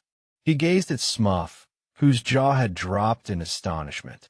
"Who found it?" asked Smuff at last. "These two lads," said Mr. Applegate, indicating the Hardy boys. "They found it this morning." "Them kids?" scoffed Chief Colleague. "I don't believe it." "Well, there's the stuff to prove it," snapped Finn Hardy. "I've got my jewelry back, thanks to them," declared Adelia Applegate shrilly. "They were smarter than the whole pack of you. If it wasn't for them, the stuff would never have been found. And I was the one who didn't want to let them search the old tower, and who spoke crossly to them. Why, they're real detectives, both of them." In all the talk and excitement that followed the clearing up of the tower mystery, the Hardy boys received no compliment that they treasured so much as that remark of Adelia Applegate's. "Well," said Chief Colleague, scratching his head, "I'll be bumped." He looked at Smuff. "I'll be bumped too," declared Smuff. "This beats all," said the chief. "It does," agreed his faithful satellite. "Shut up," snapped the chief. "Who asked you to say anything?" "Nobody." "Well then, keep quiet. A fine detective you are. Why didn't you think of that? The old tower." Of course he meant the old water tower. What else could he have meant? But you wouldn't think of it. Not in 100 years. You wouldn't think of it. What kind of a detective are you, anyway? Here was a case that was as simple as ABC, and you couldn't think of it. You let yourself be beat by a couple of boys. Smuff looked properly ashamed of himself, although it was plain that he was struggling with the temptation to ask the chief why he had not thought of the water tower, too. But he stifled the impulse, and thereby doubtless saved the chief the trouble of dismissing him for impudence and insubordination. "Yes," said Herd Applegate. "The Hardy boys recovered the treasure, and I think you will admit that Mr. Robinson is cleared. Personally, I am satisfied that he knew nothing whatever of the theft, and I want to apologize to him for any unjust suspicions I may have had. Mr. Robinson, will you let me shake your hand?" Trembling, Henry Robinson stepped forward. His face had been illuminated by a glow of incredulous hope from the moment he learned of the discovery of the loot. "Am I really cleared?" he asked. "I knew things looked bad against me all along. I hardly dared hope." I guess you'll be let off now, all right, said Chief Colleague grudgingly. There will be formalities, of course, said Finn Hardy, but I'm pretty sure the prosecution won't continue. The discovery of this loot proves Red Jackley's story was correct from start to finish. But how about that $900? Demanded Smuff suspiciously. Mr. Robinson straightened up. I'm sorry, he said, but even yet I can't explain that. I can in a few days, perhaps, but I've promised to keep silent about that money. It's a private matter entirely. I don't think we need bother about that, objected Herd Applegate. I've checked over the treasure, and it's all there. All the bonds and all the jewelry. There is nothing missing. As for the $900, why, that is Mr. Robinson's own affair. Reluctantly, Smuff subsided into silence. Will you come back into my employ, Mr. Robinson? Asked Herd Applegate. Of course, I feel very keenly because you were unjustly accused, and I want to make it up to you. If you will consent to come back to Tower Mansion as caretaker again, I will increase your salary, and I'll also insist that you accept back pay for the time you were away. Why? Stammered Mr. Robinson. This is good of you, Mr. Applegate. Of course I'll come back. I'll be glad to. It'll mean a lot to my wife and daughters, and to Perry. He'll be able to go back to school again. Good, exclaimed Joe Hardy impulsively, slapping his knee. Then, finding that he had attracted attention to himself, he sank back into his chair, embarrassed. And as for the Hardy boys, proceeded Herd Applegate. Seeing they discovered the treasure, real detectives, shrilled Adelia. Real detectives, both of them. Smart lads. Yes, they showed some real detective work, and I hope they grow up to follow in their father's footsteps. But, as I was saying, they discovered the treasure, so of course they will get the reward. $1,000, exclaimed Detective Smuff in awe. Dollars, Mr. Smuff, dollars, corrected Adelia Applegate severely. No slang, please. Not in Tower Mansion. 1,000 iron men, declared Smuff, unheeding. 1,000 round, fat, juicy smackers for a couple of kids. And a real detective like me. The thought was too much for him. He sank his head in his hands and groaned aloud. Frank and Joe did not dare look at each other. They were finding it difficult enough to restrain their laughter without that. Yes, $1,000. Went on Herd Applegate. I'll write the checks now. $500 for each.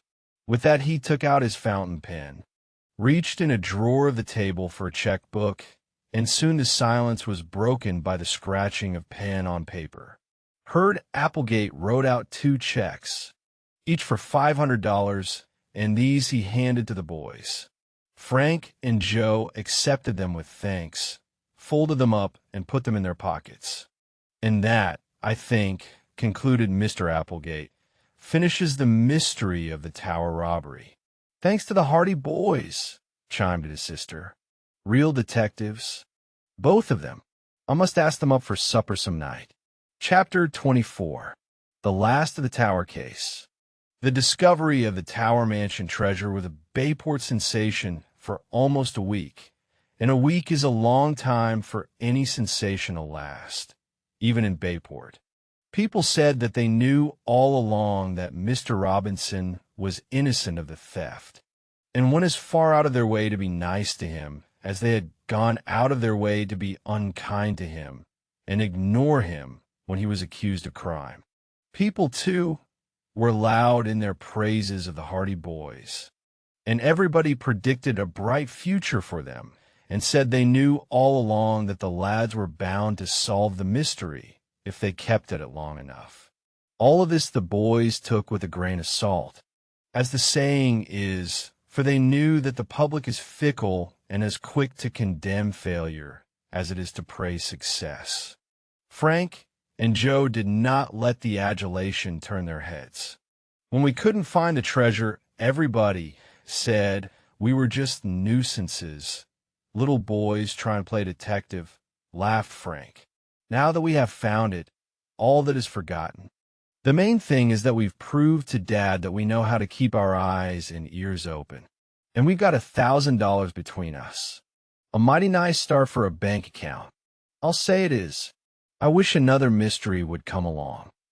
We can't expect to get a reward for every case we work on. And we can't expect to solve them all, either, Frank pointed out.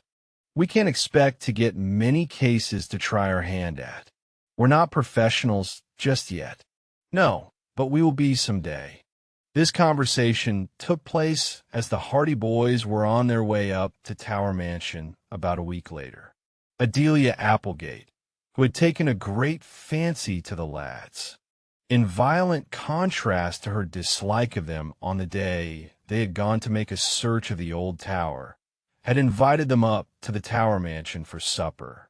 She had also asked them to invite a number of their chums. So Slim Robinson, Chet Morton, Biff Hooper, Jerry Gilroy, Phil Cohen, and Tony Prito had all been invited by the brothers to attend. When the Hardy boys reached the mansion, they found that the others had already arrived. "We're waiting for you," shrilled Miss Applegate, who was decked out in an ancient yellow gown with remarkable trimmings of black and red. "Everybody's hungry." She soon led the way to the dining room, where a long table had been prepared for the boys. They gasped when they saw that array, and Miss Applegate beamed. "I know you don't want an old woman like me watching you while you eat," she cried. "So go right ahead, and put your elbows on the table if you wish."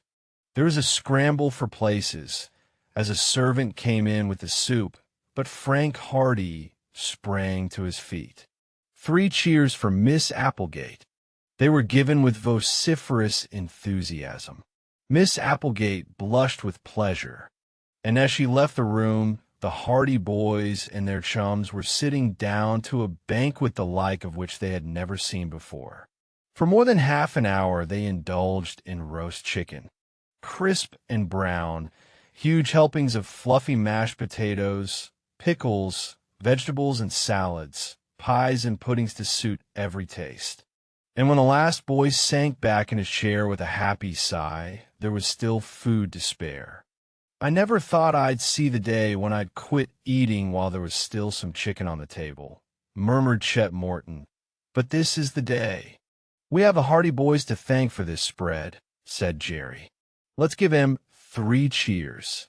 The boys roared out their hip, hip, hurrah 3 times, while Joe and Frank looked acutely uncomfortable.